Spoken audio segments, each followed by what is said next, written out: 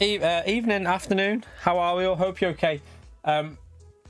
Bit late here, chat. I wasn't aware that it started at 4 o'clock, so I've just literally got home from Tesco after doing a shop, and we're going to do a watch along now. But thank you all for coming in.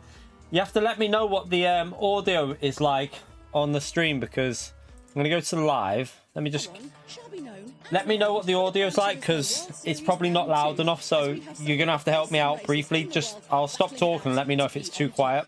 Why don't we find out who that's going to be as we kick off round 2 of the Manufacturers Cup? I think that's too quiet. We'll go. We'll try that. Let's see if that's a bit better. That might be a bit better.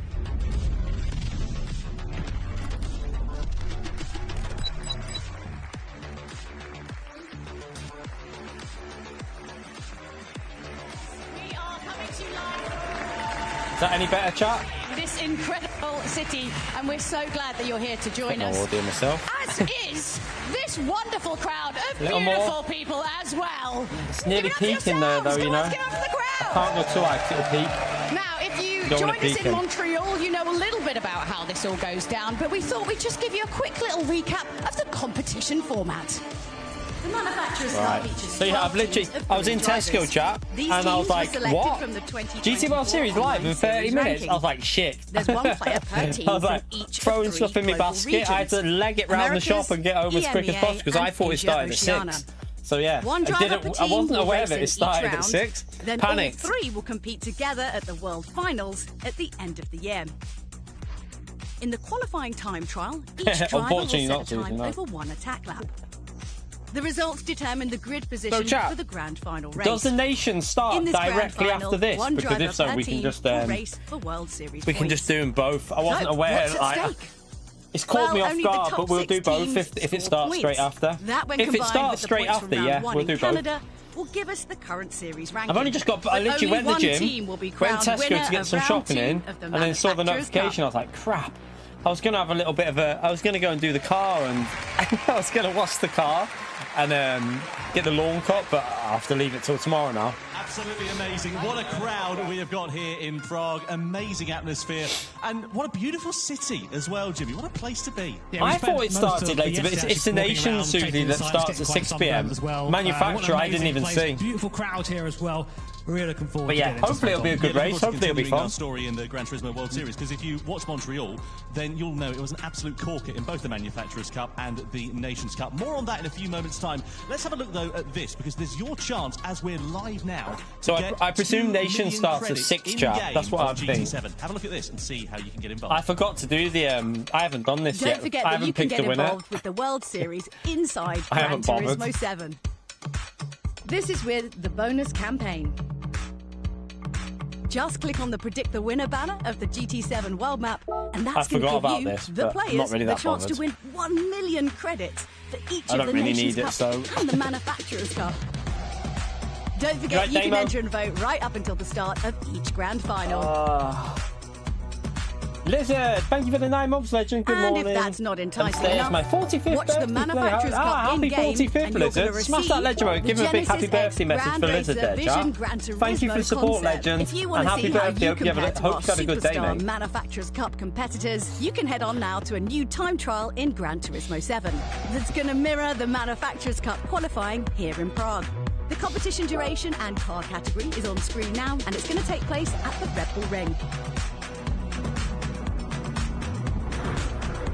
My only regret, Jimmy, is that I didn't set my PlayStation up to watch it this in-game while we're doing it, because I could use those credits in those cars, to be honest. You imagine multitasking that, just sitting there like, oh, cheers guys, great to see you, but I'm going to just sit down and Please help me get some my more credits. headphones. But yeah, really awesome to be involved in those time trials, to directly compare yourself to the guys out there who are putting on the show for us. And if you're quick, maybe you'll be here next time. Who knows? Who knows? Yeah, you never know what may happen. Now, if you watched Montreal a few weeks ago when we kicked off the Gran Turismo World Series, you'll know that it was an absolute corker, as I said earlier on. Brilliant I'm racing in taking both the shoes off, Manufacturers chat. Cup and I've the got my Nations gym Cup. shoes However, still on. if you did miss it, we'll forgive you just this once, but have a look at this and see what happened. Take them off. Manufacturers Cup at Montreal. It was Igor Fraga and Team Lexus who lead the way from Sasaki in the Porsche and Gallo in the Honda. These guys were just completely glued together for the first half of the race. It actually allowed a little bit, Igor Fraga, make a little bit of a gap in Lexus. Yeah, nicely done for Igor Fraga. He steamed off into the distance with Sasaki in the Porsche and Gallo. This was a great race, wasn't it? This race that they did last time.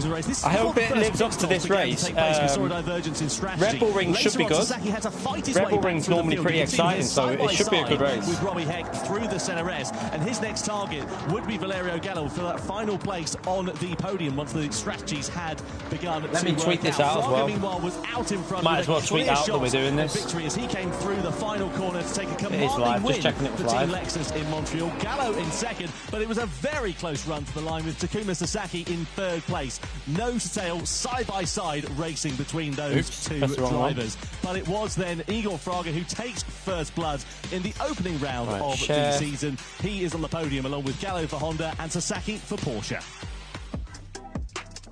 And the point standings, of course, reflecting the race results in the Manufacturers' Cup. So Lexus lead 1 point ahead of Honda, 2 points ahead of Porsche, etc., etc. As you can see, 7th downwards, no points on the board. They've got to really try and turn their fortunes around for round 2. I tell you what, I was surprised by Team Subaru in that last round. Very, very quick team usually, but so far not scoring. But I should say, Tom, still time to turn it around, but one round. 1 second, chat. I'm just doing a tweet. To see what is going to happen here tonight. And let's get straight into the action, shall we, for the Manufacturers' Cup, because it's going to be an absolute barnstormer, especially as we're at the Red Bull Ring. I love this track. It should be some good racing here. Red Bull Ring's quite easy track to follow. Places to overtake as well. As you can see from our pictures just there, maybe not ideal conditions for the drivers. Wet at the moment, but looking at our track map there, T3, great place to overtake. If you watch a certain series with Formula in front of it, you might have seen a few overtake attempts there. T4 as well, great place to do it. T6, deceptively late apex. Thank you all for coming in, by the way, just to do a bit of chilled out watch along. Very important around this. We're having a bit of a chilled out week this week, so yeah, no racing for me today. We're just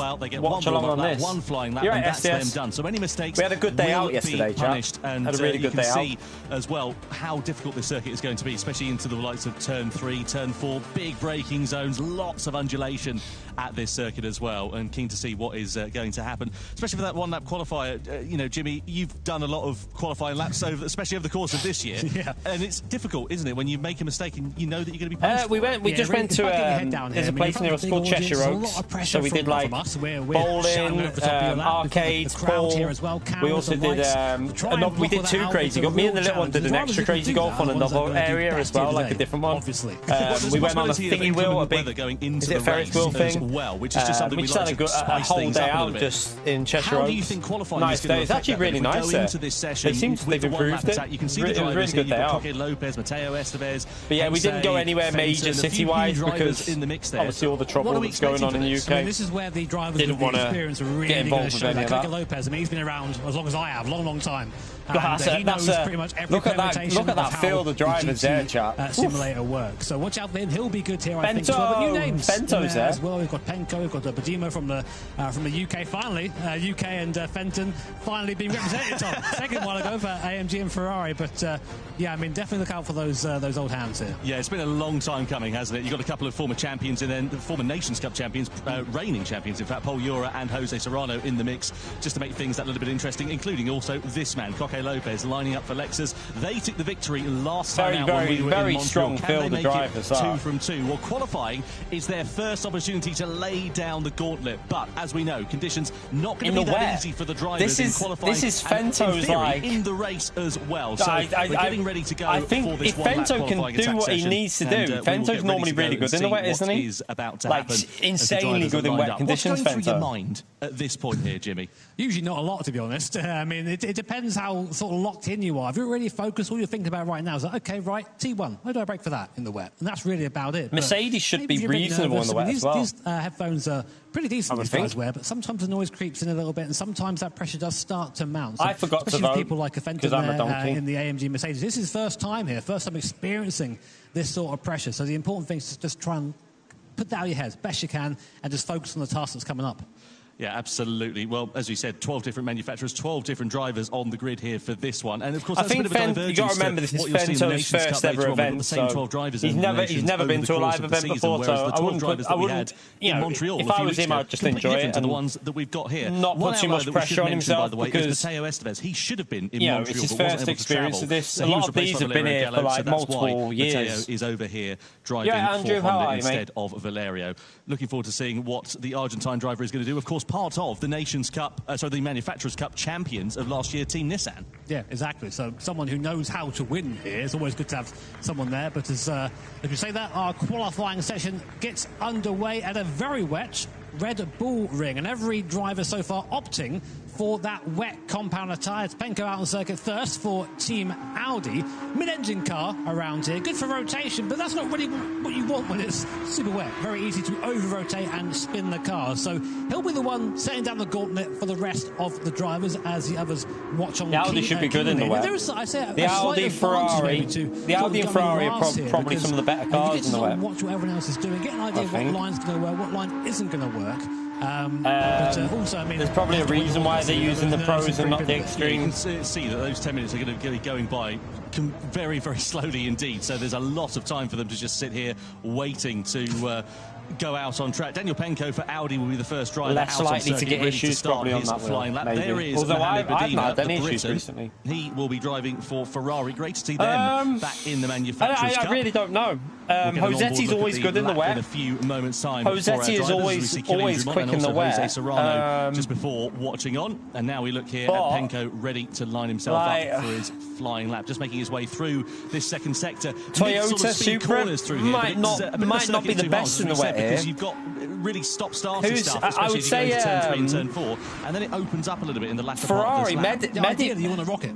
Not Mehdi. Mohammed could be very quick in the Ferrari for qualifying here, because the Ferrari is really quick. But then if it dries out in the race, which I don't know if it's going to, if it dries out in the race, then the talent pedal, I like to call that. As we come on to our don't know if the Ferrari will be as good.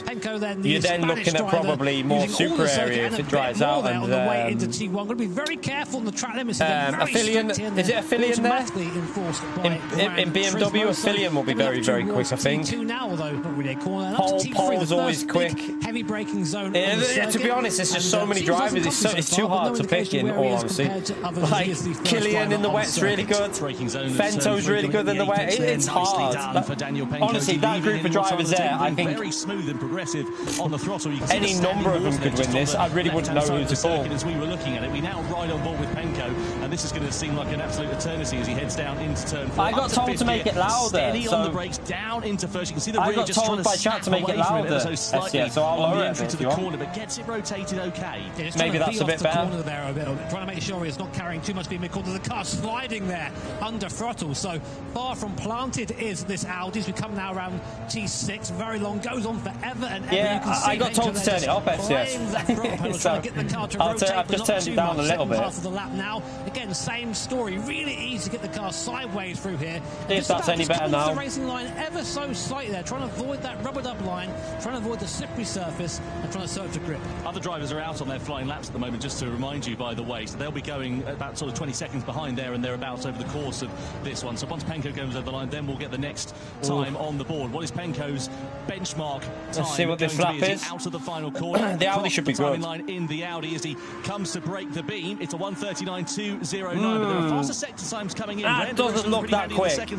I don't think that's that quick. In the BMW, not looking too far away. Yeah, it's been a while since we've seen Ryan DeRouche at one of these events. Welcome back, Ryan. Great to have you here. I don't know. What do you think, chat? I don't think a 39.2 is very quick. What sort of time he can put on the table. It's a decent middle sector, as Tom said. Yeah, I was going to say 39 is not a good lap. 0.3 of a second quicker. I think you'll see low 38s by the Ferrari if they hook a lap on. Pretty handy. They got a podium, if you remember, in the World Finals in Barcelona last year. Nico's good in the wet as well. Nico's very good in the wet conditions. Let's see what this lap is. That's a better lap. Personal best sector times. Is it? No, it's not. Not quite. Splits the two of DeRouche. Right, let's have a look at this lap by Mohammed. The Ferrari chat in the wet is OP.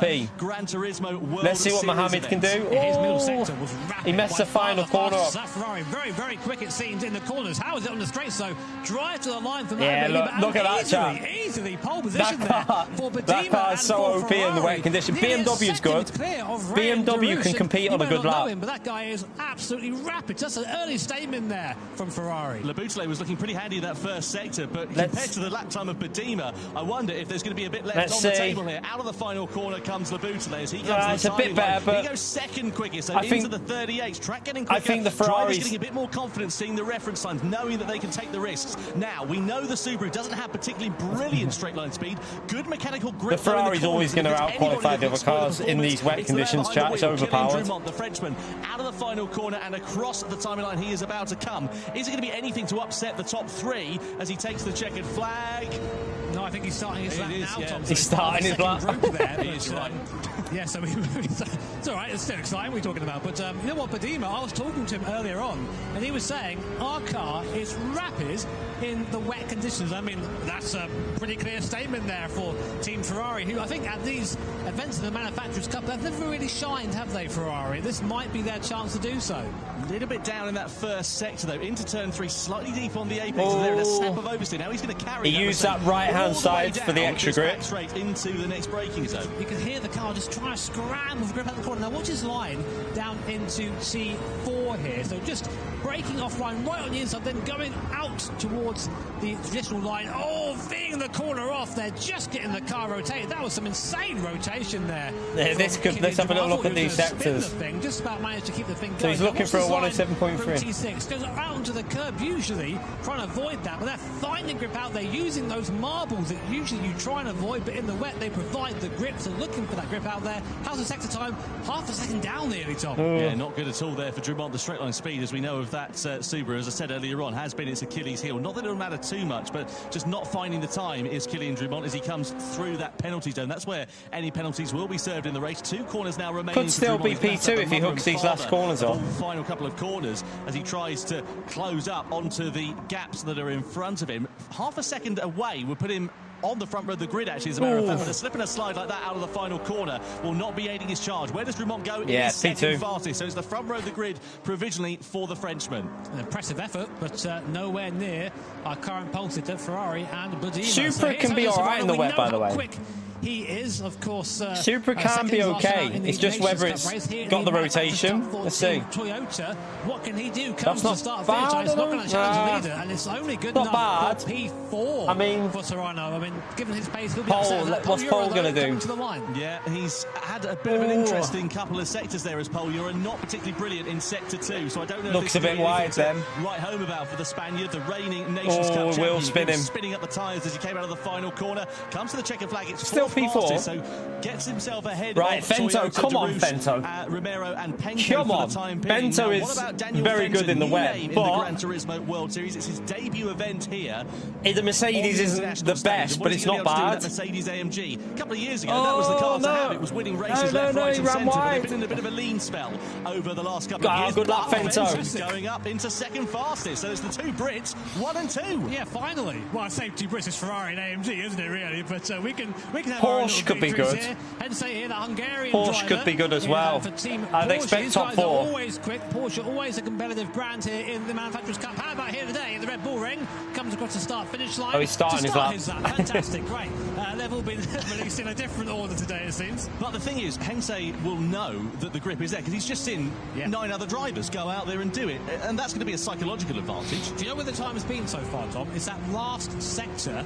Bedima at the moment is about 4 temps faster than anyone in that last sector, the last 30 seconds of the laps. That's where the pace is. So, tempting a bit down there. And yeah, you can see that, Tom, as you say there, or say as you gesture to me there. Really that got good traction, that Porsche. Stably slowed down. I mean, these guys are really on the ragged edge here. They don't run any traction control in this in the wet. They like to have the control, but it shows the car is not planted by any stretch of imagination, and a penalty there for Estevez. That means he's going to be at the back of the grid, unfortunately, for the Argentine driver, so pressure has got to him a little bit. You see a snap of oversteer there from Hensei on the exit of turn 4. That's not good. Through this middle sector, we've seen drivers going for wider lines using those no, he's not. He's on the slippery line. Despite the fact that the 911 is traditionally a rear-engine car, it's more mid-engine in this sort of Group 3 racing layout, but that does give a bit of a pendulum effect and can be a bit of a hindrance, especially in tricky conditions. We saw that with Audi not being on the pace that they wanted to be. Yeah, watch this last sector. So currently 2 and a bit temps down on Badima in the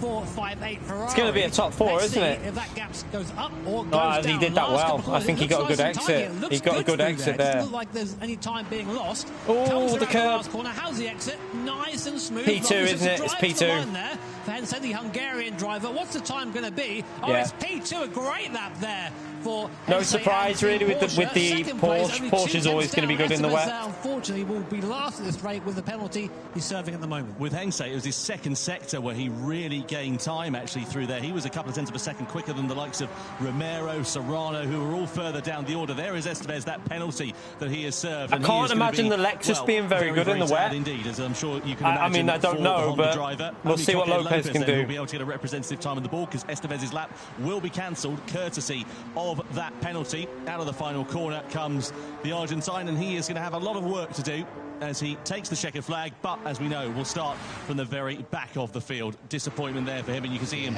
banging the steering wheel in frustration. That Honda would have been quick as well. I think that Honda would have been quick. A few weeks ago in Montreal. Pace isn't there, Tom. A second Lexus. down in the middle sector. It's not Lopez, that's the Lexus. Unless you grow wings, basically. There's not much that Lexus can do in these conditions, I don't think. To the last couple of corners, only Coque Lopez has a possibility of taking Ferrari off pole position through the second to last right, corner. Codger, have a good day, mate. It doesn't look good, Tom. Yeah, balance of the car seems to be off there for Coque. He's just not able to get the power down where he wants to. You can see him fighting for control as he's coming through the big traction zones, and that's where he's losing the time. Coque Lopez. Oh, goodness me, it's going to be 11th on the grid. I don't think there's much Lopez could do with that car. Not a lap time for the reigning Nations Cup champion to write home about, but it is Mohamed Badima and Ferrari who starts on pole position. His However, Jack, for the if this race dries out, Fento could be in a good position because looking forward to seeing what Mercedes in the dry, in the Porsche is going to do. If it dries out, I don't know if it's going to. Back up at the sharp end of the field as well. Yeah, what an amazing qualifying session there for Badima and for Ferrari. We've never seen them on pole here. So basically, completely unknown driver turns up in a brand that has never been at the sharp end in Manufacturers' Cup and goes, yeah, you're right, I'll just go pole by 3 temps, easy. Don't worry about it, not bothered. Well, I first it's met the car, last year isn't at an it, event for well. PlayStation. Mohamed is a great driver, but the car is so overpowered. And he was too young to compete in the Gran Turismo World Series. That's why he hasn't been here. Now he's turned 18 years old. He's ready to go. And, well, he's fresh out the oven. You can see he's gone and stuck it right at the sharp end of the field. Let's have a look at some highlights then from that qualification session, shall we? And just remind you what happened over the course of that one, because it was a bit frantic and a bit fast. You saw Badima got GTD Pros, Randy. The other Briton, Daniel Fenton, in the Mercedes AMG, right, came around the final corner, and it was a very handy lap time from him, also in his debut event. I think he could have maybe gone a bit closer there, if not for that little wiggle out of the last corner. It's a big traction zone, that very important. Hence, there was the only driver and the only brand with Porsche to get anywhere near Ferrari at the front. 3 tenths per second, but still 3 tenths at a circuit like this and an event like this is night and day, Tom. Absolutely. This is Badima's lap time a little bit earlier on in the session, as we saw from the young Briton. Out of the final corner he came across the timeline. That Ferrari 458, a little bit long in the tooth in terms of his age relative to some of the other cars on the grid, but certainly not slow in terms of its performance. You see a round of applause there for Mateo Estevez, who, as we know, will be sick as a parrot after having his lap time removed for that penalty. There is Badima, though. Pole position for him ahead of Benjamin Hengse in the Porsche. Then it's Britain's Daniel I don't think he got his lap time removed, did he? Didn't he just take the penalty on the lap? For Subaru, then He's in P11. Pole Eura for Mazda completing the top 6. I don't know if Coque made a mistake there, but his time was that bad that even with a penalty, Estevez was able to, I guess, beat him to not being last. But 2 drivers there who I wouldn't usually put down the back of the field, so watch for them during the race. Yeah, absolutely. Lots of work for some drivers to do. Delight for some. Going to be an interesting one with this grid, chat. Especially in single. Going to be a very interesting one. If it dries out with the tyre wear as well, Ferrari will kill the rear tyres here. It's a rear limited track, so the Ferrari will absolutely kill them rears. Consistency Lopez. He's always there, always come back through the field. His racecraft is, I think, probably one of the best here. So he'll be starting back of the field. He'll be upset of that, but watch him. He'll come forward.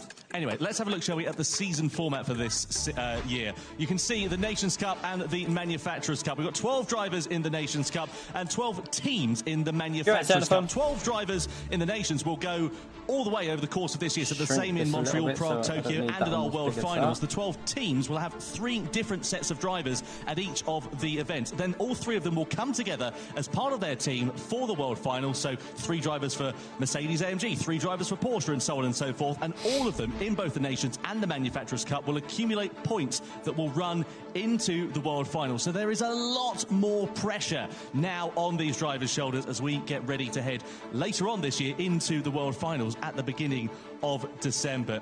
It's going to be hugely exciting to see what happens and see who can soak up the pressure. We can now exclusively reveal the location for the 2024 Gran Turismo World Series Finals. And we're going to Amsterdam. Yeah, from the 6th to the 8th of December, our racers will meet for the final time. Hey, RSDS, you can go and watch it. For 3 days of intense competition. The Toyota GR-GT Cup Finals are going to be on Friday, the Manufacturers' Cup featuring all team drivers on Saturday, and then the Nations Cup on Sunday. Ticket information and further information will appear soon on GranTurismo.com and GT socials. We hope to see you there.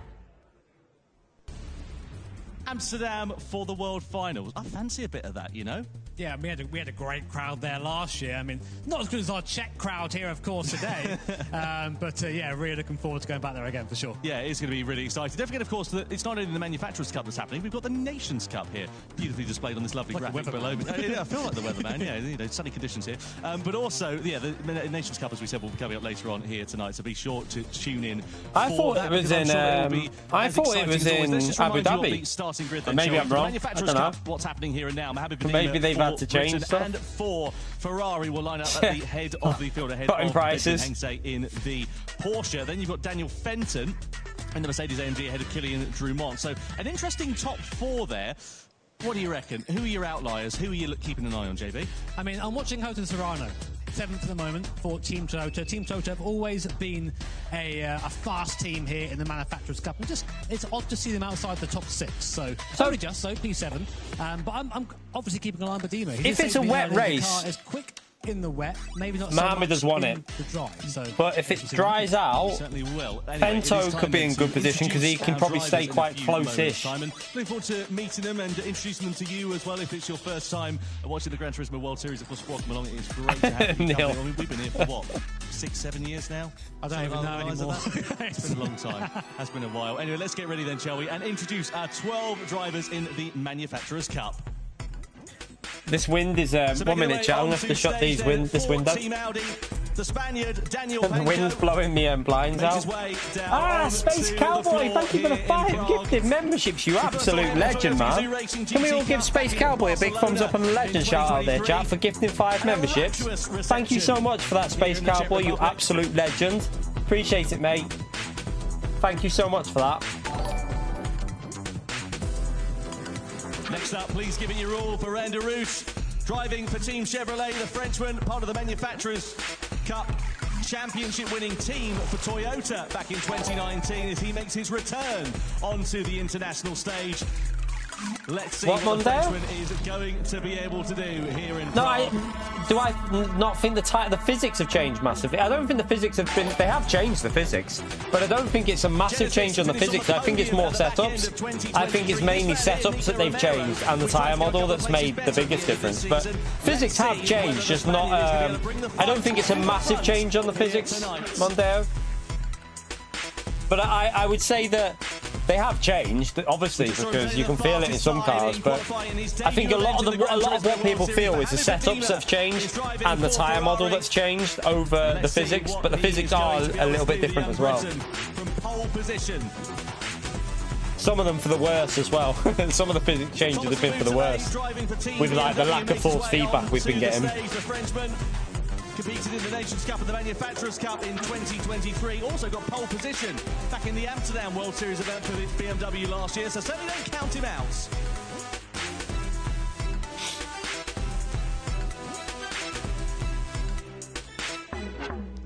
Frenchman Kylian Drumont is the Manufacturers' Cup champion in 2022 with Subaru, also the Olympic esports champion of 2023 as well. Very talented young Frenchman. He lines up for Team Subaru.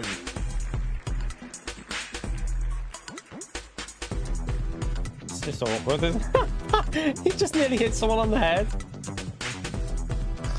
Jose Serrano, the Spaniard, will line up for Team Toyota. Dear. He's the Nations Cup champion of 2023 as part of Team Spain.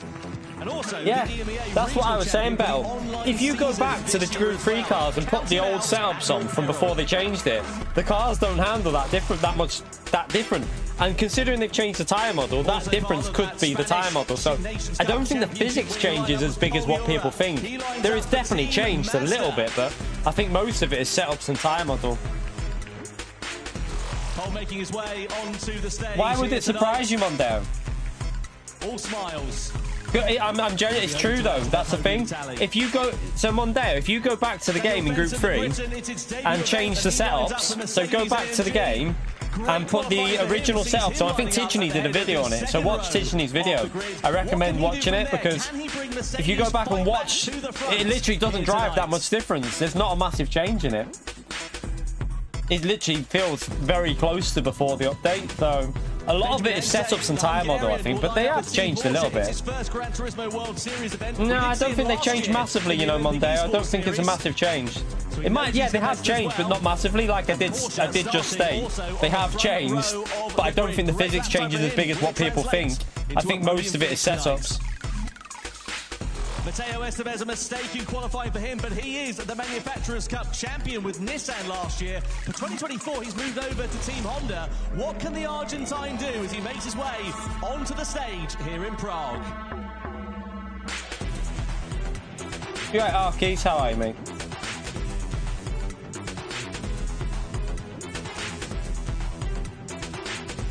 And last but not least, Coque Lopez, the Spaniard, a two-times Nations Cup champion and the Manufacturers' Cup champion in 2021. Yeah, I agree with you, Bell. I agree. There is a change in physics, but it's not drastic. If you put everything back to the setups of before the update, most people would find it pretty similar. Here tonight. And now, ladies and gentlemen, we ask you please to stand if you are able for the national anthem of our host nation here in the Czech Republic.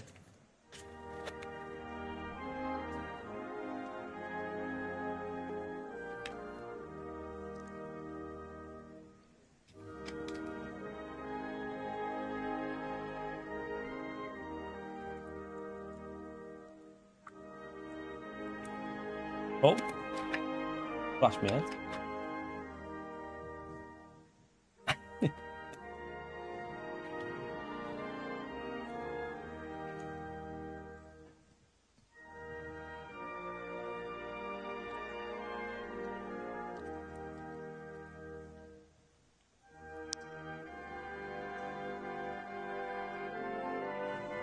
Some of that could be tyre model though, Bettel. That's why I stated what I stated.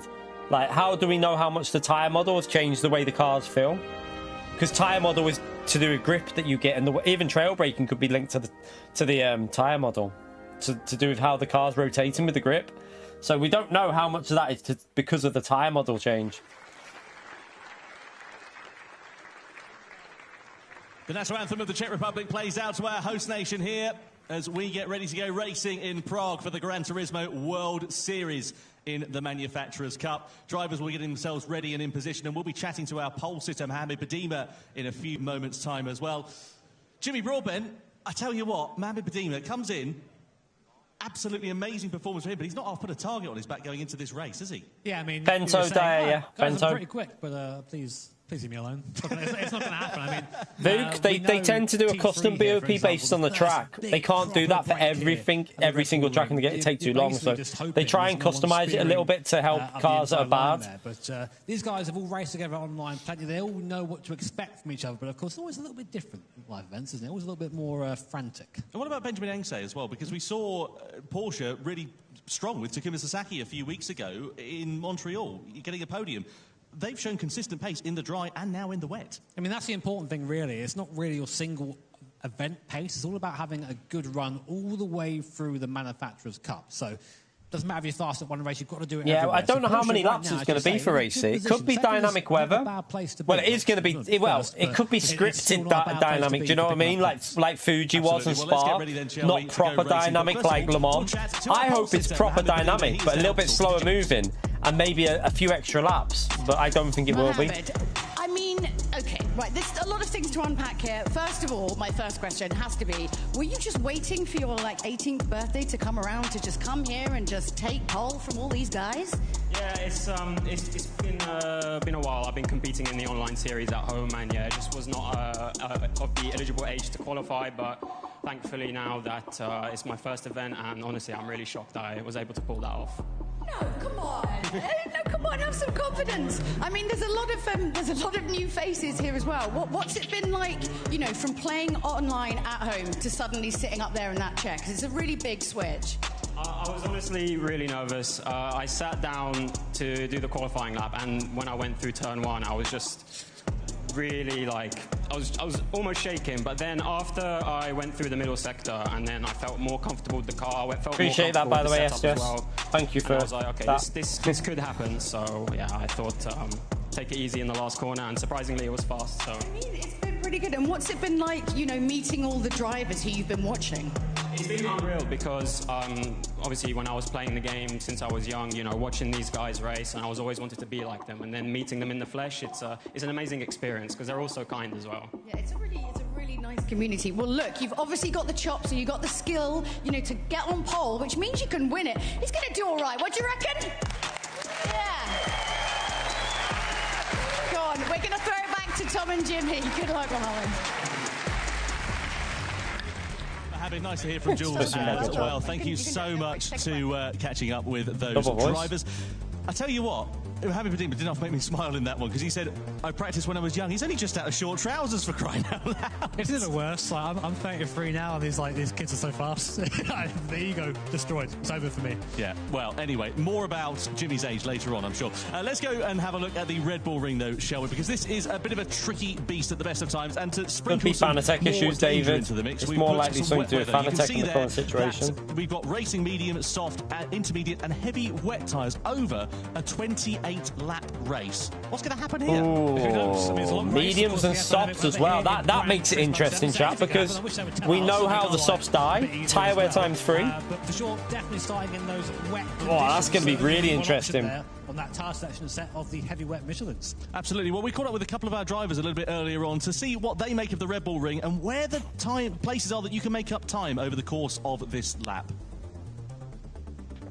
My favorite part of the track, especially thinking about. But I'm going to go for a wee before the race starts. Carry on watching. Smash the like button, by the way. Help me out. 2 and 3, because it's the fast corners, and my car, well, the Mazda, is where basically it has its strong point, which is corner speed. I'll definitely struggle in the acceleration zones, and maybe at the top speed zones, because our car is not as powerful as others. But the strong point from the car is the corner speed, and it is where I will have to gain time. Red Bull Ring is a track that looks way more simple than what it actually is, because it's a track that on every corner the track limits are very close, and every mistake we do gets penalized a lot.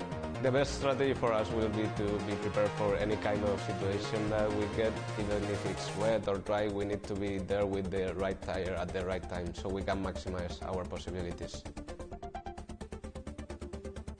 Salute there from Nico Romero, like something you'd see on Red Dwarf, Arnold Rimmer doing a bit of that, you know?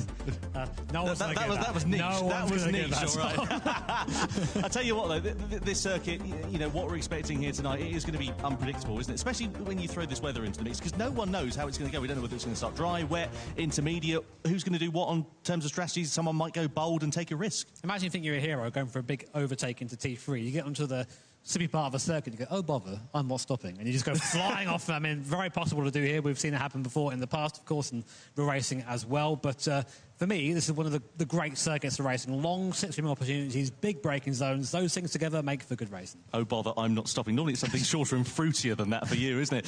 Anyway, let's have a look, shall we, at the Predict the Winner campaign. Right. Because don't forget that we are running this over the course of the Manufacturers' Cup and the Nations' Cup later on here tonight. And we've thrown the vote over to you. 36% of you reckon it's going to go the way of Team Lexus. I tell you what, starting where they are on the field, It's not out of the realms of possibility, given the weather and given the strategy calls that could be made. Yeah, those 36% put out there, big skill issue right there. I mean, not looking good for you guys so far. If you picked Team Porsche with Hensei, maybe feeling a bit better about yourself right now. The 5% out there, but of course, still time to predict, still prizes to win. So get your predictions in as soon as possible.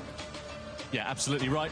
2 million credits to be won in Gran Turismo 7 with our Predict the Winners campaign. And don't forget, of course, if you are watching the game on, watching the stream, rather, I should say, on Gran Turismo 7, then you can obviously have a chance to win a couple of cars. The Genesis VGT Grand Racer and also the Skoda Vision Gran Turismo car that we unveiled in Prague earlier on this year. I like free things. I'm sure you guys like free things too. But yeah, stuff to win. Make sure you get involved as soon as you can. All right. Absolutely. Well, the competitors this is going to be a good race, I think, this chap. Lining themselves up on track ahead of this 28-lap race. The grand final of the Manufacturers' Cup about to begin. Tension is in the air. Who will be claiming the checkered flag here in Prague? Should be an exciting one, I reckon, this. With the change of weather and people probably going a little bit too early onto the tyres, maybe, or taking risks, it should be very, very interesting.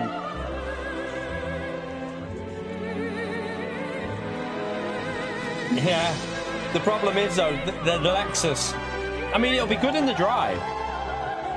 I think the Lexus will be decent in the dry conditions at Red Bull Ring. It's just in the wet, it's crap.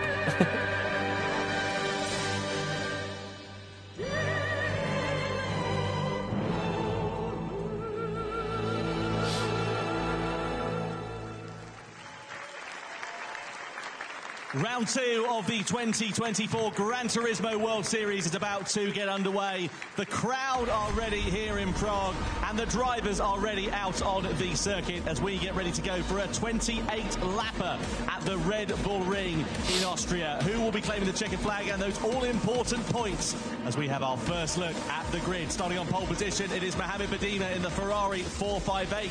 Porsche represented by Benjamin Hensei from Hungary on the front row of the grid. Daniel Fenton heads row 2 yeah, with Phil, how are we, mate? and Kilian Drumont in the Subaru BRZ alongside row 3 Thomas Laboutelet in the BMW M6, and then next up it is Paul Ura in the Mazda RX Vision Gran Turismo concept. Then it's Jose Serrano 7th on the grid ahead of Red Rouge in the Chevrolet Corvette C7. Nico Romero heads Genesis's charge. He lines up 9th position with Daniel Penko, the It's still raining on the track at the moment. You can see it is raining. So I wonder how long it'll take for that. It's going to be interesting how long it rains for, because I don't know. I've got no idea. The weather conditions far from ideal. It is sopping wet out there. No choice for these drivers here, Jimmy, to start. Full wets. I like that. Everyone on the full wets, chap.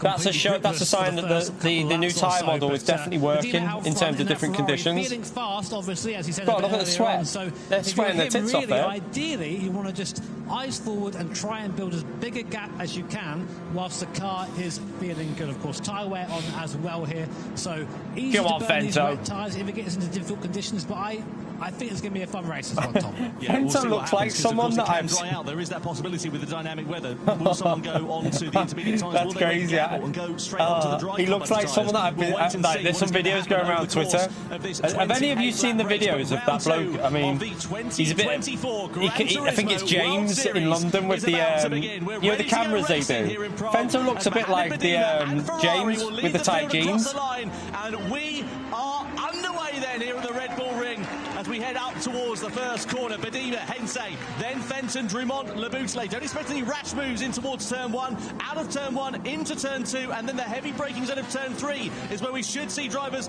getting themselves that Mercedes didn't look good there. That Mercedes nearly lost it. Running a little bit wide on the exit of turn 1. That's left him under attack already from Kilian Drumont in the Subaru as we head up the rise in towards turn 3. Badima's got the lead. Second place there for Hensei, looks pretty sure, but what about what's happening further behind? Drumont right on the back. Fenton got a good exit though. I don't think he was able to launch a move, but you've got Laboutelet and Ura in position there side by side. 5th place for Laboutelet as he drags alongside them top two, chap. I tell you what, the Porsche could be good here because the Porsche is good in dry conditions as well as wet. So this could, them two are going to pull away, chap. Them two are going to go, and then the Porsche is still going to have good pace when it dries out. The Ferrari will fade a bit. I think Porsche could be a good shout. out here. It is everyone for themselves. Contact again, I think this time between Darush and Drummond. These guys are fighting for their lives whilst racing each other out there. Horrible conditions to drive in these, but this really shows the talent of these drivers, and it shows the strengths and weaknesses of the cars too, as Drummond just struggles to get the front. Look at that, everyone, like, look at the Porsche and the Ferrari chat. They're gone with how much faster they are in these conditions. They're gone. Pulled out a 1.3-second advantage over Hensei on this first lap. Then the cork in the bottle is Daniel Fenton at the moment, the Mercedes driver who we ride on board with, and we're not even at the end of the first lap. He's not the cork in the bottle, it's because them cars are not as quick. They're not as quick as the Ferrari. Because it could leave you under threat in towards turn 3. Drummond, though, decides that discretion is a better part of valour. Looks for a half move up the inside, but eventually ducks back into the wheel tracks of the Mercedes. He's trying to line it up on the exit of turn 1 and into that braking zone of turn 3. Yeah, that AMG is just a roadblock right now. No one can find a way around. On board now with Paul Ura in that Mazda. Of course, highlighted by that rotary engine. Look in the mirror there in the bottom right-hand corner. You can just about see that BMW being pushing along Paul Ura. Laboutelet on the outside. They all try and break off line. Ooh. Just about managing. Killian's going to get no exit there. He's on the wrong line. Look, he's going to get no exit speed off that line. Now Ura's following through as well. That Subaru really struggling on the straights here. Unfortunately, this is not a circuit. You want to have a car that's slow in a straight line. Yes, left him under attack here from Laboutelet. Oh, moves under braking there to Drummond. Ooh, that was dodgy to Affilium. Laboutelet's going to try and rough it around the outside. I don't think he had much choice in the matter. But Affilium's going to get no grip in that BMW there. And he's almost side by side with Ura. Just has to back out of it again on the exit of that corner and duck back into the wheel tracks. But that was very close and aggressive racing. Ura's a little bit wide. That's left the door open for Drummond to go through into 6th place or 5th place possibly. But no, not for now. Drummond just sits there in 6th position. Fento's given himself a bit of a gap now. Look at what's happening So in front. Fento can concentrate on his lines. All clearing off into the distance. They're nowhere to be seen. It's hard to overstate how difficult this is. Just driving around in these conditions at this speed is impressive in itself. Whilst trying to race each other, this is where these guys earn their reputation. So the Boutelet now are focusing on him and the BMW P7 in the pack. And this is good for Fento, I think, because, like I say, he's able to just concentrate on driving now. Let's get by the Boutelet's going to push his fellow countrymen through there, up into P5 and P6. Go BMW and Subaru. Up the inside goes Thomas the Boutelet. No, he thinks better of it for now. Still holding the place, but no, Paul Ura hanging on the outside somehow in that Mazda. Has to back out of it finally, but that was great to working together there by the Boutelet and Drummond, but maybe the stewards will have a look at that. It's allowed Serrano an opportunity to go through up into 7th place there, so Ura has just lost out a little bit whilst they were going side by side into that braking zone of turn 3. I tell you what, I wince every time we go into there because it just takes one locked brake, and these drivers don't run ABS, so one snatch brake and you're going straight off to the scene of the crash. They do run ABS. One guy to just come flying across the inside. They do run ABS, Jack. Ignore that. They definitely do have ABS on. Of course, it can happen. So still here on to lap 3 there. Badima and Hensei, they're really not separated by much. Very, very quick in these wet conditions are the Ferrari and the Hensei. 3.5 seconds back is Fenton. So these guys seemingly the ones to beat in the moment. Lap times in the high 138s for the two leaders. We expect the crossover time, by the way, to go on to intermediate times, about 137 there and thereabouts. You can see Badima with a big old slide in that Ferrari. They don't run TC, but they do run track. They do have ABS on. Rain is still coming down as it stands for now, so just keep an eye on the weather conditions. Probably I don't know. I would use default in these conditions, but it depends on the car. It very much depends on the car. Like the Ferrari will have default on. I doubt the Ferrari would have weak. In Gran Turismo 7 to see sort of what's coming. Like the MR cars, very difficult with weak now, but some of the FR cars are better on weak. We'll keep an eye on that and still, see if things get. I think it's very much individual as well. Some drivers still compete with default. Now up to 1.2 seconds, but it seems a little bit weak through T1. That's where Hensei comes back at him. There's a replay. Here's what happened here between Jose Serrano and Laboutelet. We go down towards T4. Heavy on the brakes. Contact there. Oh, and off goes Serrano. He spins. Oh, what a shame there. Oh dear. Such a strong showing at the Montreal round. Yeah, a bit of a ham-fisted attempt there for the Spaniard, I'm afraid to say, as he went into the braking zone of turn 4. Laboutelet, we ride on board with him and Drummond, all out of shape. That's going to spin him. Contact spins round Drummond. Oh no. Killian, what on earth is going on with your 2024 I don't think that was Killian's fault. He made a mistake in the Nations Cup. I think that's a BMW chat. And it goes from bad to worse for him. I don't know. That looked like that could be a Fillion. Something along the lines of that, you know, it's a black cat or something today, because it's just not working out at all. I love to see a replay of that. Oh, I don't. Laboutelet was quite heavily involved in that incident. I think a Fillion tapped the rear. We'll comment on that when we see more. for now. And there you go, the stewards having a look at that. We have live stewards here at the event, straight into the action, straight into the investigation. And we'll get back I to think you he hit him on the rear and got on the power too early. But as you say, Kylian Drummond at the back of the pack, and Coque Lopez will be happy with that because he's gained enough place out of it. But that's messed them up for this race. This is great for the top two though, chat. At the moment, the top two are really going to be. They're going to be that far ahead. They might be able to hold on. The weather radar in our commentary box, and there's a little bit of a break in the weather we can see coming along the way in a few moments' time. So if that does start to ease off ever so slightly, we'll keep an eye on things and see what happens. There is Nico Romero driving for Genesis. As I mentioned earlier on, Genesis podium for them in the World Finals at the back end of 2023 in Serrano Barcelona. just binned it crooked. He went wide. He went too deep into the braking. Just to remind you, as we now see the weather radar, you can see there heavy rain at the moment, but it is going to start to break a little bit later. It's not really going to stop raining, is it? If that does happen, or when that does happen, it's going to be wet throughout the whole race, chat. Changing their strategy and thinking on the fly. It's not going to be any dry racing, so in real life, the weather radar is something you just don't like looking at, especially if you're looking at that. Anyway, there's no way the Ferrari can lose this. So we're coming down to T4 there. A bit of contact on the way in. Is there something? No, he loses it on its own. No, he bomb drafted him and then hit him. I think that's civilian. He bomb drafted him in the braking zone. You can't bomb draft in the braking zone, chat. Maybe that car just not quite the right car to be in these conditions, but still do. No, you can't bomb draft in a braking zone.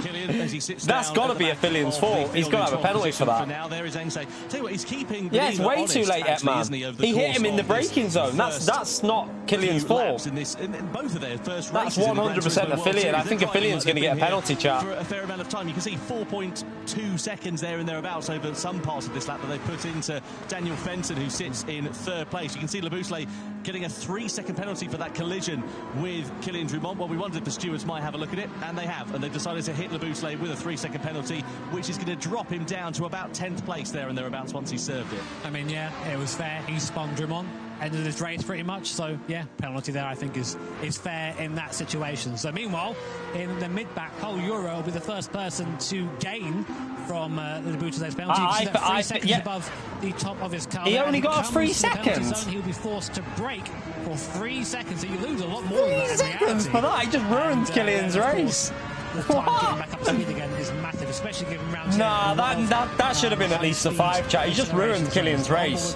He put Kylian to last, and he's only got a 3-second penalty. Don't agree with that one. Don't agree with that one.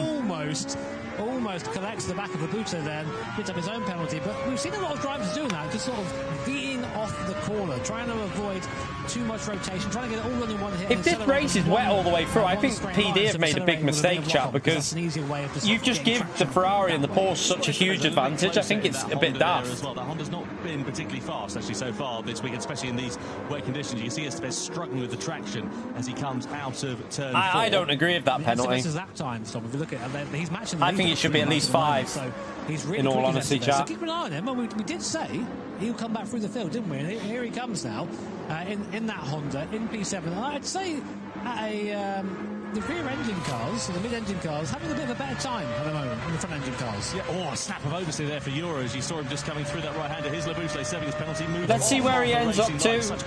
Does he? Where does he go down to? Where's he going to emerge? This is why I don't think it's fair, chat. He's still in P7, whereas Killian's now in P12. I don't see that as a fair penalty. I really don't. At the moment, out of the final turn we go, and across the timeline. So it's all pretty quiet on the Western front as it stands for now, but it's going to bubble up a little bit later. Where are we at in terms of lap times? We're still in the low 138s at the moment, so we're not close enough for a changeover. The rain is still falling down, but at a lighter intensity than it was. Let's have a look and see if we can work out what happened here with Romero and Penko into turn 4, downhill on the braking, Penko on the inside, bit of contact there with Romero. I don't think that cost them too much, really. That's all right. It's just racing, that one. That's right. I say that, and other stewards are going to say it isn't that. Well, no further fraction. There you go. Finally, I've got one right after all this time. It's taken 8 years, how long it's been. Oh, Lopez there. Forgetting that it's the pedal on the left that slows you down. Or you've got a clutch, I guess, but slows you down too. And back down to 12th place. He goes behind Kylian Drummond. This is so weird. Lopez, Kylian, Serrano, all in the bottom 3, chat. Immediately on Kylian Drummond, yeah. get himself ahead. Crazy. Down into the braking zone we go. Closes right up on the back of the Subaru, and it's just not working out at all here for Coque Lopez. He doesn't look comfortable. Look at the way he's driving. Look at his driving position as well. He looks tense in his shoulders, doesn't he? He's fighting the car, scrabbling for grip and trying to find performance that just doesn't seem to be there for the Spaniards. Yeah, it's important in wet conditions to sort of let the car move a little bit. If you're trying to put in these really big aggressive inputs, that's when the car has the biggest issue. It looks like he's sliding through this midsection here. So we have to hope for Koke's sake anyway, the weather does lighten up a little bit. Again, our weather radar suggesting that the rain's still coming down pretty decently in the moment. So we've got a long way left in this race. Lap 8 of 28 as Podium comes across to start lap 8. And here is a replay there of Koke Lopez. So this is going to be quite scary on board if you're Koke Lopez. You hit the brake pedal. Nothing's happening. Got to get out of the way. Oh, you can imagine just a feeling there of, am I about to wipe someone out? No? Okay, but I am now last. Yeah, that would make you twitch like a rabbit's nose, wouldn't it? Unfortunate there for Koke Lopez, and just about managing to avoid contact into turn 3. Now Serrano versus Drummond. Drummond starting to come together in this race. 8th lap out of 28 we are on. Here in the Manufacturers' Cup Grand Final. Jura versus Estevez a bit further up the road. Estevez now finding that pace. He got ahead of Laboutelet a couple of laps ago. Now his next target is going to be the Spaniard. That NSX is really quick in these conditions, so I'm not surprised to see him going through the field. But recovery through the field following that difficult qualifying. Side by side we run. Estevez is going to be on the outside into the downhill braking zone. There's a bit of hip and shoulder and a bit of contact. That's going to run Estevez a little bit wide, but can he find traction on the exit of the corner to get ahead of Jura? Side by side they go through into the next left-hander. Estevez is going to have track position here if he can just firm it on the inside, but has he got the grip there to get ahead of Jura? No, Jura sweeps around the outside and holds on to 5th place. What an impressive drive so far. It's the car, Rob. It's the car. The Lexus is just not the car for these conditions. I think he's got the pace to get by, but Paul Jura, I really, at the moment, if this race stays wet, chat, I disagree with what PD have done here. I don't think it's fair. Like, the advantage the Ferrari and the Porsche have in these conditions is just too much. Pole position for BMW back in Amsterdam. That'll seem like ever such a long time ago. No, there is a bit of contact, isn't there, going through that final corner. Estevez now under a bit of pressure. Meanwhile, Laboutelet versus Estevez. As we come across the timing line to begin lap 9, Laboutelet with the inside line with track position, with the grip under braking, but does he want to get ahead of Estevez, or does he want to leave himself open to the opportunity? Oh, might get a penalty there. Estevez run to the curve on the outside. Laboutelet is going to try and pick up his slipstream here on the exit of turn 1, and then run it for a move surely on the inside into turn 3. The Frenchman closes up onto the back of the Argentine. Estevez defends track position on the inside and just holds on to 6th place for now. So nice, clean, fair. There's going to be more rain. So the rain's getting a little bit lighter, but we've still got a heavy rain so coming in there from the It's going to get lighter, but then rain again, chat. This is Ferrari. Ferrari have got this. So it's not quite done in terms of rain, but already though, some of these guys searching for the water, it seems, and these wet tyres, they've been on since the start of the race. They're going to start to wear some more. But if you're Estevez right now, you're in a bit of a tricky situation because you're trying to overtake Paul Jura. Whenever you do that, you put yourself back into the clutches of the car behind Laboutelet, and we've seen him. He's elbows out. Porsche's looking good now that the rain's dropping, by the way, as well. Look at the gap with Porsche. Because it's less severe rain, the Porsche is getting a little bit stronger. He's only half a second behind Hamid. Who's going to clear off into the distance. Paul Jura doesn't need a second invitation to build a bit more of a gap over those two drivers. And yeah, that's not going to be enough, that though, Space Cowboy. That could leave him under threat from Laboutelet. Maybe not into these last couple of corners, but if there's only 5 laps, they're going to have a like 7 or 8 second lead by then, maybe 10 seconds. 5 seconds ahead of the rest. Laboutelet dives up the inside of the last corner, not usually a place to see an overtake there. Up into 6th place goes Laboutelet. So that was a nice move there, but these guys have been sort of bashing and crashing into each other a little bit. So we'll see if the stewards have anything to say about any of the racing. To me, it's all fair racing right now. Great move by Laboutelet. But now the question is, can he make up the time to Paul Jura in front? The gap now about 1.8 seconds, just about out of the slipstream range. It's going to be all power from that BMW, which we know has got plenty of as it bears down on the Mazda. Bento's doing well, by the way. Yeah, Bento's doing a good job. I mean, he's up there in P3 and he's probably doing the best he can do in that car. So it's looking good for Ferrari and Porsche right now. Well, hugely impressive as well for Hengse to just stick it onto the coattails of Podium, not launching any moves, not getting himself into any trouble, just keeping himself there ready to try and pounce. Let's have a look. Yeah, I'd like to see the water level as well. I agree with you, Renato. Thanks very much. I'd like to see the like how close it is to inters and full wets, because if it drops quite low, inters will work better, but there's more rain coming. His next target will be trying to close up onto the back of Pole Europe. It's really stupid that they haven't shown that. That's what we need, that info. This has been the story of the race. It is a little bit closer than it was last time around. So I wonder if Ense wants to just try and lead the race at this point, maybe. Might be a mistake from Medina as well. Of course, that gap is now down to only a tenth for a second. And that mistake gets onto the silly part of the circuit, recovers him. How did he save that? But that would have been a nerve-wracking moment there for Benjamin Ense. I think their tyres are starting to wear a bit in the MR cars, maybe. I'm sure of Mohammed. Although it's still wet, surely. We're seeing the pace. We're seeing the pace come through now for Ense and Team Porsche. That's going to be a wake-up call, I think, for Mohammed in front. Is okay, cool, right.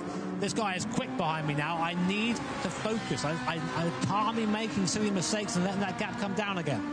I'll tell you what, I can't remember the last time we saw a driver, though, come into the Gran Turismo World Series and just perform as well as Mohammed Bedima has done, and also for Benjamin Ense as well, actually, for that matter. These two have just been parachuted into this season.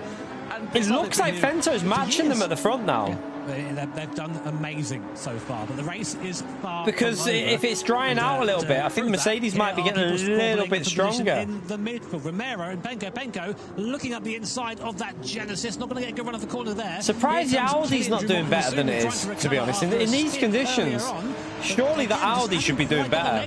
Any corner exit, any acceleration zone, it just goes backwards. It must be so frustrating, but that is the Manufacturers' Cup. Not all cars have the same strengths in the same places. That's going to be a pump. Big dive up the inside. Penko there also having contact with Romero in the Genesis, and there's still contact. Nearly spinning out.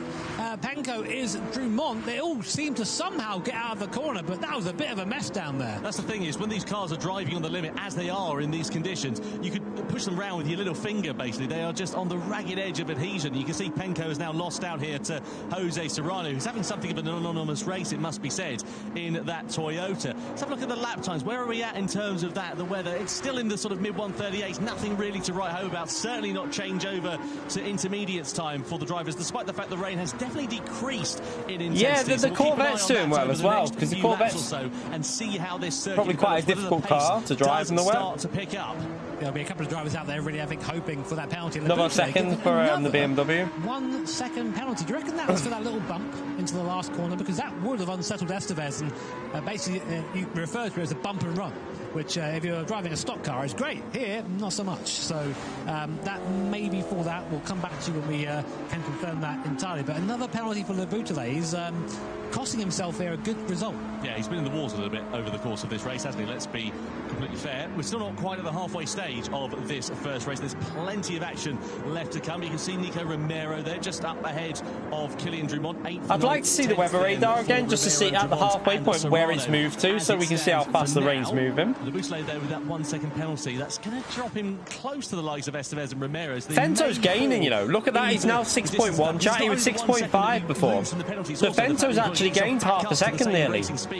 As the rest of the drivers, you can see I think as it's drying out a little bit, it helps the Mercedes.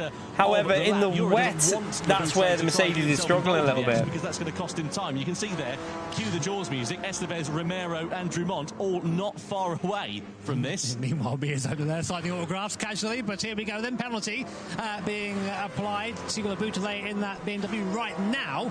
Can Estevez make the most of it? It's going to have the overspeed a lot quicker, right onto the back of that BMW, but not quite close enough to make the move at that point. And I tell you what, Estevez ruined that. He really wants to get by Lebutele. It will dry out, but the rain starts. So there was a drier spell, then rain. I think they're in the rain phase again now.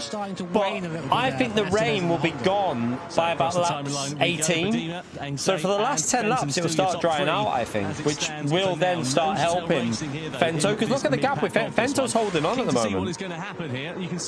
Also, tyres. I wonder how bad the Ferrari's wet tyres are in these. Remember, it's times three on the tyre wear. I wonder if the MR cars are starting to struggle a little bit. Track at the moment as we go through the left-hander kick. This is turn 2 technically, and then this braking zone just after. Fento might be able to hang on and stay on his wets. And I do wonder if they're going to have to pit. I want to see their tyres. Have they put up a tyre wear chart yet, chap? Just to see the tyre wear. I'd be interested to see the difference between the Ferrari versus the Mercedes at this stage because the Ferrari's not pulling away anymore. From these guys coming out with slow corners as we come through again now down to T4.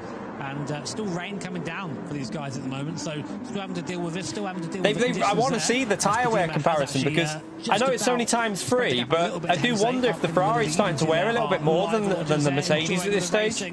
As of now, Manufacturers' Cup now, Nations Cup a little bit later on today, so lots of racing for you Gran Turismo Right, that rain's nearly gone, look. And there is and we're at the halfway stage. Just won the last cell of heavier rain. I think it's going to be dry for the last 8 or 9 laps, chap. So we will see. Of course, the weather is moving all the time. Dynamic weather conditions here in GT7. It's going to start. So lots of I wonder if I think they've done it so you can either stay out or pit and risk it. The Estevez, who are a little bit further down the order, do you think they'll be a little bit more inclined to take that risk? As we see Drummond now getting close onto the back of Romero, not quite going for the move. But yeah, just go back to that point. Do you think that they might take a bit of a gamble? They've got less to lose. Yeah, I think so. I mean, the moment. By the way, chat, don't forget to smash that like button if you're enjoying it so far. Helps us out massively. Take a few seconds, smash like, subscribe as well. Braking performance of that Subaru. You see on the brakes, Drummond is a demon. But it doesn't matter. You can't do anything with it when he comes off the corner.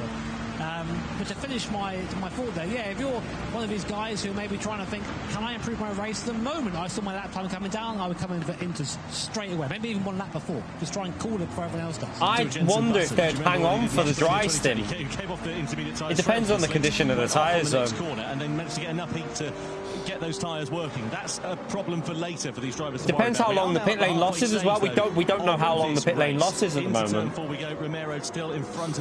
They might have reduced it for this event. Now, we've been singing the praises of Estevez in this race, but also Ryan Derouche up 4 places from his starting position. The second best of the front engine runners. You're right, Andrew. To Fenton, who is, I think, just sort of found his pace now, found his groove, and is actually starting to go back towards Hensei in front ever so slowly. It actually looks like the charge of you can kind of see that dry line, not dry line, but you can see the down a bit as Drummond goes up the inside of Romero at the S's there. They're now I wonder if some of them will stay out, you know, not pit. A couple of corners here. Drummond on the inside, Romero on the outside, but Romero able just to drive straight back past him again. That must be so frustrating if you're killing Drummond.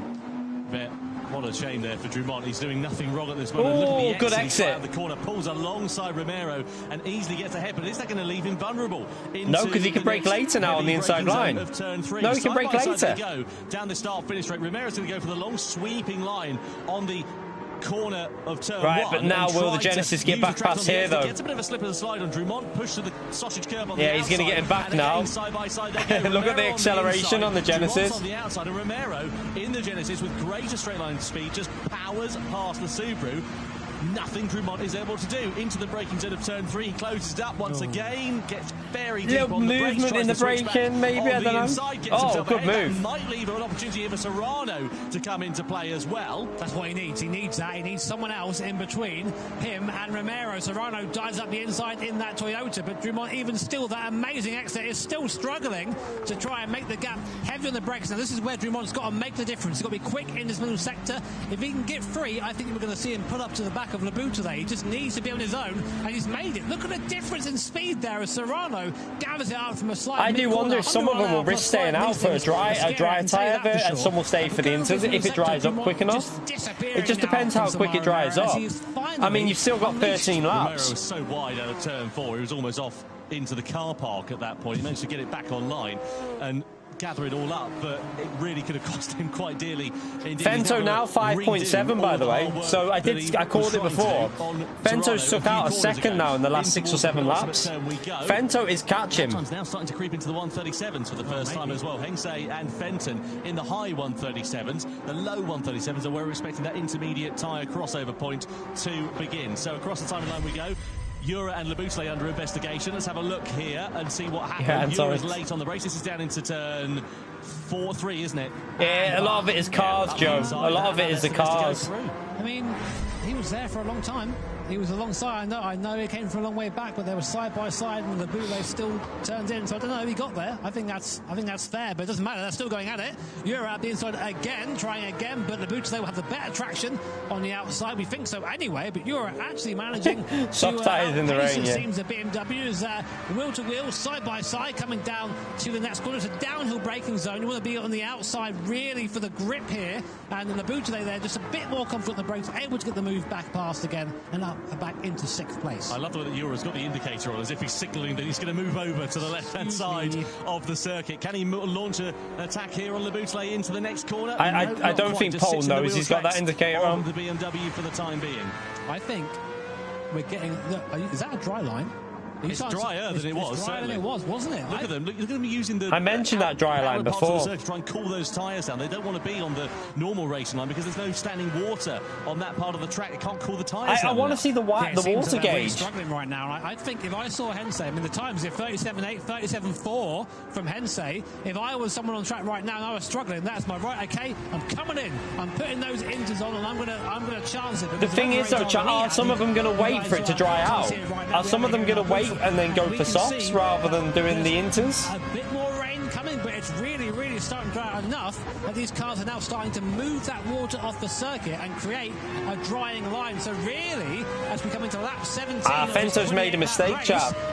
Fento's made a little mistake there. It's back up to 6 seconds. That first gamble, who's going to go to that intermediate compound tyre first, and who's going to reap the benefits of that?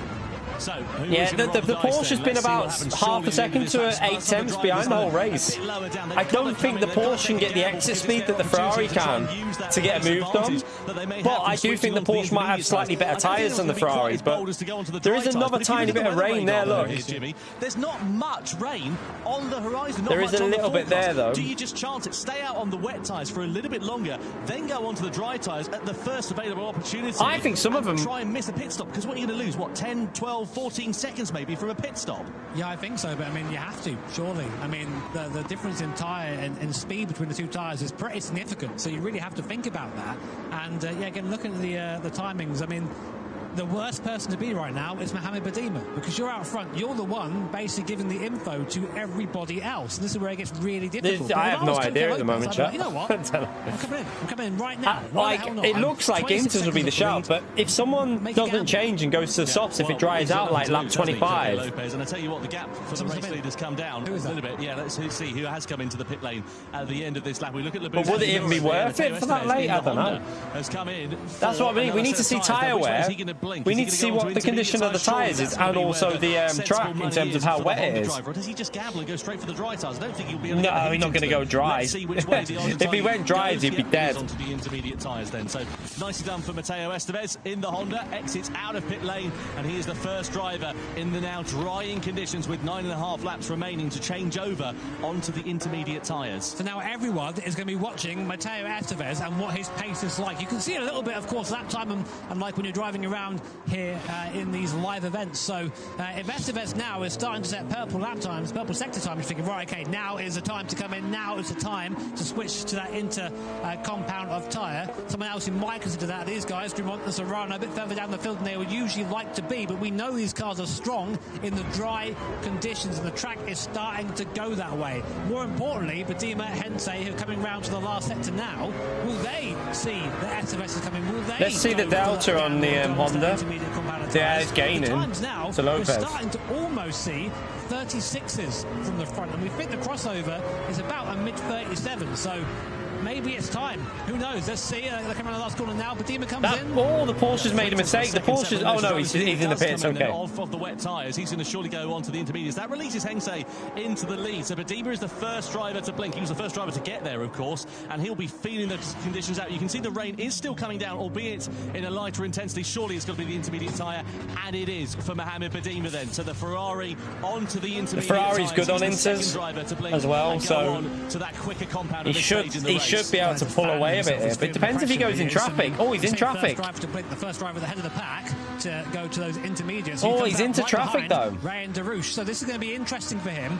Will he have the pace to be able to drive by Darush, or will he be held up here? So this could be this could be interesting now. But right now, so now you'll see that Mohammed will use the drier line, chat, because them inters, you can see the dry line, so he won't go onto the wet line as much now. Looks like Badima's much faster on exit there, gaining a tenth of a second just on the exit. I think this is the right call. And you see Estevez and Penko coming in now. See how he's not using as far to the outside.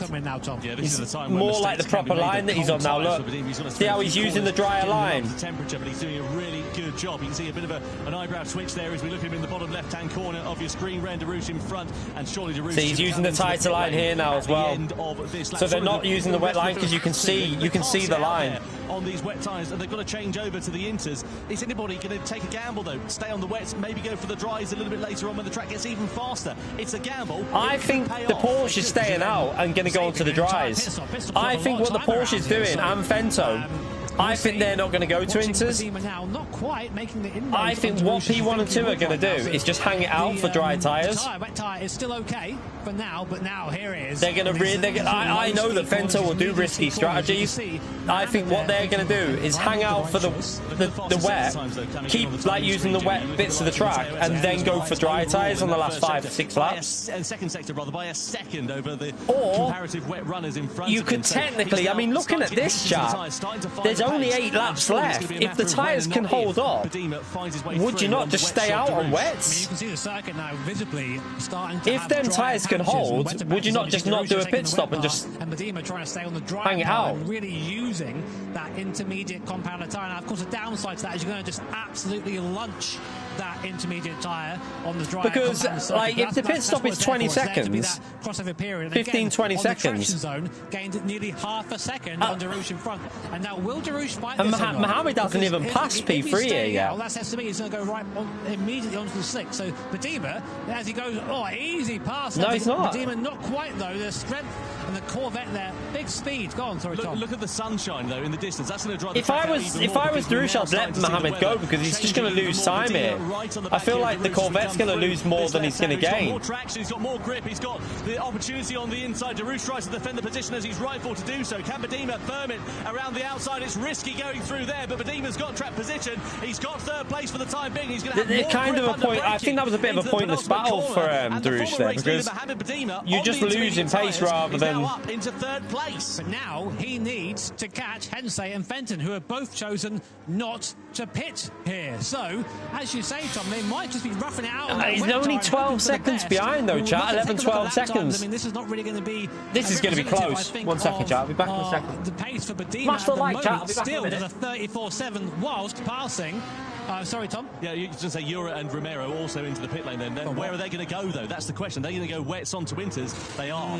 Yeah, I wondered if someone might just take a bit of a gamble and just go onto the dry tyres, but they're playing it safe at this stage. He does. Romero goes soft. This could be a massive decision here. Nico Romero for Team Genesis decides to play a hand. He's going for those soft tyres. So let's see how he does. We'll watch his sector times eagerly and see how he gets on. But here he is out of the pit lane now. Can he get up to speed, or is it going to be just a mess? So he's going to be going straight over to that drying line.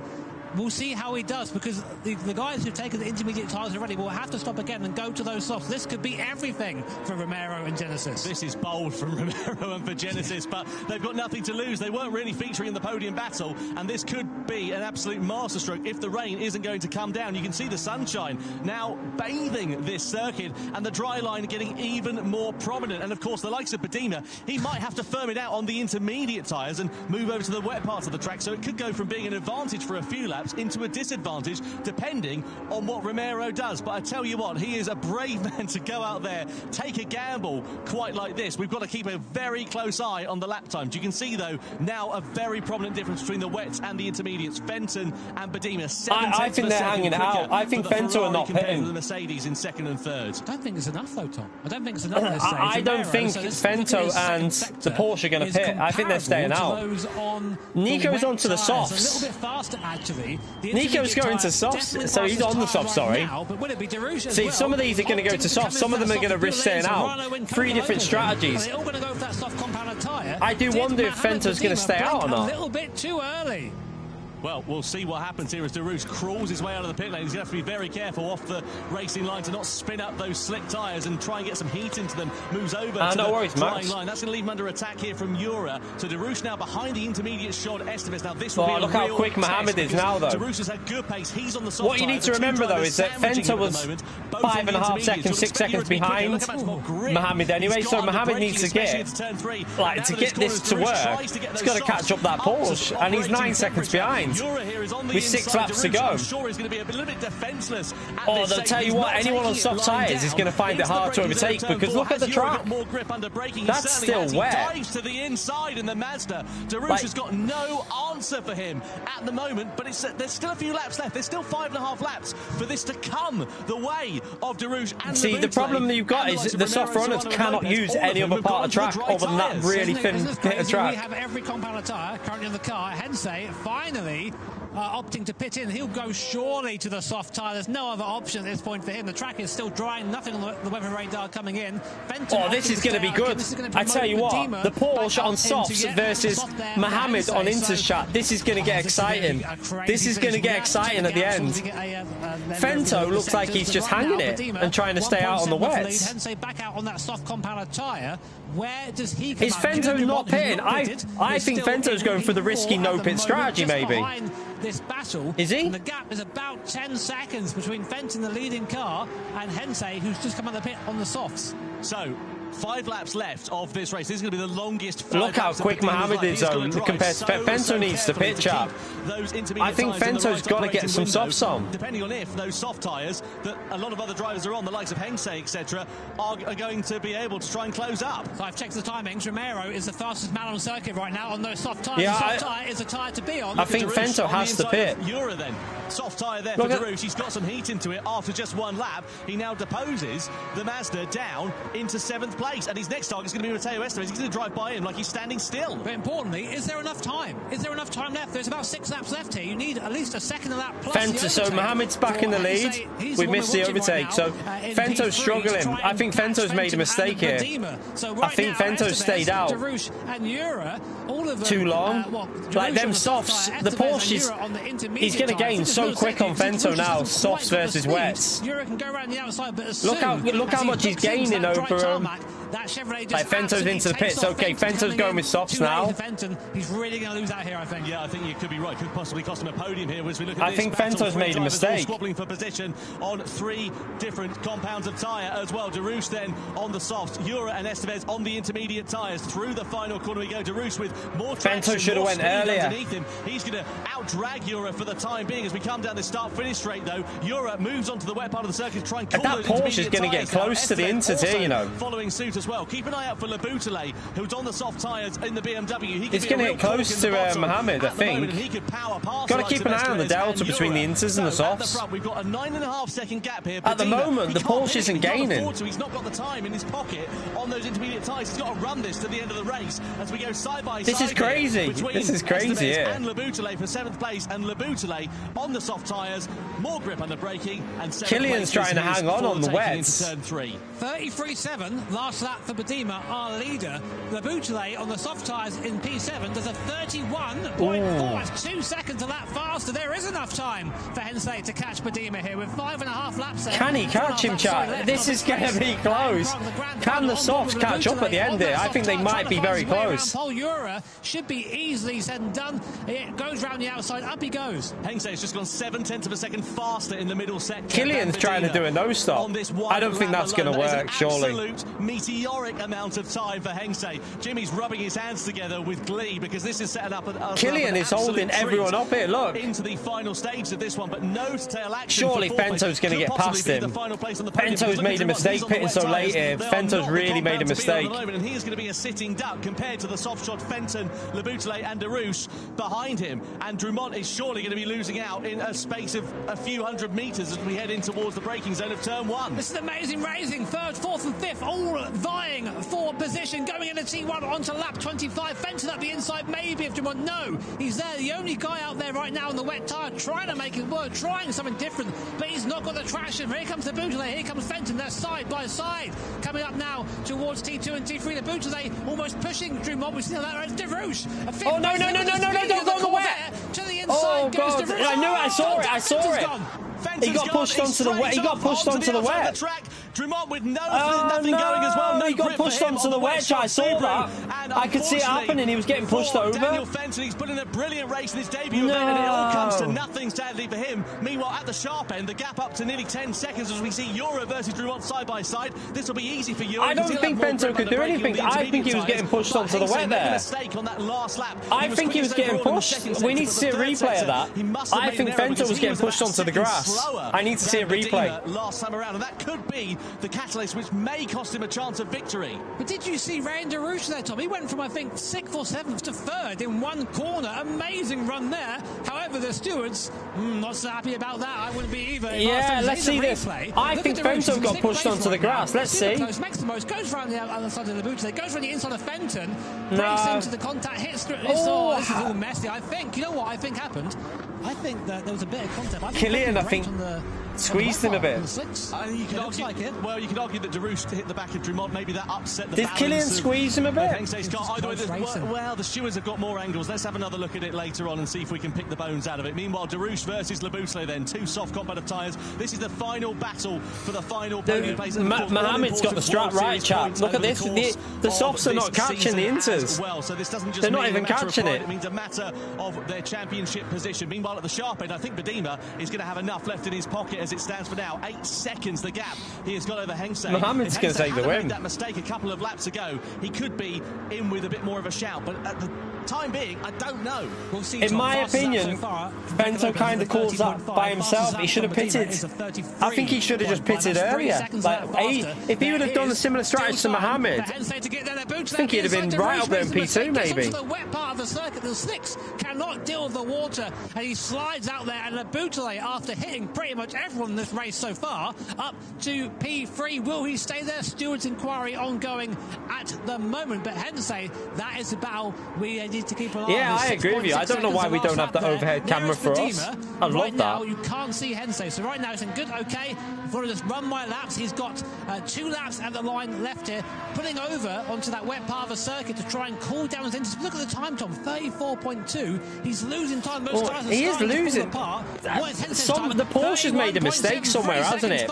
Because yeah, the Porsche's made a mistake somewhere. That's why he should have had this. I think the Porsche's binned it somewhere. Because he should have been that like a couple of laps ago. Keep those inters cool, but is it all going to be in vain? Look at that in the background. You can see Hengse in the Porsche. Could it be game on? And now Badima's struggling to slow the car down into turn 3. This is the pressure. I think if the Porsche didn't, the Porsche's clearly made a mistake somewhere, chat. He's clearly gone too deep and got into the wet spot, because that Porsche was like 7 seconds behind, then it went up to 8, and now it's back down to 5. So we need to see a gap of 3 seconds or less realistically for Hengse to have a go on the last lap, but that's 3 seconds plus the overtake, which, to be fair, this is where watch the Delta now for here, chat. This is where the Porsche is going to gain with these corners. Watch this. It'll be 3.5 coming out of here.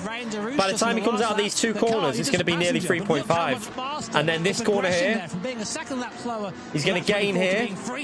Look at the Delta come down on this exit. And then the last 2 corners, watch the Delta come down again. Look at this. By the time they go over the line, I reckon 3 seconds. Depends if he uses a curb though and gets too much. And Daniel Fenton, a racing incident then. It is deemed for that. Meanwhile, the battle. Come on, Mohamed. Hold it, Mohamed. Come on. As we begin the final lap, Mohamed Badima for Ferrari on the intermediate tyres. It's 2.8, 2.8, 2.9. He's going to get him. 3 seconds. I think he's going to get him. These top 2. Oh my God, this is intense. This is intense. In the World Series, up the grabs. Come on, Mohamed. Come on. Hold it. Hold it. Badima right at the end of the last lap. Badima will know that Hengse is coming. That's one eye in the mirror, but he needs look at the brakes. Look how much he'll gain just on the brakes here, chap. Look at it. Look how late he can brake. Result here in the Manufacturers' Cup if he can just hang on for half a lap. Oh, he took half a second out of him. 2 seconds. Crucially though for Hengse and for Badima, Hengse is out of slipstream range at this point. He's not close enough to launch an attack at the moment. This is going to be right up behind him. I don't know if the good thing for Mohammed is he can't go off the racing line. The Porsche can't get off the line. Mohammed will know that. So he's going to find it hard to get past him, I think. It's the gap between Ferrari and Porsche. He'll be victorious here in Prague. Only a few more. Oh, them rears are dying on Mohammed. You can see it sliding. Under investigation. Is down to 9th place. There's clearly oh my God, this is going to be right up behind him. Could he get a better exit in the Porsche off the final corner? He could get him on the final straight to the line, chap. Come on, Mohammed, come on. He's going to get him on the end, chat. He's going to get him. Look at the speed that he'll get off this final corner. Goes to defend the final corner. Hengse goes for the move on the outside. It's oh, God. Manufacturers Cup. Is it he held the line. He couldn't do it. Great finish. Great finish. Fantastic! Good race. Mohammed wins for Ferrari in Prague in the Manufacturers Cup Grand Final from Benjamin Hengse and Thomas Laboutelet. I tell you what, a longer final lap. That was intense. That was intense. Would have lost the racing lead. 0.0092 of a second. The Porsche lost that by a mistake somewhere, chap. We didn't. I don't think we saw it, did we? But the Porsche lost 2 seconds in one lap. That would have been the Porsches if he didn't make that mistake. But what a drive also from Benjamin Hengse again. First time here. Oh, gutted for Fento though. Look, down in P12, chap. Oh, but more importantly, so gutted for Fento. For Team Porsche, looking good for those Fento had a P3 there. If he would have just pitted earlier onto the inters or even earlier onto softs, he had a P3. Knowing you're on the wrong tyre, seeing that Porsche coming up behind quickly, and you can see the audience there, and they enjoyed that almost as much as we did. Let's go and catch up then with our race winner, Mohammed Badima, his first ever event. He's down on the stage talking to Jules. Oh, my goodness. Well done, Mohammed. Well first done. Things first, are you a hustler? You can't just like come in all fresh and then just walk away with victory. What's going on? It wasn't easy, to be fair. It wasn't easy, as you can tell. But no, it feels unreal. I feel like I'm dreaming, to be honest. I mean, were you worried? Because obviously, you know, on the intermediates towards the end, you could definitely feel the pressure coming from behind. Was there a point where you're like, Fento had that podium. It's a shame. Around if he'd have just pitted earlier, he had it. So I was like, oh, if I go down too aggressive, I might lose it. So I just thought, play it safe. And I could see the delta that I was being gained on. Yeah, good to see Mo get the win, though, chap. We could see it. We could see it. Like, how amazing was that final bit of the race? I mean, that was crazy. Completely crazy. How did you manage to stay so focused? Because, you know, this is your first time being here. It's a lot of pressure. You know, there's a massive audience here. And, you know, a lot of people keep it together. And then, you know, on the final couple of laps, just as the pressure gets... How did you keep it together? I just thought about what's the possibility if I won. So as I was leading in the last few laps, I thought to myself, keep it together. Even if the worst case scenario, get a P2, I could see we still had quite a gap to everyone behind. So I thought, play it safe, worst case scenario, podium. So just thought. I think the cars definitely helped a bit Atomics as well. I think, in fairness, I think the Porsche and the Ferrari was at a little bit of an advantage in them conditions. In my opinion, PD should have made that dry out. Like, so the last half would have been dry. I think that would have made it more interesting. Penny for the thoughts of him, but he just soaked it up. Yeah, I think the wet weather helped the Ferrari and the Porsche too much. What an impressive drive. I mean, I can tell Great drive by Mo, though. Great drive. At that point, having that pressure there, knowing you're on that wrong tyre. But what a mature drive, you know. Didn't second-guess his decision, made the decision early and just stuck with it. And we saw more mature drivers, Coque Lopez, we saw Kylian Drumont struggle with that decision. And he comes in, first time, bam, easy, completed it, mate. 100% win ratio. Impressive, isn't it? Let's have a look at some highlights from that crazy Manufacturers Cup race then. I feel gutted for Fento there, though. Conditions, and we saw Mohammed Badima and Benjamin Hengse kicking off into the distance. Meanwhile, further back, there was a bit of a barroom brawl going on up and down the field. We saw Jose Serrano making a mistake going off the circuit down at turn 4, and we saw some fantastic overtaking further down the field. Was there no further action with the Fento incident? I didn't see. We also saw Kylian Drumont, former champion in the Manufacturers Cup. Yeah, the Honda started at the back, though, didn't it? And I think the Audi made a mistake somewhere as well. That spin there for Drumont helped out a little bit. The stewards decided by his fellow countryman Thomas Laboutelet there. So how he goes and see there, not the. I think that was 3 seconds for that was too little in my view. Up to the back of Estevez again, more contact there. Laboutelet hit just about everything in that race, Tom.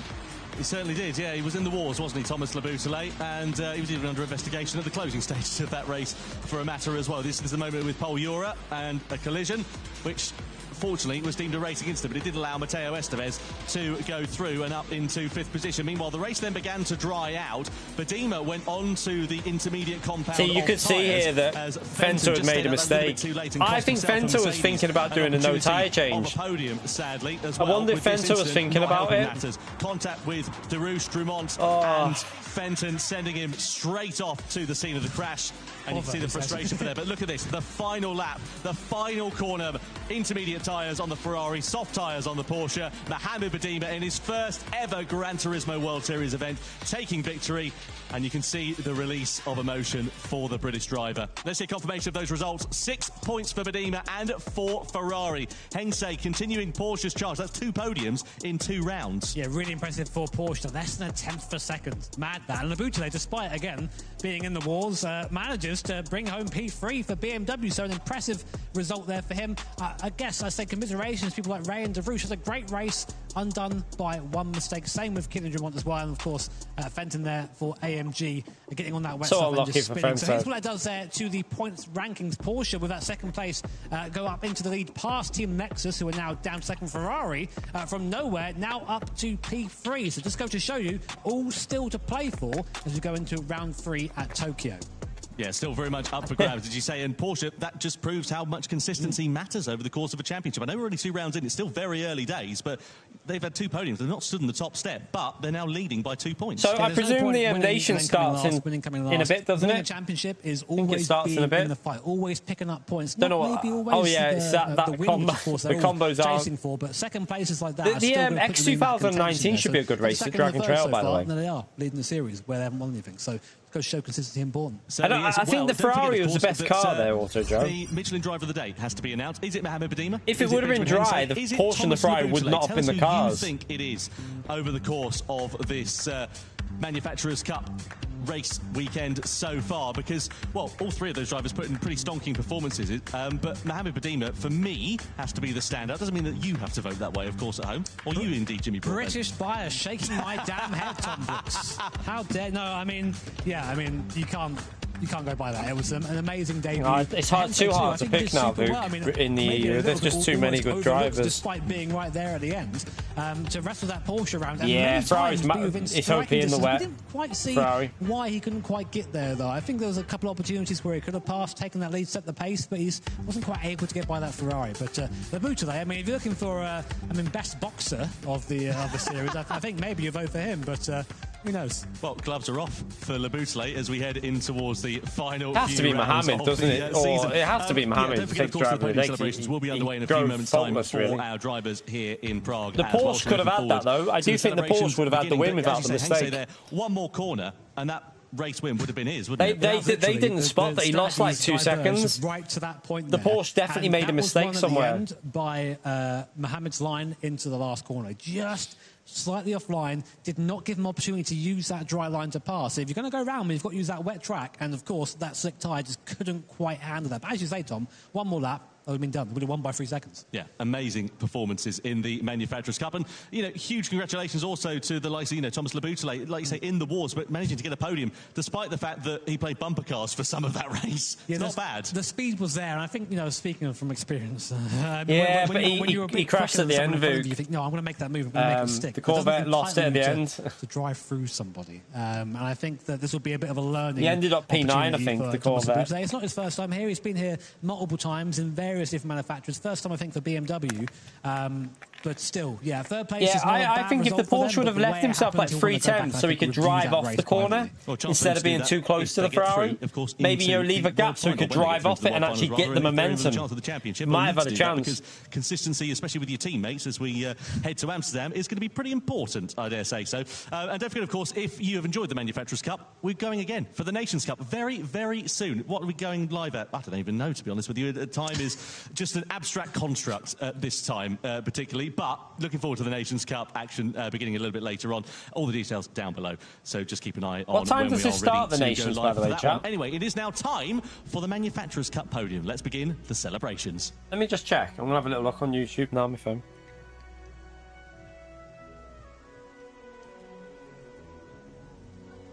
Drivers making their way then onto the podium. Please give it up. Third place for Thomas Leboutelet for Team BMW.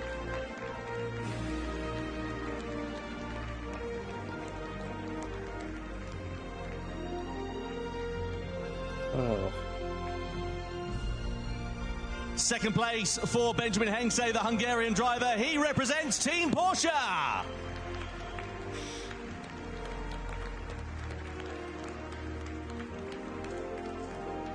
Oh, 6:30 is it? Okay. And what a performance from the Briton, Mohamed Badima, representing Team Ferrari. He wins the Manufacturers' Cup here in the Czech Republic. We'll just chill a bit then. We'll just chill till that starts, chat. Can't really be bothered racing. And now, ladies and gentlemen, please be upstanding if you're able for the national anthem.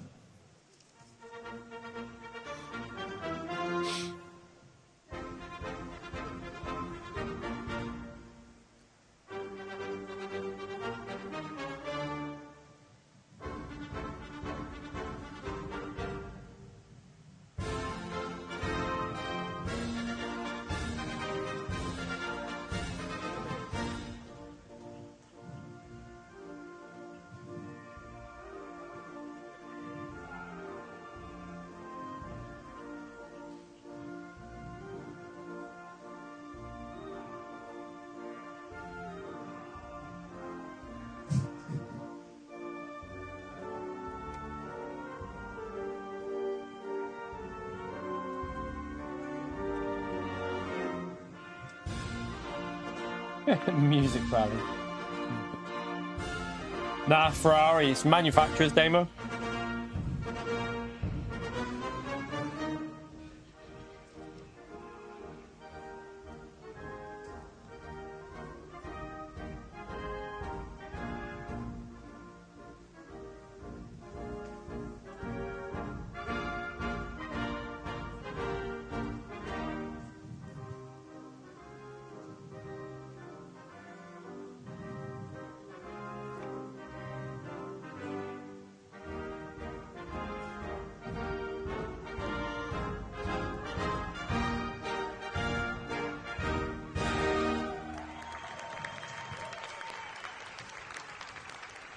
The national anthem of Italy plays out for our winning manufacturer, Ferrari, here for the Gran Turismo World Series in the Manufacturers' Cup. Mohamed Badima claiming top honours for the Italian marque.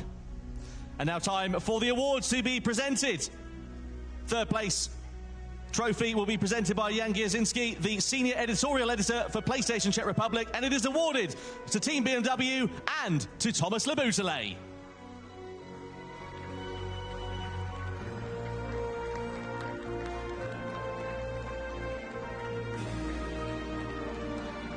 Pio, you donkey. Appreciate the support, Pio. Smash that legend about there for trophy Pio. Will be presented by Belma Nadarevic, the Chief Marketing Officer of Fanatec.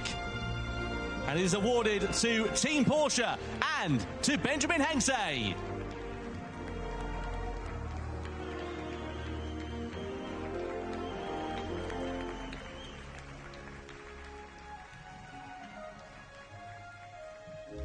And the winner's trophy is presented by Gran Turismo series producer Kazunori Yamauchi. And it is, of course, awarded to Team Ferrari and the Briton, Mohamed Badima.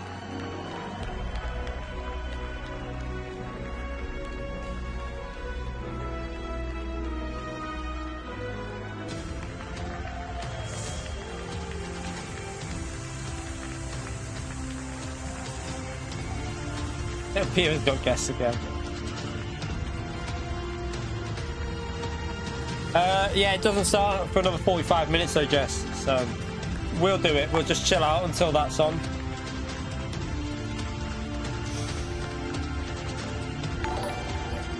Appreciate the support, Pio, you legend.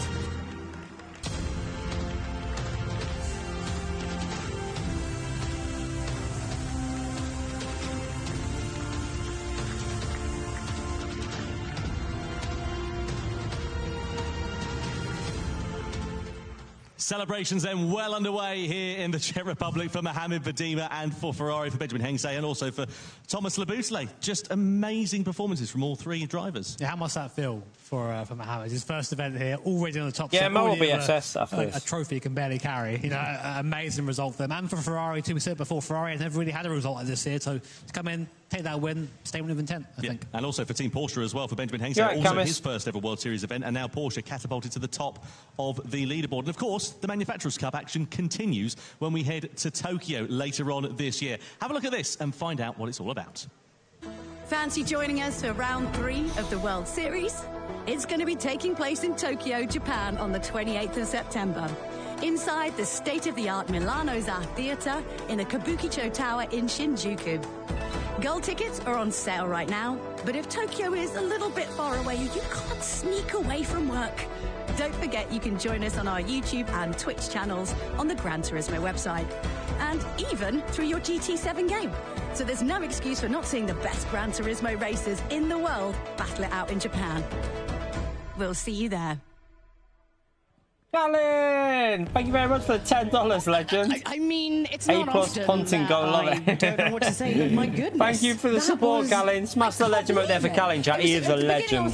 Thank you very much for the dono, Colin. Just imagine it, and then he just A plus punting. Do you reckon we're going to get any A plus punting in Nations, chat? What do we reckon? Decided by literally 1 moment's notice in the pit stop, and I think that to have a race decided by a 1/10 of a second here in the greatest series in esports, I think just goes to show how competitive it is here for sure. I mean, 2 more meters of track, and it wouldn't have been the same story, you know. Yeah, exactly that. And, you know, it's the stuff of fairy tales, things like that. You don't see often a driver coming into his first ever World Series event and going and trouncing the competition like he's been here for years. It's just amazing from him and also from Benjamin Hengsay, both of those two making their debuts and finishing in the top 2. Yeah, unfortunately for obviously Daniel Fenton, that was a bit unlucky, but, you know.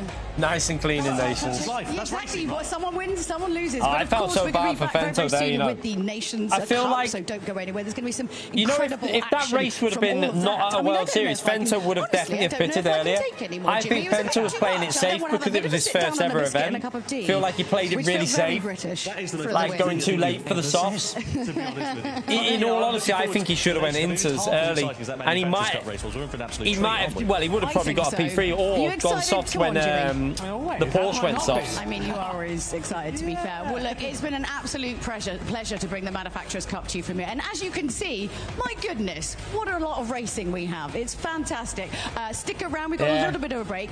I'm having a cup of tea and a biscuit. I feel sorry for him because he definitely got squeezed a little bit, and I think he panicked because he got squeezed by Killian. If he would have lifted and maybe tucked underneath him, he would have then, maybe he wouldn't have got that, like, got it that corner, but he would have got it eventually because Killian was on the wets. I think he would have had it. I think he just needed a bit more patience in that moment. But he kind of got squeezed off the racing line, and once that happened, I could see it happening. I said straight away, he's going to get pushed there. I could see it happening. Then we saw him spinning on the next frame. So it was really unlucky. I feel sorry for him, to be honest. Right, let's right, chat. I'll tell you what, let's just turn this on. I might just do a vote now on 1 minute, chat. I don't know if I've got HDMI on. 1 minute. I mean, sorry, I don't know if I've got the HDCP on. I'll find out now. I'll go and pick a winner for Nations because I should still be able to do that. I forgot with Manufacturer. Let me just, I've got to turn it on my telly up there because I think I've got HDCP on because we were watching telly last night. So we'll go on to that one. Don't worry, I am looking at something here. I'm just on the other telly over there. Yeah, I've got HDCP on, so I'll turn that off. That onto there. Right, if I go on to here now, should have there you go. Right, let's go and have a little let me put it on the big screen so I can see what I'm doing. Let's go and pick a winner for this Nations. Why, we've got a little bit of time to chill out here. Got a bit of time. Around the mini golf. Hey, I did 2 rounds yesterday. We played 2 rounds of mini golf. We played, so we did. There's where we went in Cheshire Oaks. There's There's a like mini golf course on the Coliseum, but then there's also on the actual by the shops another one. So me and the little one did both of them. She's good though, you know, chat. She's really good at it. Like she only finished on the first one about 8 shots behind me. And on the second one, she only finished about like 9-10 shots behind me. She's pretty good. The VR golf definitely helps her because she kind of knew what to do. It was like she kind of got the gist of it. She finished second when we did it out of the whole family. She came second, the little one. Right, let's go and do this. So what do we need to do? We need to winners campaign. So I need to pick a winner for nations, don't I? Because I can't do manufacturer now. The entry period is now closed. So who are we going to go for? This is going to be a hard one. X 2019.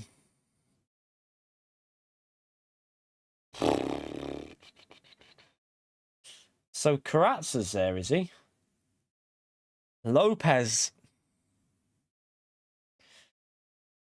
Inostroza's there. Miyazano's there. Wow, this is a hard one. I don't know about Dragon Trail too much about who's got the real pace there. Who won it last time when you remember when Baptist, it was Miyazano, wasn't it? I'm gonna go with Miyazano, chat. I'm going with Miyazano. There you go. Submit prediction. There you go. He won it last time, so I'm gonna go with Miyazano.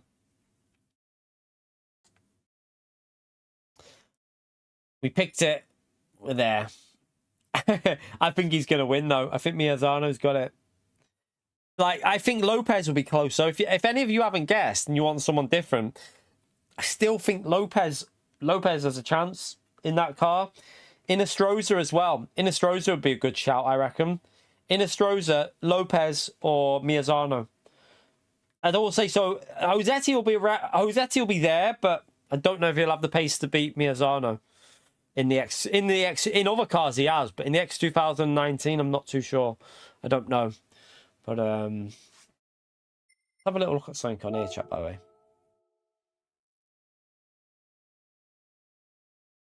I want to see something with this. So are they using? Oh, wow, look at that! What the hell? They're down to 35s, chat. What? Are they on wet tyres then, I take it? I take it they're using wets. Let's have a look. They must be on the wet tyres because they're not showing up on there. That's Mercedes there as well. So yeah, they're using the wet tyres surely because the first replay. Let's have a little look at the first replay. I'm guessing it's wet tyres. I didn't use the wets. I should have gave them a go. Yeah. Oh no, he's on inters. He's on inters. He's on inters there. Interesting. Wonder why they. So them conditions mustn't have been as wet as what they had, because I don't know. Maybe the wets are the way. I don't know. Didn't try. I can't be asked doing that again. What's the gold though now? I need to look at the gold time because am I even in a gold? Oof. Yeah, we got it. We got it by over a second, chat. We got it over a second clear. No, that's a different driver, that Garrett. That's not Super GT. That's a different driver. Totally different driver, that one. I wonder how quick the wets are around there. I didn't even try the wets because I just did the lap on the inters, but wets were clearly... I reckon the wets would be good because that's what they were using for the time. That's what they used in qualifying, so maybe the wets were the... I don't know. Although the crossover was 37, wasn't it? They said the crossover was 37, so maybe with the crossover being 37, the inters were the tyre? No idea. Right, how long have we got, chat? We got 40 minutes, haven't we? We got 40 minutes. I haven't even got my wheel on. What can we do? What can we do for 40 minutes while we wait for this nation? So have we got any replays to have a look at?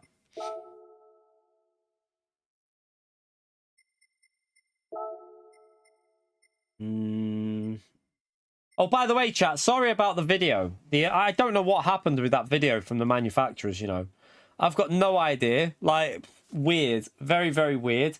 My video that I did on the manufacturers, the last minute, just the audio skipped to the start. So I think there was an issue with the rendering. Something happened when I rendered it. I have no idea what, because the video is fine. When I go on to Vegas, the video is fine. But somehow when it's rendered, it's skipped and gone back to the start. So... yeah, I don't know what's happened on that rendering. Because I even played it at different points, but I didn't play the last minute. I played it like the start and the middle to see if everything was okay. I always do that. I always start it and then I'll listen to like 30 seconds and I'll skip to like the middle part. I always do that to check a video, but I just didn't check the last like minute of it. And unfortunately, there was a bug randomly at the end of it, which is annoying. Daily C Nords test. I can't really be bothered. I haven't even got my shorts on. I've got no shorts on. I haven't got my wheel on. I don't really want to load. There's no point loading up a lobby now because literally, by the time we'd done that, we'd have 20 minutes. We'd get 2 laps in, and then we'd have to go back and go into it. So there's no point doing that really. Yeah, let's do that, chat. Let's open up. That's a good shout, Alan. Let's do that for a bit. We might have some on my other account as well. I can do. Although I've got 100 million on that. I can buy some cars maybe on that other account. See if we can win anything good while we're waiting. Right, 3-star ticket. We're going to win a Tesla, aren't we? No, we're going to win 5,000, is it? Yay. Yeah, it was a good race, wasn't it, Mark? It was a good race.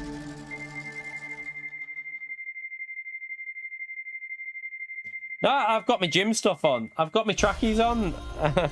I've got my...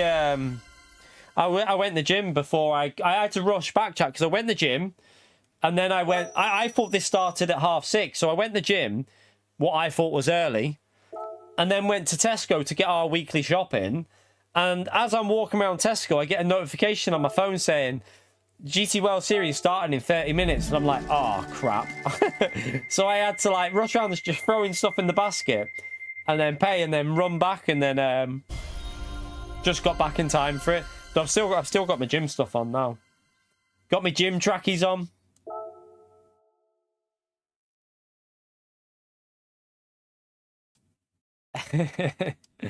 Poor Pio, yeah. Yeah. She's a cheeky little... It's because, to be honest, I don't go anywhere other than the gym and streaming. Like, I don't go out. I don't really go out. So, like, I always wear my gym stuff when I go to the gym and then just leave it on in the house because I'm not going to start walking around the house with jeans on. I like to be comfy in the house, so I just leave my trackies on because when I'm in my house, I ain't going to start putting jeans on. No chance. It was good, wasn't it? Or it was good. It was really good.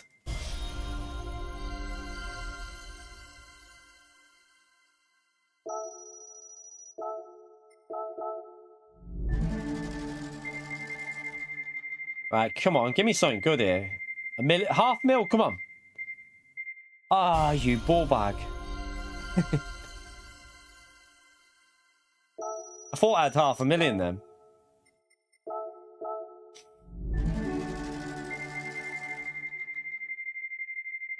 It's the only thing I wish they would have done though, chat. In all honesty, I wish they'd have had more dry at the end to bring in some of the FR cars versus the Ferrari and the Porsche. I feel like the Ferrari and the Porsche had a bit of an advantage with them conditions. Like, I feel like they had a bit of an advantage with how long it was wet for. I feel maybe if it would have started drying around that full, like 13, and then fully dry by lap 18 and left the last 10 laps for like dry tyres, it would have made it a bit more interesting. I feel like they definitely favoured the Ferrari and the Porsche with the way that race was, which is just, obviously Mo did a great job, really, really good job. But I think it could have made it a little bit more interesting with the FRs if they'd have brought in some of the like soft tyres for longer maybe, and maybe made it a choice between mediums or softs at the end.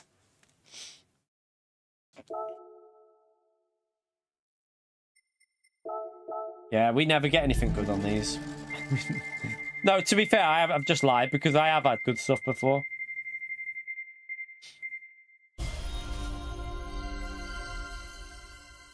You're right, Racecraft. How are you, mate?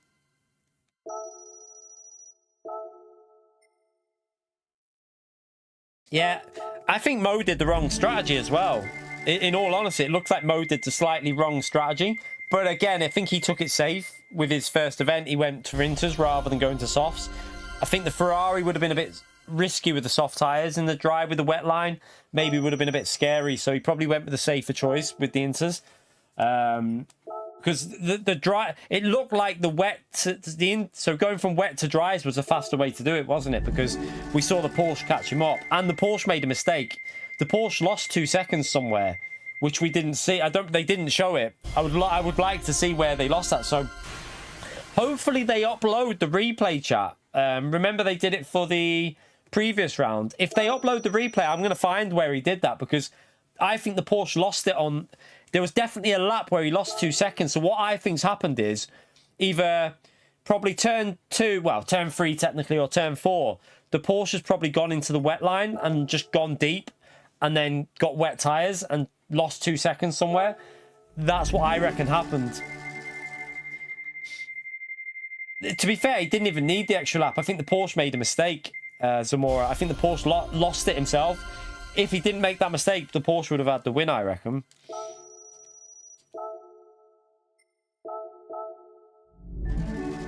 Well, next week's Daily C could be all right. We don't know yet, though. Next week's Daily C is at Nordschleife, and it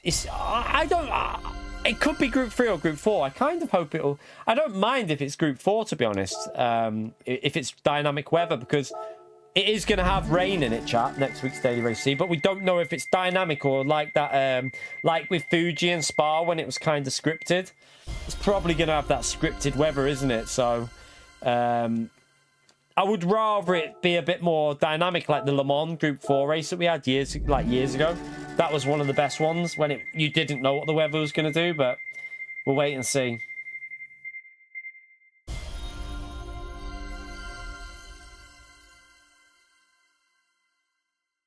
I think he lost more than that, on Atomics, because he was when he went onto the softs, he was like 8.5 behind. And then he suddenly, 3 laps later, he was still 8.5. So he definitely lost a big chunk, at least 1 to 2 seconds, at least somewhere. It had to have done. That's why I want to see the replay. When they upload the replay for us to look at, I'm going to try and find where he lost that.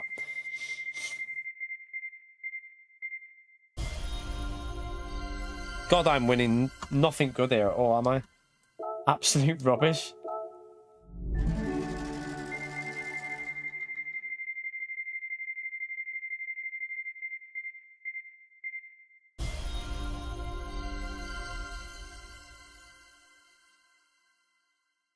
We don't know yet, Racecraft, because we don't know what it's going to be. We can't, we have no idea. Could it be a 2-lap race? Is it going to be a longer race and do 3 laps? Is it going to be an even longer race and do 5 laps?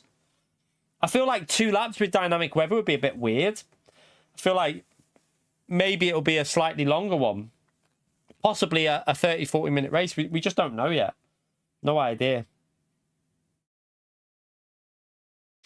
Right, let's go on to my second account here, because I've used them up. Might as well jump. We've got still got 25 minutes before we can jump onto the live. So we'll go on to my other account and do them ones.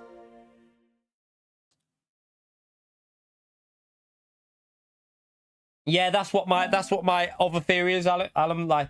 It could be the one race every hour, but we don't know yet. We have to wait and see.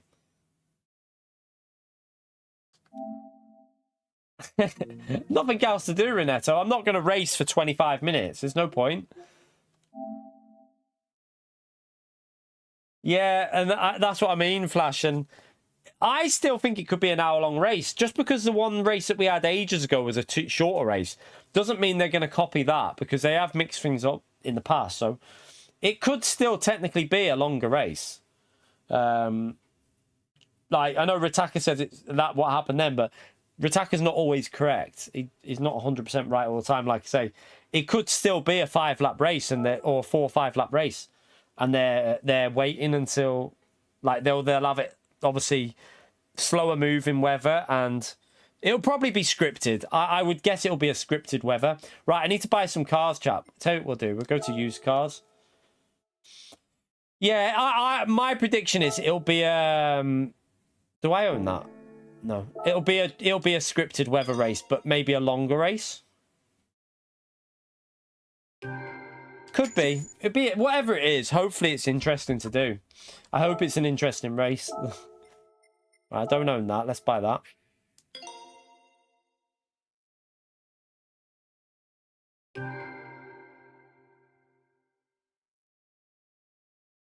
That's crazy, that, Mr. Casual. There's got to be something wrong with the actual line. It sounds like there's something wrong with the actual wiring, like going to your property.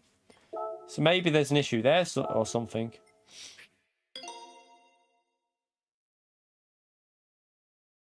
You're not going to race it, Flash? We don't own any cars on this account, so I'll just keep buying.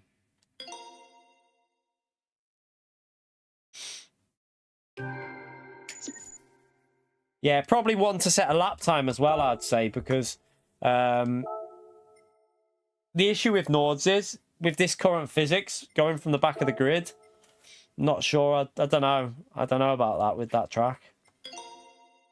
You know, like the following with the aero loss you get now in this game wouldn't be fun. And you don't, if it's only a 2-lap race, you'd only have 2 straights to do an overtake on. So you literally just got to wait behind. Don't know. We'll see about that. We might go from the back. I might just go from the front. Can you not just do a? Could you not just do a single race there, Flash? Oh yeah, but if you haven't unlocked it, maybe you can't. I don't know.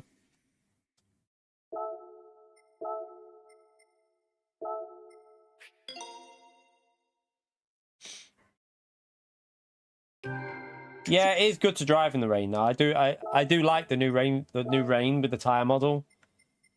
We got that. Need that one. I should have probably bought these cars on my main account, because some of these I don't own. The only way you could do it would be... I don't even think you can do that, can you? Setting up a lobby. Have you not done the single player yet, Flash? Have you never bothered with the single player? Because you unlock it by doing single player, I'm pretty sure. Once you complete single player, you unlock it. Have you never bothered to complete the single player?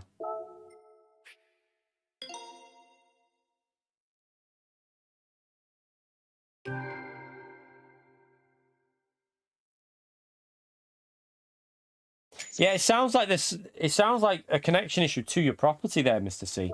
Like something not right with the wiring, or I don't know, some sort of issue with interference into it.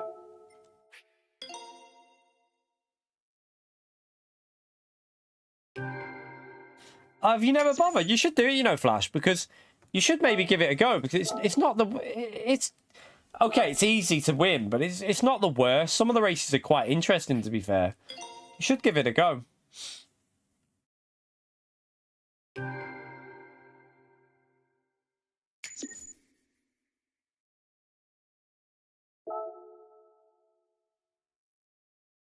Yeah, you could join. You can definitely join other people's lobbies. You can do that. Or you just have to search for like practice lobbies. But then you might not want to go into a race if you don't know the track fully. Still, I've only used that. But yeah, I should have bought new cars, shouldn't I? I hope it will be. I hope it's like a 35 to 40 minute race with what I would like is proper. I just want to race with proper dynamic. I get a little bit bored with a 40-minute race if it's scripted, because by Monday lunchtime everyone's figured it out and you know what to do. I much prefer, if it's going to be a 40-minute race, make it completely dynamic. Make us watch that radar. Make us keep an eye on it. Make us be aware of it all the time. And, you know, make this, you know, I would have rather if it had different tyres in there as well, like soft, medium and hard, and maybe more tyre wear. But PD they're too, what's the word? They're not adventurous enough, really, with the settings for me. I feel like they play it too safe. PD play it too safe with daily races all the time. And I get that you've got to cater to other drivers, but it's the same for everyone in the lobby. It doesn't matter whether you're in a D rank or an A+. Everyone in the lobby has the same conditions. So what difference does it make anyway? I think PD play it way too safe with daily races. You right, Todd? How are we, mate? I'd take Group 4 at Nordschleife as well, Flash. I said that just before. It doesn't have to be Group 3 for me at Nordschleife because I think we've only ever really done Group 3. We haven't had many Group 4 dailies there. I wouldn't mind if it's like 4 laps of Group 4 with dynamic settings. I'd be game for Group 4 at Nordschleife because it'd be quite fun. I think you have better opportunities at overtaking in Group 4, and it'd be easier to follow. So I genuinely wouldn't mind if it was Group 4. But I doubt it will be. It'll probably be Group 3, won't it? No, I'm not doing Toyota Cup tomorrow. No. I'm having this week. I'm having a chilled week, chat. So I don't even know if I'm streaming tomorrow. Cause it's going to be a hot day here tomorrow. So I might have another day off before we get back to normality on Monday. We're getting back Monday. We'll be back to normal, and we'll probably do like a day stream. Might do a video in the night Monday. I don't know yet, but Monday's supposed to be warm as well. So I don't know if I'll just do one stream and then see how it goes. I don't know, like maybe like a 7-hour stream on Monday. Right, we'll get that as well because it's reasonably expensive.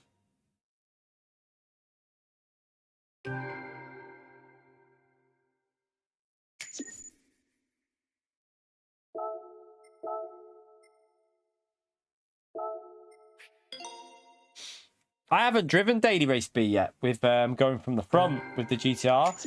I don't know what we could get now because we're doing 58s in the race with it, so no idea. I've only driven it from P3 with the GTR, which is the better car for me. I would, do you know what I would love? In all honesty, chat, do you know what I think would make a great race? Don't know. Let me know what you think. But I think Daytona Road track, 40-minute race, soft, medium, and hard tires. Make it like ×4 fuel, so there is fuel involved with it, and also put like ×4 ×5 tire wear, so that you're gonna have to run at least like, I don't know, maybe like 8 or 9 laps on the hard, or risk doing 1 lap on the hard and then do extra stints on the softs. Make it so you got to use all 3 tires and have no weather. Don't worry about the rain. Make it a 3 tire race. For me personally, I still think all 3 tire races are more fun than dynamic weather races because it all comes together on the last 2 laps and it makes it so entertaining when you don't know what, like the race we just watched. I know that was dynamic weather, but you know, the like intermediates versus the softs versus people that were staying out makes it interesting, makes it like fun to watch when you've got like softs versus mediums versus hards and everyone's at different stages of grip. I like that, but I would like to see that happen in a daily race as well, like where PD go, right, we'll do 40 minutes and we'll do all 3 tires. Everyone has to use every tire. They are, Vuk. They're too safe. They play it too safe all the time with stuff. I'd like them to be more adventurous.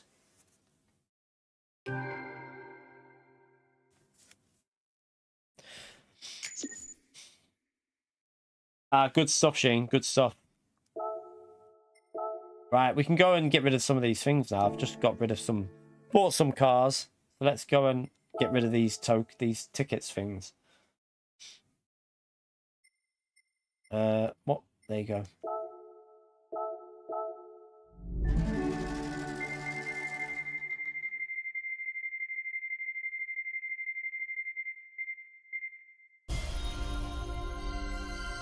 Yeah, they are a little bit late. Like I say, they are a little bit verging on lazy with dailies, but they're also, what I think it is they play it too safe. They don't take risks. Other you know, you look at what SimGrid are doing with theirs. They're taking risks and they're trying new things. Like they've just done like 3 different tracks. It's not for me because I don't play enough ACC. I'd have to jump on ACC. I'd have to learn all 3 tracks, get setups for all 3 tracks, and then get the wet setups in case there's rain in them. It'd be a bit daunting. But like if you played it every day, that'd be great because it rotates from like on their daily races now on SimGrid. It goes Like, it'll do, like, I don't know, Catalunya, then it'll go to Spa, then it'll go to Brands Hatch in the 20-minute races. So every race is something different throughout the day. It's not just one race for the week. It's 3 different races now. They're mixing it up. They're trying new things. That's what PD should try.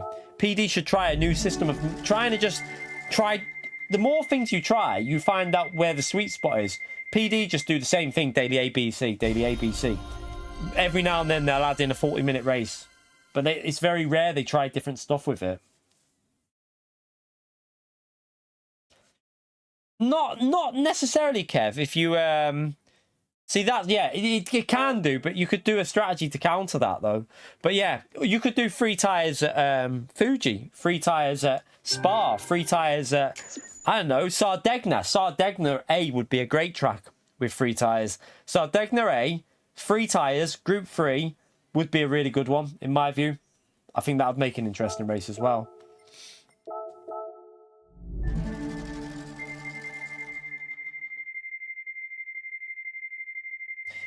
Not with BOP on, there isn't, Todd. If BOP's on, you don't lose anything. Only if BOP... If there's no BOP on, then obviously, yeah, you'll lose because of engine damage. But if BOP's on, you don't lose any time at all.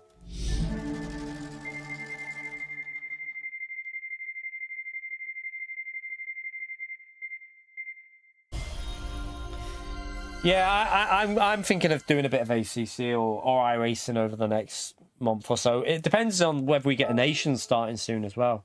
Hopefully we get a Nations Championship started soon. Although, my only concern with the Nations at the moment is the force feedback. Like, going into cars where you can't feel anything on the wheel is not really something I want to do. So if a Nations round's got a car that's crap, I won't do it. I'll just leave it because I'm not driving with no force feedback. It's not fun. I'd rather go and play a different game than do that.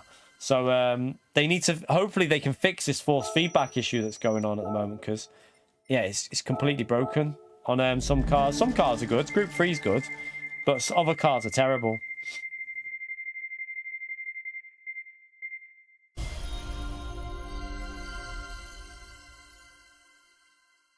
Goodwood, yeah. In Group 1, Don. Goodwood, Group 1, all 3 tyres. Chaos. Absolute chaos.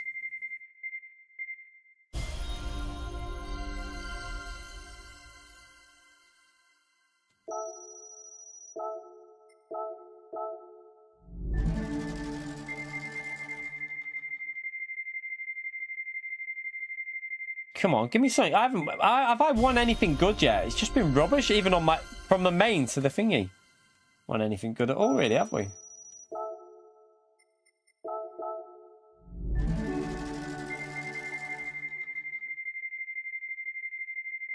I mean, at least on a controller you get vibration and that. I think the controller's not too bad with how it is at the moment with the like the certain cars. I think it's mainly wheels that are affected. I think it's the wheels that have the issue. The problem with Group 2 is the dirty air VOOC. Like, they still haven't fixed it. So, annoyingly, they can fix it because we know they can put custom slipstream on, but they never do. Like, Group 2 is boring to race with because you just get stuck behind cars and it's not that fun. If they fix the custom slipstream and do that, then it'd be good. But, again, PD don't do that. They just run it normal slipstream and then everyone just can't follow, which kind of ruins the racing a little bit in my view.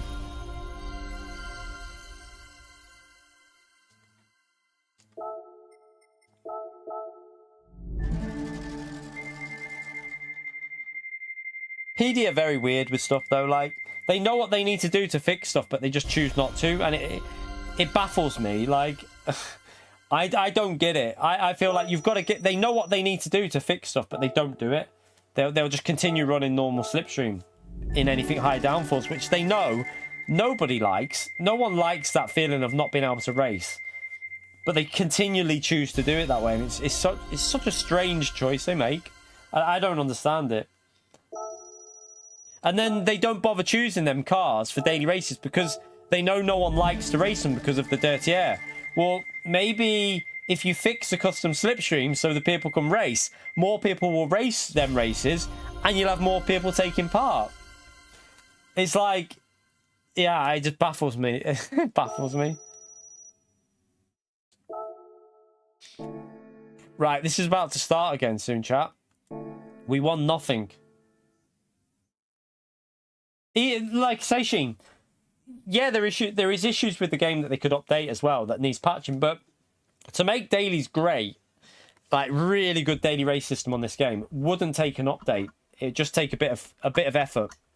Just take a bit of effort, you know, for someone to say, right, I tell you what, I'll take 5 minutes or 10. It doesn't even take 5 minutes, to be honest. To make good daily races, it takes about 2 minutes. It's all it takes, chat. It takes someone who understands the game a couple of minutes to make a good daily race. But they don't do it. They just give us the same repeat stuff all the time.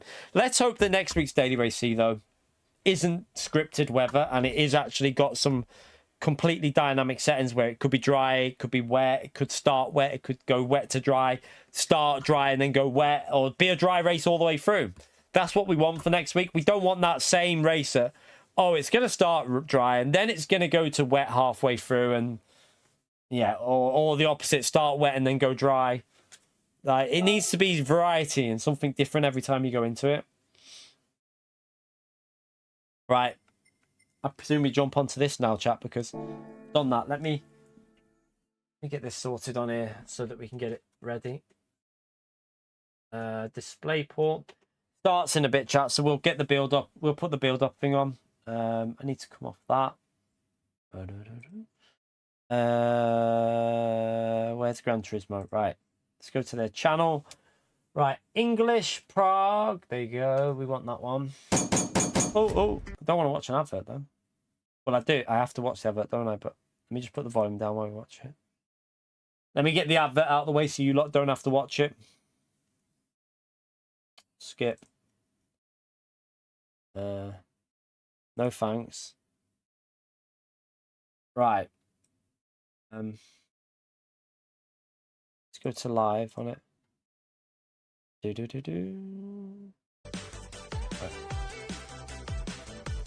Funky music.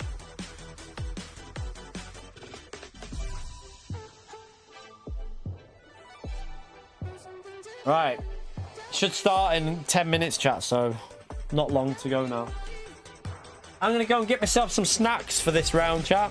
For this race, I'm going to get myself a few snacks. So, if you want to go and get yourself something to eat, ready for this Nations, time is now. The time is now. It starts in 10 minutes, chat. So, feel free to smash that like button. By the way, let me just check. So, how many are we?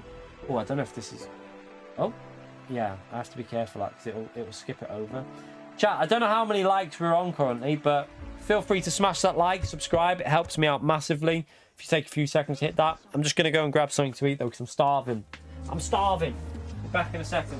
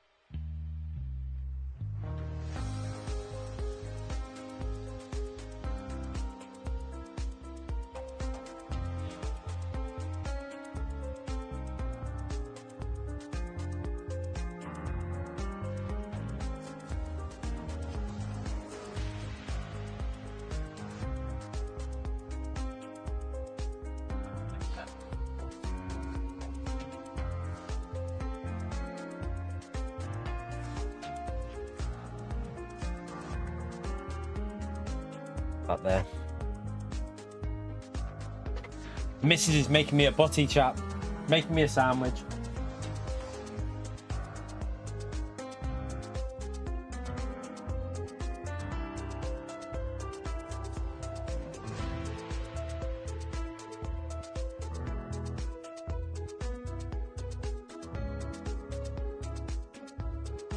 Oh, is your TGT completely dead? I tell you what we'll do.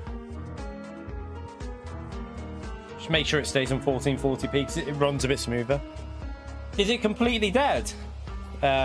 Woody.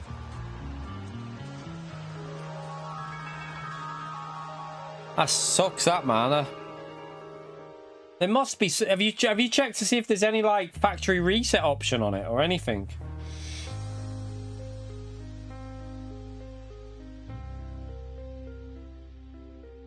You're right, Dustin. How are you, mate?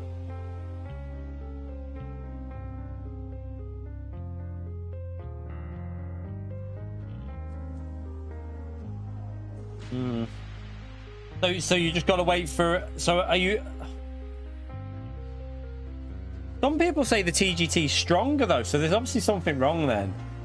Because some people have said that the force feedback on the TGT is now stronger than it was. Whatever they've done though, let's be honest, so chap. I don't know how many other people have said this. I would quite happily go back to what in my opinion, the only thing that they should keep at the moment out of the change of the game is a tire model. They should spend a bit more time getting everything working properly. The force feedback. I would go back if I could. I'd go back to the previous update, like 1.48, and bring that tire model into that, just the tire model, so that we've got the tire wear the same, and then give it 3 more months to work on the update with the new physics and the new force feedback. Work with it, get it working properly, and then bring it in 3 months time, because in my view that force feedback issue is too big of an issue to leave as it is. But will they? Who knows what they'll do. I don't know. PD tagged the wrong Mohammed. Oh no. Whoa, what a bunch of donkeys. Delete the tweet, delete the tweet. Someone tell him, someone tell him. Some random guy called Mohammed now is going to be like, what the is they on about with this Gran Turismo? Why am I getting tagged by Gran Turismo? Oh dear.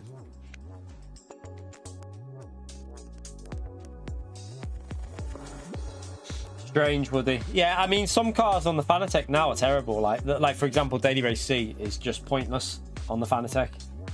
Absolutely pointless. It's gonna randomly, that guy with 0 followers is gonna randomly wake up to like 500 followers tomorrow.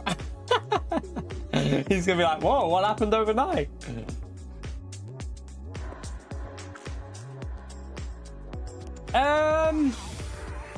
To be fair though, the BOP was probably just as good. I don't think the BOP is any better now than what it was.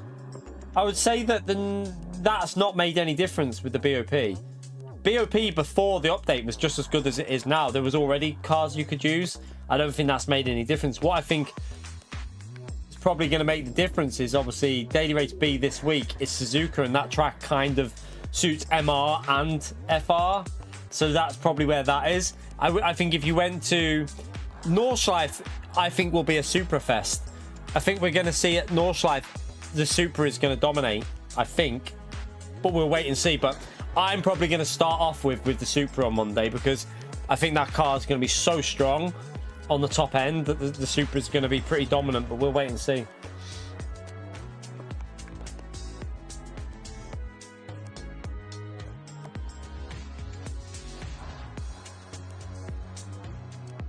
We'll wait and see. Well, thank you very much. Thank you.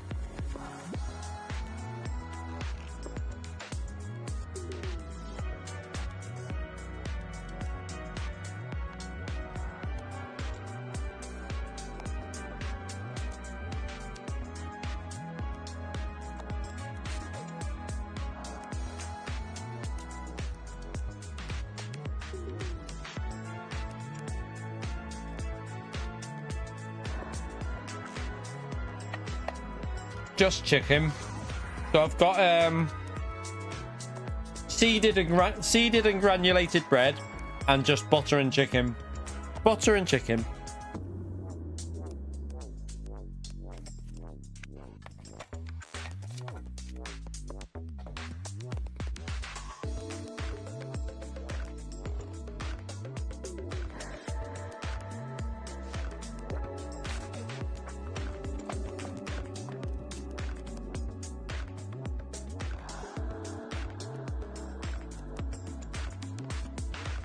Northside, Dustin, but we don't know if it's going to be Group 4 or Group 3 yet. It's going to have weather in it. There is weather, so we don't know if it's a 40-minute race or what. We have no idea about it really, other than that it's Northside.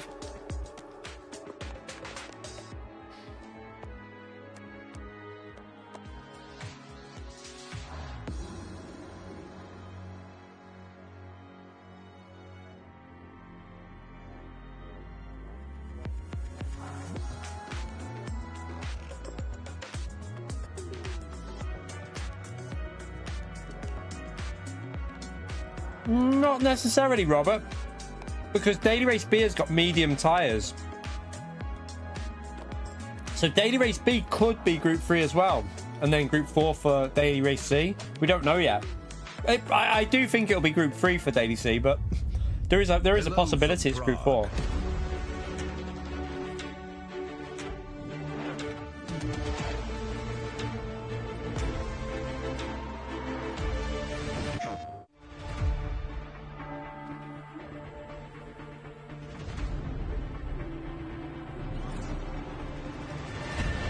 I don't remember. I mean, we've had it. I think we have had it in the past, but I can't remember in dailies or not.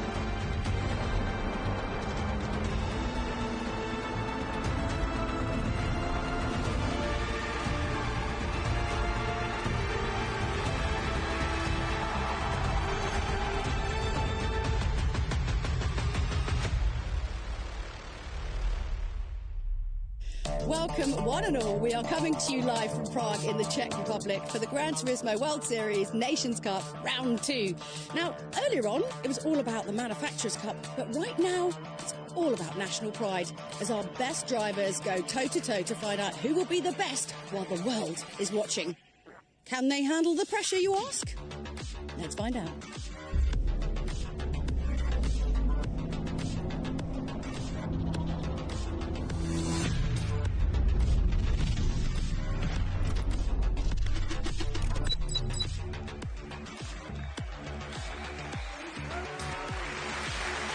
Well, if we want to talk about pressure, that was the Manufacturers' Cup. Just, I mean, a few moments before. I mean, that was right up until the wire, guys. That was some of the best racing I think we've seen.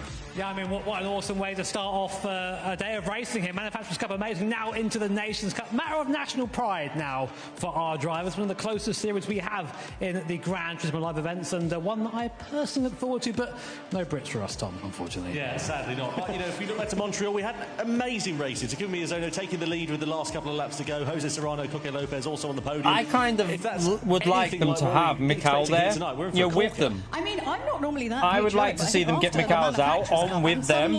Like, Mikal Zhao knows everything about the game. I think we should like, some union bring flags. Mikal in and have him there as a bit of like someone who can give these like more info about the game and the cars and strategies, because a lot of the time they make mistakes because they don't play the game.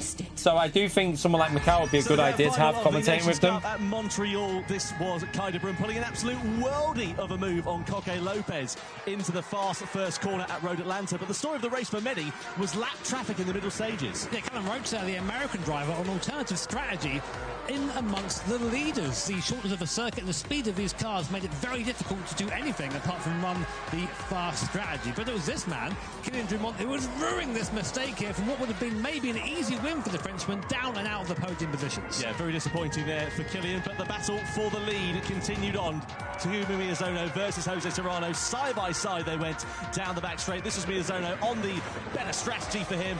more grip under braking. He went through into the race lead and came around the final corner a couple of laps later to be crowned as the victor of the Nations Cup for round 1 of the GT World Series in Montreal. Very well deserved, with Jose Serrano and Coque Lopez also joining him on the podium as the celebrations continued on into the night in Montreal. Well, there we go. What an amazing event we had in Montreal, and amazing from Takuma Miyazono. Now leads the point standings, but only by 1, of course, because it reflects the results that we had a few weeks ago. Yeah, I mean, of course, it's great to lead from the front with 6 points, but I mean, they could easily do that, Rob, because all to play for Serrano, Lopez, in manufacturer they'll have people that are doing nations that aren't doing manufacturer, so they could bring someone in from that. And in nations they'll have manufacturer, someone they could use from manufacturers that isn't racing in this, so they could easily do that. Opportunity for some drivers to capitalise tonight, sort of right the wrongs really of what we had a few weeks ago. But as we know, pressure on the world stage can happen to anybody. We saw that with Kylian Drumont. We've seen it tonight also in the Manufacturers Cup with some wrong. Oh, by the way, chat, if you're just coming in to watch this one and you've obviously just joined the stream, get that like in there. It helps me out massively. Feel free to subscribe. We're going to be going back to normal streaming next week, chat. So had a bit of a rest week this week, not done too much. Had a bit of a chill. Back to trying to get the algorithm working a bit better next week, chat. So need to start pushing the channel again for the rest of August, really. World Finals as well later on, so they're going to really know each other's strengths and weaknesses by the time we get to December. It's a bit of a slog for these guys, isn't it? I mean, especially for your poor guy Barbara, who's taken part. His luggage got lost, by the way. He was wearing flip-flops up until about an hour ago. I saw him in Lost Property, rooting around for an old T-shirt. You know? There, yeah. But, yeah, I mean, that's definitely something else that can get inside your head. I mean, you're away from your PC, you're away from your home, and you're there competing in a completely different location. But yeah, definitely it's all part of the no, not yet, Alan. I've got a MRI. I'm waiting to receive the info from MRI, but they've put me forward for an MRI with the knee, so all the way down under, I should know more in the next 6 weeks, hopefully. For Guy Barbara. Guy hasn't taken a victory on the world stage yet, and he's had a bit of a tricky time this weekend so far with some lost luggage, but I'm sure that won't be deterring his performances out on track to a rapturous reception here in the Czech Republic. Keep an eye out for the Chilean Angel Inestrosa. Came tantalisingly close to the Nations Cup title a couple of years ago. Recovered from a recent leg injury as well. And the Chilean, as you can see there, 5 wins in 42 starts. He'll be hoping to add to that tally here tonight.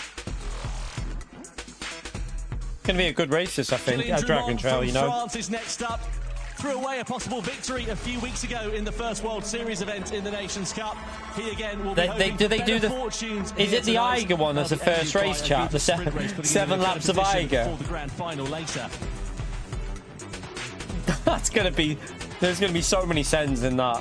Next up is the buoyant Brazilian Adriano Carrazza. We know he's got what it takes to shine on the international stage. He's come so close to winning on a few occasions in the grand finals in the Nations Cup. Let's see whether he can break his duck tonight. Yeah, I from the United States of don't America, know why they did that combo. North American drivers competing here tonight. It is Robbie Heck. Robbie, a very well-esteemed competitor in the Nations Cup. We know that he's got what it takes to bring the fight to the sharp end of the field. Next up, our second American driver, Callum Roach.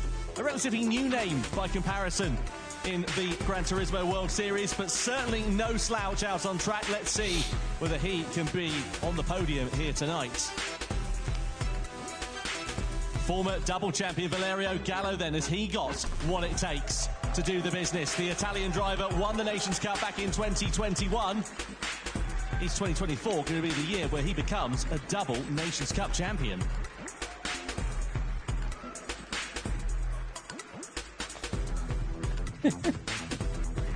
Takuma Sasaki from Japan. Do you reckon they've been told they have to do that to the people at the front? 25% win ratio. Do you reckon they've been told they've got to do that as they go past? For good fortunes here tonight. And of course, a positive performance so far for him as he heads into his home round in Tokyo later on this year as well. Kai de Bruyne from the Netherlands is next up. Came tantalisingly close to a podium last time out in Canada. Will this be the time that we see him on the rostrum? I don't know, like, it is a little bit, isn't it? But there was a bit less enthusiastic there. Coque Lopez, part of the Spanish team which won the Nations Cup when it was a team event in 2023. You can see 9 wins there from 65 starts, a good win ratio for the young Spaniard. And we know he's got what it takes on the international stage. Also, Jose Serrano, part of that Spanish lineup which won the title in 2023. A 20% win ratio for him. Will he be fighting on the podium once again for a second event in succession here in the Nations Cup? And finally, from Japan, Takuma Miyazono did the Triple Crown back in 2020. Has also won the Manufacturers' Cup on 2 occasions with Subaru. 24.5% win ratio. He seems to elude the pressure. It never seems to faze him or get to him. He could really be a dark horse here tonight as he makes his way onto the stage.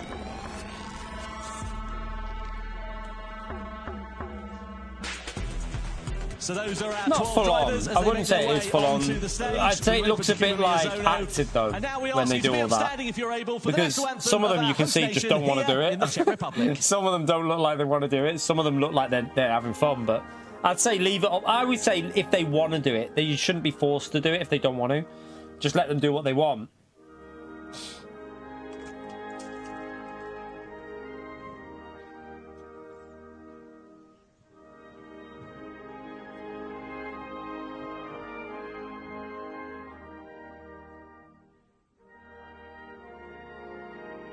Make them do a cartwheel. Yeah.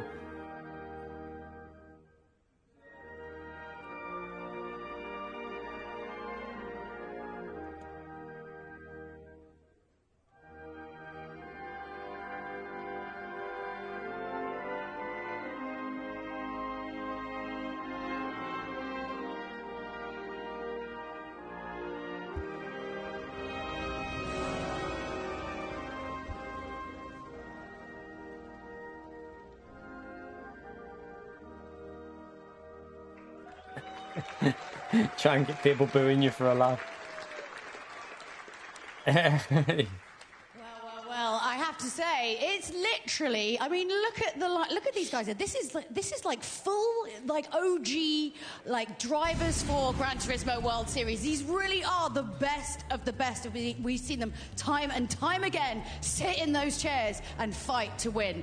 Now, if this is your first time, or maybe your 7th time watching us, it's super important that you understand exactly how the Nations Cup is going to break down. Let's look at the comp format. Here's how the Nations Cup competition breaks down. Racing are the 12 fastest drivers from the 2024 online qualifiers. Each of these drivers will get a chance to set a time over 1 attack lap. Did we see the qualifying, or is that? I presume that's already been done. The qualifying. The sprint race then sets the grid order for the grand final. All 12 drivers then battle it out in the grand final, with the top 6 securing World Series points, which will be added to the results from round 1 in Montreal. First place gets a shiny trophy and declared winner of round 2 of the Nations Cup World Series. Well then, that's how it all works out in terms of the competition format, but I think it's probably a good idea that we meet our 12 drivers and give you a bit of an idea as to who is competing. If it's your first time watching the Gran Turismo World Series, welcome along. It is fantastic to have you here. But the 12 drivers who competed in Montreal, the same drivers that we have here, the same drivers we will have in Tokyo, and the same drivers that we'll have at our World Finals as well. Exactly. It's nice to see a proper good range of nations competing here as well. That's what Nations Cup's all about. It's about finding the best driver in the world. Let's have a look then, shall we, at these 12 drivers. So from the North American region, Callum Roach and Robbie Heck. From Central and South America, Adriano Carrazza and Angel Nostroza. From Asia, you've got Takuma Miyazono and Takuma Sasaki. From the EMEA region, 4 drivers there. Jose Serrano, Valerio Gallo, Kai de Bruin and Kilian Drumont, as well as Coque Lopez. 5 drivers make that, actually. And then 1 from Oceania, which is Guy Barbara, all the way from Australia. Sans his luggage, sadly. Yeah, I mean, a bit lonely down there, isn't he, on his own? So, Oceania drivers, you've got to step it up. You've got to step it up. You need to bring more of you guys to these events. Absolutely. Well, you know, it's amazing to have these 12 drivers here, and as I said earlier on, I don't think before we came on to could they be the more show, Oceania drivers, competing against one another. They're going to have a real idea of what their strengths and weaknesses are as we head through the season now. Yeah, and some drivers, this is their strength. This is the Red Bull X 2019. The car we use to settle disputes here at Gran Turismo, full of downforce, full of power, and the car we'll be using, of course, in our qualifying as well. Yeah, time trial took place earlier on for our drivers. That decides the grid for the I was sprint going race. to say, you can only have one Australian driver, can't you? One-lap attack Well, session not necessarily Australian, it could be one of the Oceania drivers. You can only get one qualifier, I believe, so there's no way you can get any more. Here's X2019. A couple of lap times haven't been set at this point, with Guy Barber being top of the class, but Callum Roach managed to depose him by nearly a couple of tenths of a second. Valero Gallo, who's had a lot of experience in this Red Bull X2019, also showing early pace early on, managing to go top of the time order with 14.5. But it was Still got Lopez and Miazano. Last man to run on the circuit. Who would Oh, wait there. Lopez all the way down. The skin of his teeth take the pole position away from Gallo on a 14. Gallo's done a. Tell you what, chap. Gallo will be strong from there. Half a second. I think. It does not get any closer than that. And if you remember back to Sydney 2020, Gallo will be strong from Pete. Well, it depends. Dragon Trail Seaside Circuit, we had Takuma Miyazono versus Kodo Lukovsky. That was a Does that set the grid for just the Eiger track, and the gap was I presume? And then it's results from that set the grid for the actual race in that car? Or do they use that qualifying for all the both races? A lot of time with, so it's proper equal playing field here. But that's ridiculous to me. Imagine being 2 tenths off. Like, oh, that's great. I might chocolate it. Yes, I know. It's unbelievable, isn't it? Well, don't forget, of course, that not only are we doing the Nations Cup, and of course we did the Manufacturers Cup a little bit earlier on for you, there's also a chance for you to get involved in the action. We've got some campaigns going on within Gran Turismo 7, a chance for you to win up to 2 million in credits, and also a couple of cars. Take a look at this to find out a bit more. Involved with the World Series inside Gran Turismo 7. This is with the bonus campaign. Just click on the Predict the Winner banner of the GT7 World Map, and that's going to give you, the players, the chance to win 1 million credits for each of the Nations Cup and the Manufacturers Cup. Don't forget, you can enter and vote right up until the start of each grand final. And if that's not enticing enough, watch the Manufacturers Cup in-game and you're going to receive the Genesis X Grand Racer Vision Gran Turismo concept. If you want to see how you compare to our superstar Manufacturers Cup competitors, you can head on now to a new time trial in Gran Turismo 7 that's going to mirror the Manufacturers Cup qualifying here in Prague. The competition duration and car category is on screen now, and it's going to take place I don't know what, at the chat. ring. Quick question. Has anyone tried the X2019 on the GTDD Pro? In the action and have a chance to because on the extreme wheel, the force feedback is awful. It's terrible, chat, like really bad. For the grand final. I don't know what it's like on the GTDD Pro though, but on this wheel, it's good in high speed and mid speed, but in low speed, there's no force feedback. It's awful. A couple of overtaking spots there, but as you can see by our car, Honda RA272, or to put it the other way, 1965 Formula One car. This is going to be an absolute challenge. For all we know, they might have had this will be running a different game version than we've got, though. They might have had it fixed already for them. Just a bathtub it might be sorted. That thing, isn't it? So luckily our drivers haven't got to contend with the mild safety issues that were faced back in that era of racing, but equipped with that comfort soft tyre used to simulate the style of tyres they used to race back in the 60s.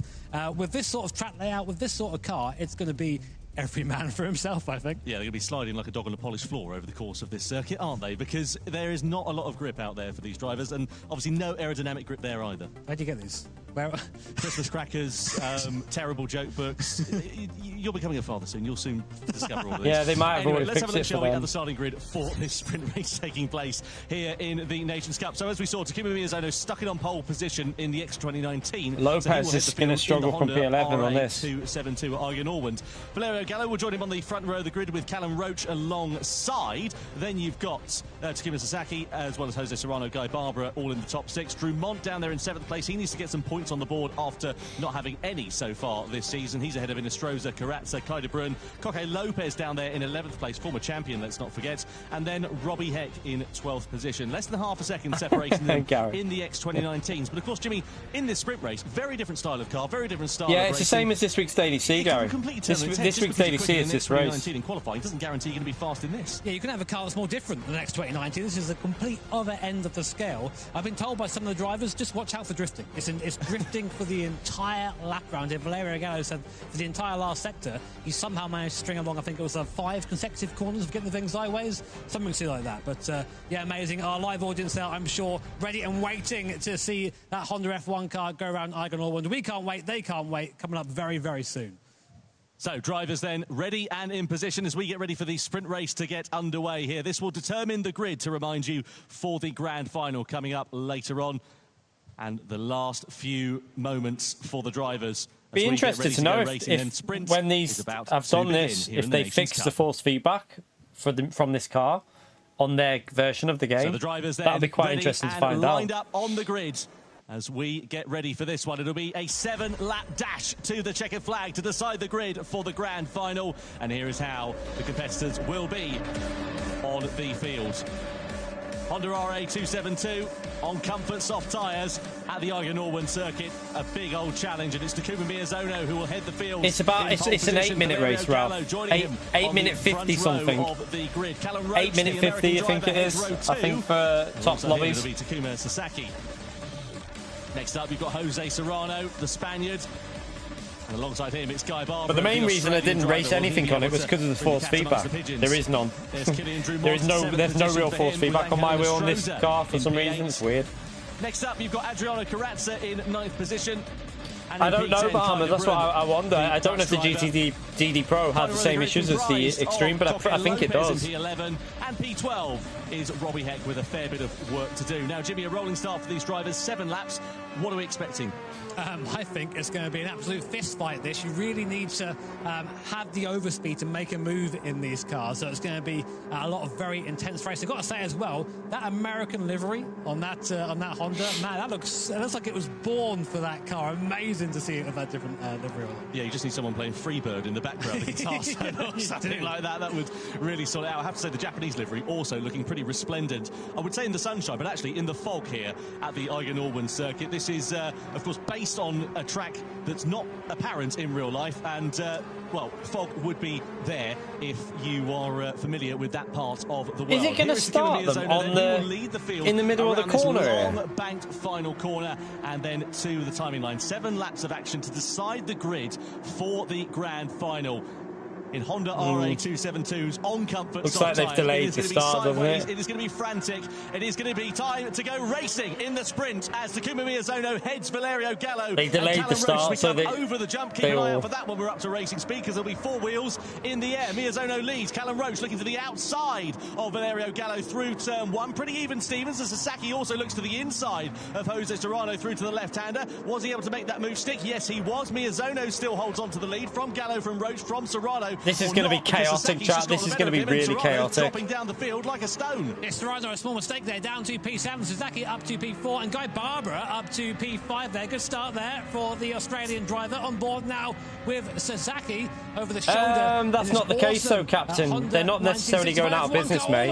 Oh, they're all into the wall. Wrong there. Just late on the brakes. Shows you how challenging this car is. Fanatec might, although they're getting liquidation, doesn't mean they're going out of business, because someone's probably going to come in and buy them out, mate. So I would think everything will carry on, but we'll wait and find out in the future. Fight for these drivers as they try and get some heat into the tyres. You can see Miyazono there not managing to pull out an advantage. You can see Kyle Brun sliding his way right behind Guy Barbara as we come through into this long banked right-hander. Serrano's off into the scenery as he comes through there. Well, that's not good for Serrano. In turn as well. Carrazza, Heck and Inestrosa are under investigation as we come over the jump at the end of the first lap. It is still Miyazono that leads. De Bruyne has a look to the inside. There's room there for him on Guy Barbara. It was a bit of hip and shoulder between them. Killian Drumont's got box office seats. These two in front, knocking 7 bells on one another. It's getting touchy-touchy. Touchy-touchy. As well as we flick it through into the next right-hander. These series of switchback corners are very good from a spectator's point of view, but for the drivers it's a real headache because it presents opportunities like that for Robbie Heck to send it up the inside. Yeah, these 272s are just presenting great racing right now. Everyone's just scrambling for any sort of position, but it just shows you how difficult it is to judge these things. Big break into the long right-hander again. Oh, no. He got a sticky wall. Sticky wall. Kai de Bruyne just about hanging He got on the sticky outside wall, there, chap. just getting caught out again there. This is so surreal to see. We're not used Robert, to seeing mistakes from our I drivers. had We've an seen email from plenty Fanatec so saying that far. Corsair As Kai de are Bruyne apparently just still about interested in off the buying pack them. of 3 cars They probably wanted to wait for them to get liquidated though, so then they buy them off later on. They get, I think they might get them cheaper if they do that. So apparently Corsair is still interested. He's all kicking off here. Serrano, very high line through that banked right-hander, just manages to hold. Killian's having a nightmare at these live events. It's not going well for him, is it? Barbara and Serrano all under investigations. We go 4 wheels in the air at the start of lap 3. So 2-second penalty there for Adriano Carrazza. He's going to go down the order like a knackered lift, unfortunately, and that is going to be difficult for him to recover that. So Gallo and Mirzano will probably not risk anything here because P1, P2 for the next race. Challenge for our competitors, and Valerio Gallo is absolutely glued to the back of Takuma Miyazono. I know that Valerio likes these sort of more difficult cars, likes these older cars, not as big a fan of the aero exclusive cars, but yeah, doing well to hold on to the back of Takuma Miyazono here. Again, another one. Obviously no damage then. So hang on, chap. Why do we run damage in GTWS series, but these, the best in the world, have damage off by the looks of it? I don't think they have. I don't think they've got damage on. If they've got damage on, these cars would be knackered by now because the front tyre would be gone. On the second round of this championship, there is Takuma Sasaki sliding his way through. It's like watching your time trial runs, yeah. Behind, top 2, building a fair bit of a gap actually, 1.5 seconds or so. There's not much in terms of slipstream actually at this circuit, mainly because there's not that much of an effect given the lack of aerodynamics on these cars, but also, as you can see from the track map on the right-hand side of your screen, there's not many straights at this circuit. So out of slipstream range for the top 2, not really much to worry about. They can just run their own race and squabble it out a little bit later on. Yeah, I mean, this race, this car is really separated to the pack here. It's shown those who are used to maybe driving something a little bit more left field and those who maybe stick to the downforce-based cars. I mean, Guy Barbara sort of the end of that pack of the first 5 cars. That's Kai de Bruyne recovering after a few small issues at the start there. But Sasaki, great race from him so far. Up, of course. I'm waiting for them to get the 5-second penalty pit in the wall.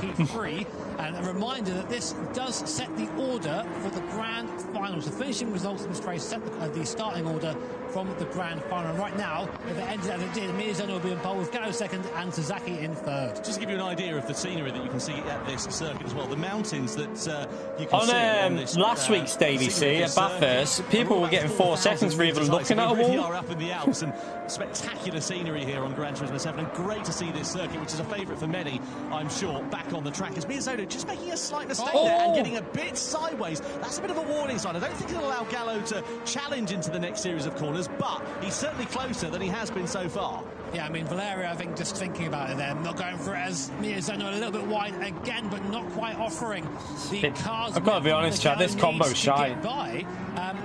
I'm not a big fan of this. I just think it's just a shit combo for racing. Gallo again, just showing his nose. He's just in the mirrors. Could have done something way better than this. Keeping him busy, keeping him looking behind him instead of in front of him. Yeah, I agree, Chef, man. This is not a good combo for a World Series Nations event. Could have done something way more entertaining than this. So far, this time both of them, thankfully, avoiding that barrier on the outside, if not just narrowly. Well, the high line seems to be the fastest. Should have done Group B. Group B at this track would have been more interesting. Group B on comfort soft tyres, chat. Get them drifting.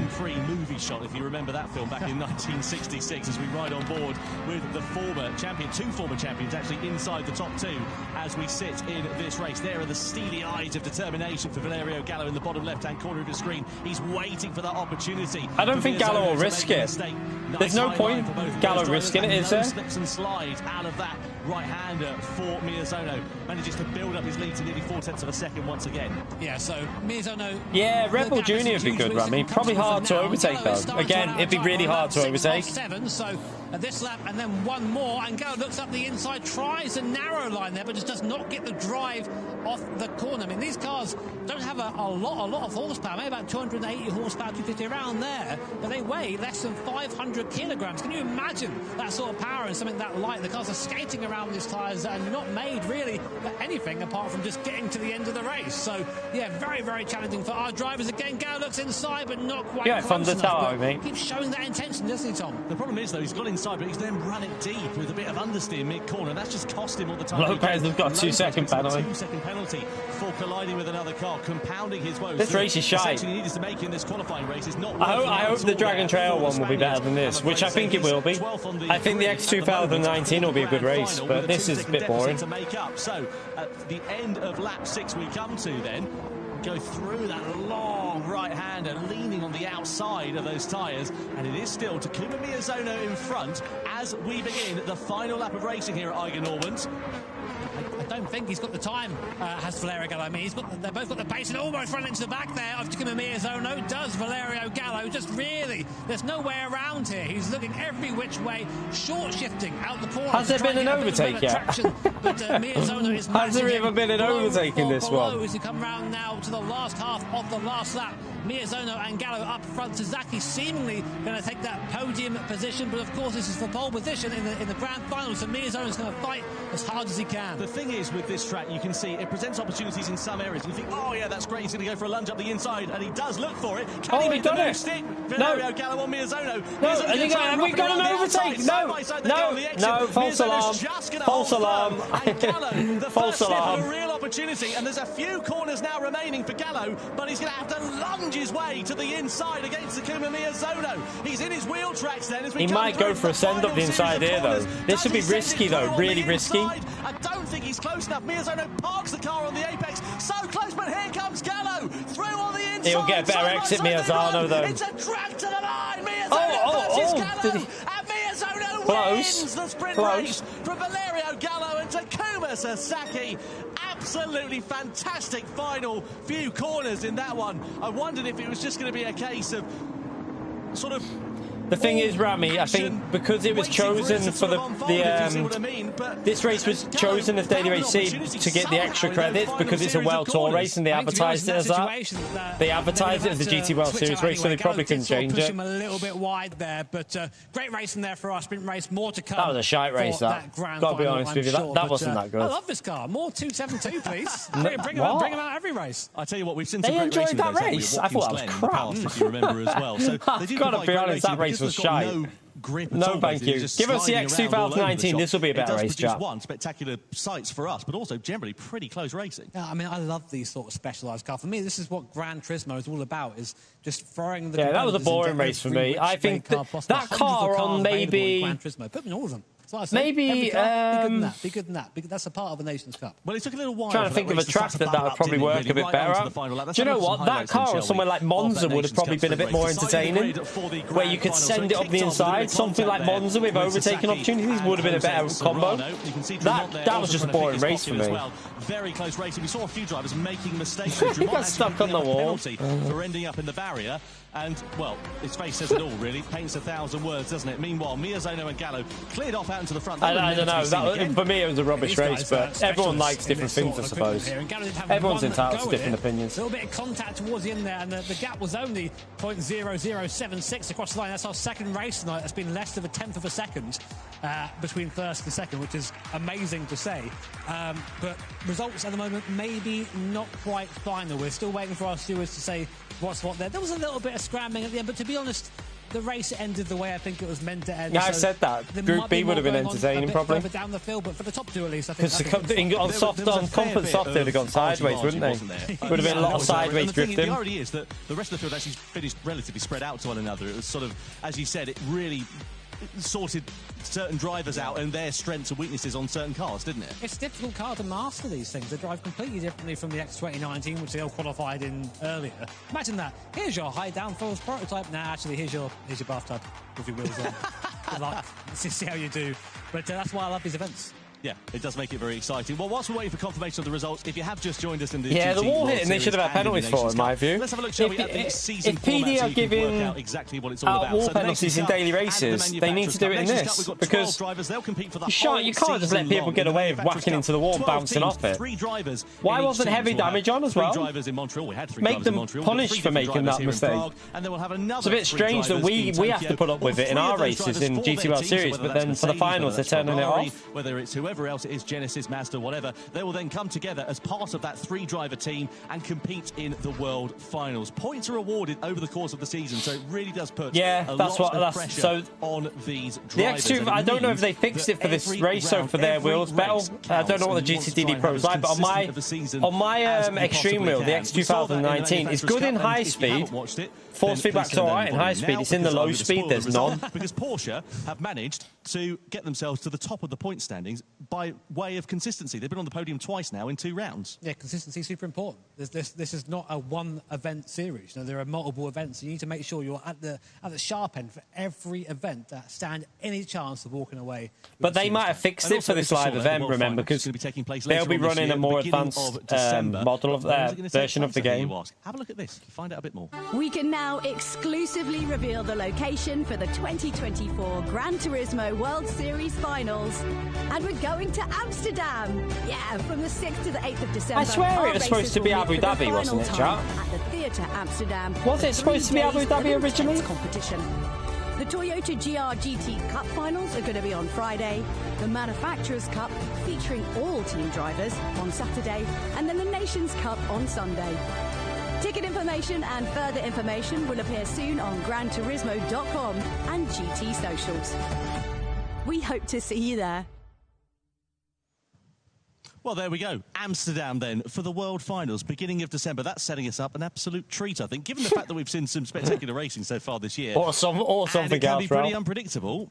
Amsterdam being the finale, I'm looking forward to that. Yeah, loved it there last year, of course, or the year before. When was it now? But it was amazing, my word. Time moves, doesn't it, Tom? Time just disappears. But here are our final results then from the sprint race. Yeah, you can see Takuma Miyazono then claiming the victory by just 7/700 of a second, I should say, rather, over Valerio Gallo. Takuma Sasaki also on the podium there in 3rd place, so he'll head the 2nd row of the grid. Guy Barbara, good position for him, 5th place. He'll be it's quite not too far from the UK, but I ain't travelling to watch that.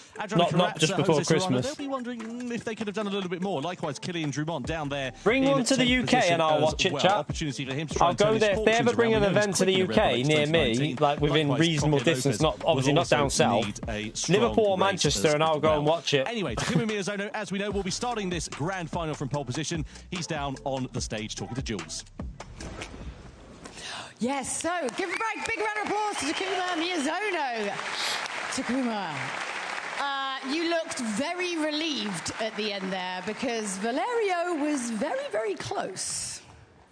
ほっとした顔が見れたんですけど、バレリオ最後までギリギリにまで迫ってきましたよね。はい、もう練習から彼の方がちょっと早かったので、なんとか防ぎきればいいなと思って走ってました。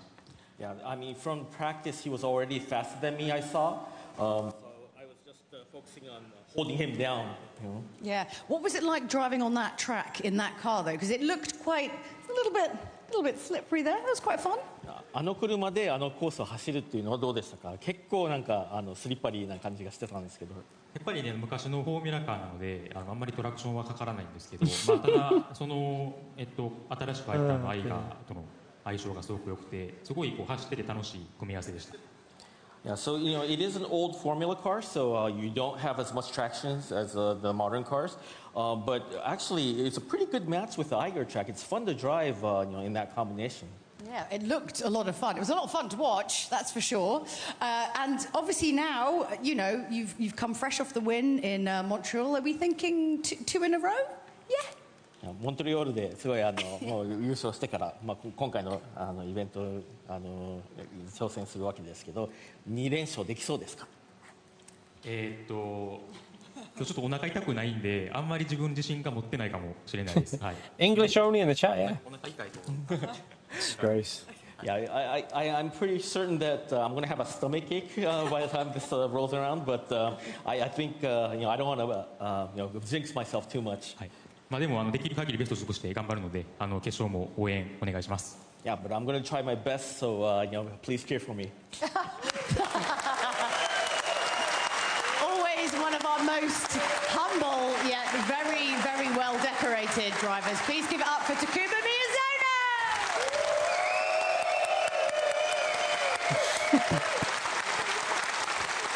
Let's throw it back now to Tom and Jimmy.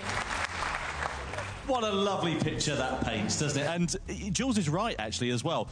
Takumi Miyazono took the win in Montreal. And also, this track here, the place where we're going to be doing our grand final, he's pretty handy at. If you remember back to Sydney 2020, he fought with Lukowski. He won against Lukowski. So there's every chance that he could do it here. I think 4 years later, I'm still trying to get my voice back, actually, from that race at Sydney. Amazing vision there. But yes, our circuit for I think Gallo's going to be quicker, you know. Trail Seaside, set fictionally in Croatia. I've got a feeling that Gallo's going to have good pace on this. Here suits these cars down to the ground, and of course has that famous complex. T13, 14, 15 and 16, otherwise known as the chicane of death. Yes, I'm looking forward to seeing who's going to come a cropper at that track. I'll tell you what, though, if I could make any circuit that's fictional into real life, it would be this one. I absolutely love it because it's such a brilliant track and it's just amazing to drive. Yeah, I mean, it's so much fun. And again, suits these Red Bull X2019s down to the ground. T6 all the way down to T12 is one of the best parts per circuit in these cars.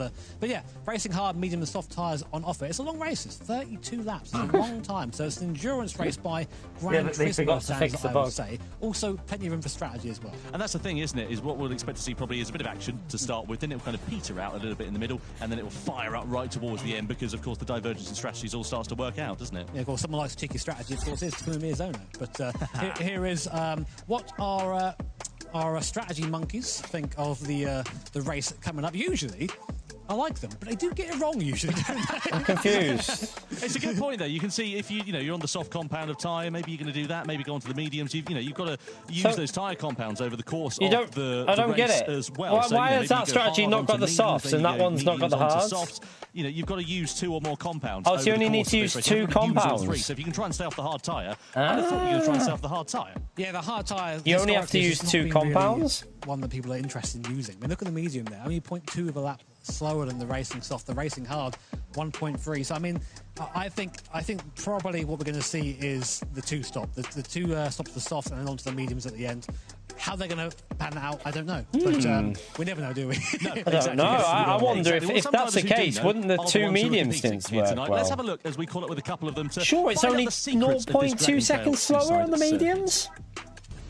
Is that right? Yeah, I have some idea in my head for attack, for overtake some drivers on this track. I think on this track and with the car as well, the switchback can be really strong because some hairpin, so you can switchback really easily. You can, because the track is really small, really short.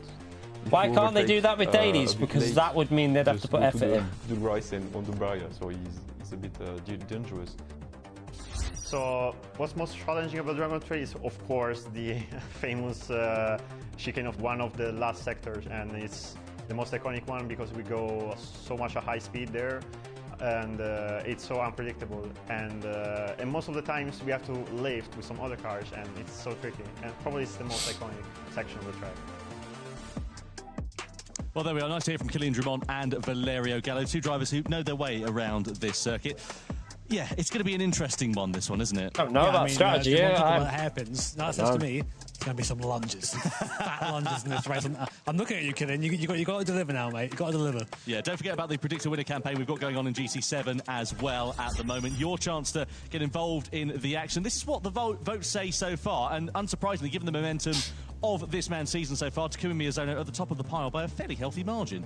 Does anyone want to tell anyone that Coco Lopez was last in that last race? Or well, they haven't got crystal balls, mate. They'd have made these predictions beforehand. Yeah, it's not been great for Drummond or Lopez, but yeah, Miyazono, Lopez will try something different from there, I think. And Lopez is quite quick with this car, so to make your predictions. Still time to walk away with some nice, juicy in-game credits as well. So get on there and get your predictions in. Let's see. He'll probably go with a different strategy, I think. He'll try something very outlet. And earlier on this year, we unveiled the Skoda Vision Gran Turismo car. If you haven't seen it, check this out and find out a little bit more about it.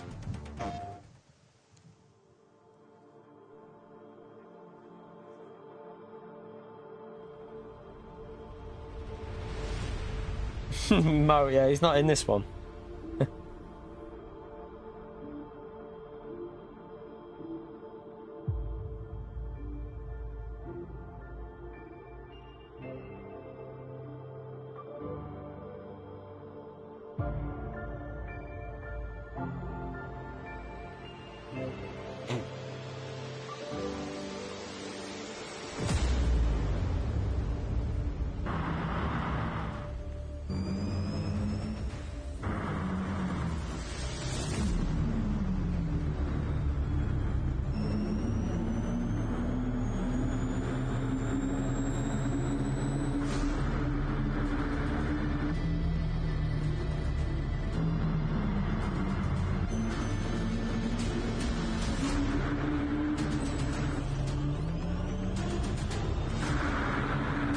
Ow.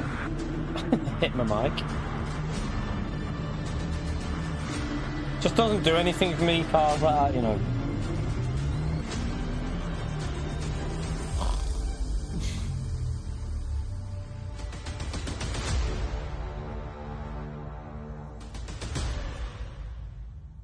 Yeah, I think Gallo's got a chance, to be honest. I think Gallo's got a chance here, you know. Gran Turismo car unveiled earlier on But this year. Miyazano is so quick in this car. Machine, and I love the Vision GT project because it's a time for designers to just go, we don't need to worry about putting golf bats in the boot. We don't need to worry about how high that headlight goes. We can just go a bit mad. Yeah, exactly. I think it's nice to see all these, as you say, visions out there in the virtual flesh. And this one looks like the Batmobile. It does. Actually, yeah, we won't be using that ever. Looking forward to trying that in game. Well, I was on in Prague, actually, I should say, earlier on this year with Skoda. I know some people like them, I suppose. There are people that like these cars out there. Fair play. Not for me, though. Personally, I'm not interested in these ones.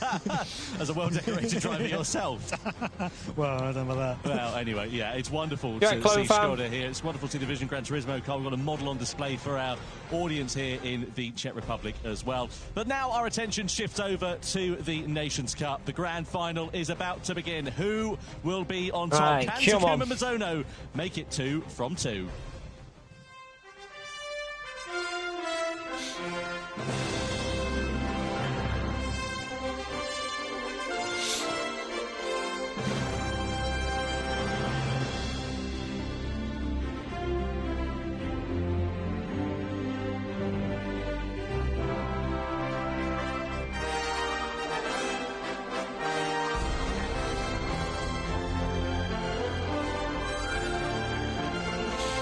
Failed though. Right, come on. I'm hoping for a good race with Gallo and Miyazano. Who's starting P3? Who finished? Was it Roach that finished P3? Grand final in the Nations Cup for the Gran Turismo World Series. It is round 2 from the Prague in the Czech Republic. Let's have a little look now. To go racing then. Drivers are lined up on the grid here at Dragon Trail Seaside. Who will be claiming the checkered flag? Seeing who could maybe go for a different strategy here. Well, Takuma Miyazono did it a few weeks ago in Montreal. Can he make it? So Miyazano obviously in probably the strongest position there. Also joins him on the front row of the grid. Row 2 is headed by Takuma Sasaki. Sasaki could be quite strong as well, you know. Roach, 4th place for the American driver. Sasaki normally goes for the mad strategies, doesn't he? Down under in Australia, and he has got Kaida Brun for company. P6. Next up, Adriano Carrazza, been in the war so far tonight. Can he right the wrongs? Jose Serrano, former... Don't know if a P8's a bit too far back in this kind of car, but be interesting if Serrano can do anything. 10th place will be Kylian Drumont. He needs a good race to get his points tally off the ground. Robbie Heck lines up P11.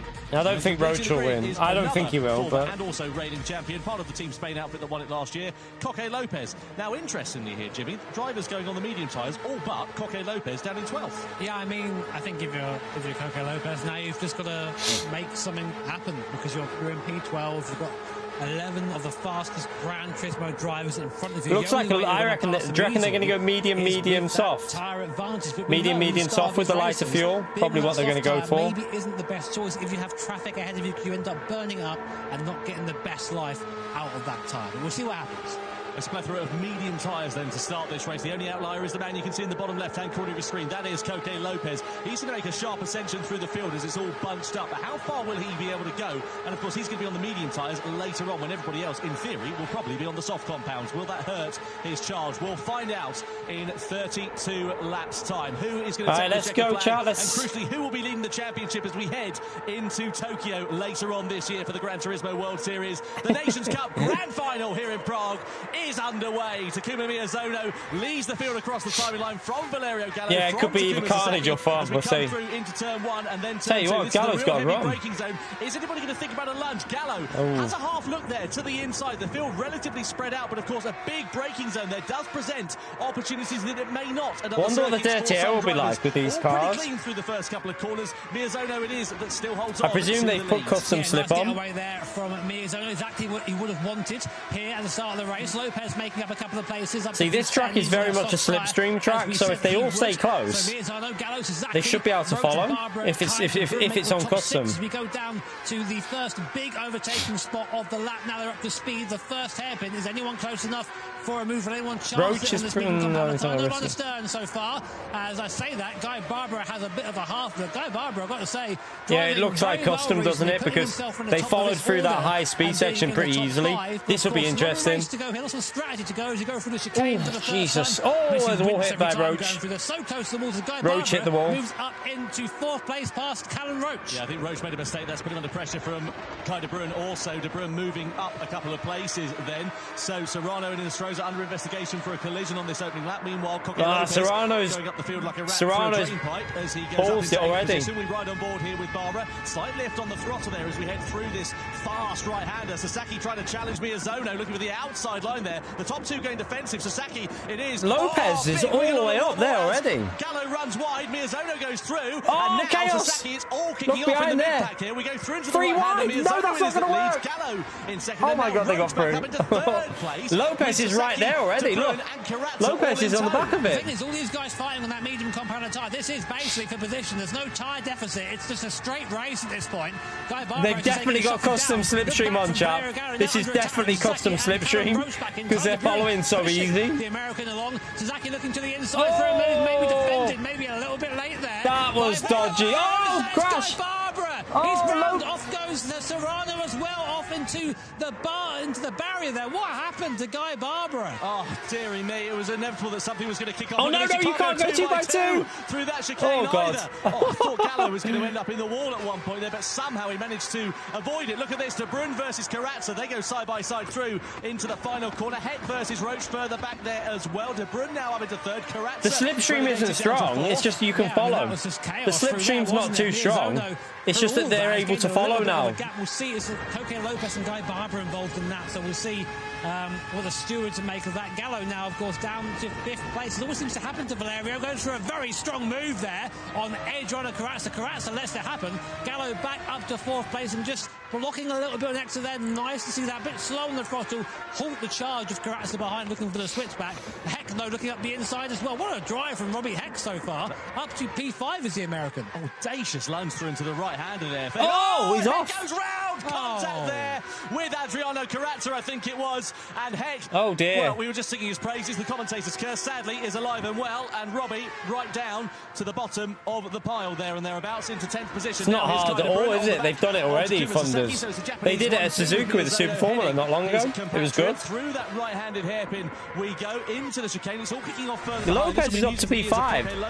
Now, what happened here with Guy Barbara and Lopez? Into the braking zone we go. Barbara there on the left-hand side. Oh, he cut across Lopez. And Lopez his own fault. To go. Not Lopez's fault at all. That's his own fault. Roach going for the move in the car in front, and there you go. Yeah, I mean, that's an easy slam-dunk penalty there. But meanwhile, Kai De Bruin up to 2nd place. Now, I spoke to the Dutchman before we started this show tonight, and he was saying that I love this car.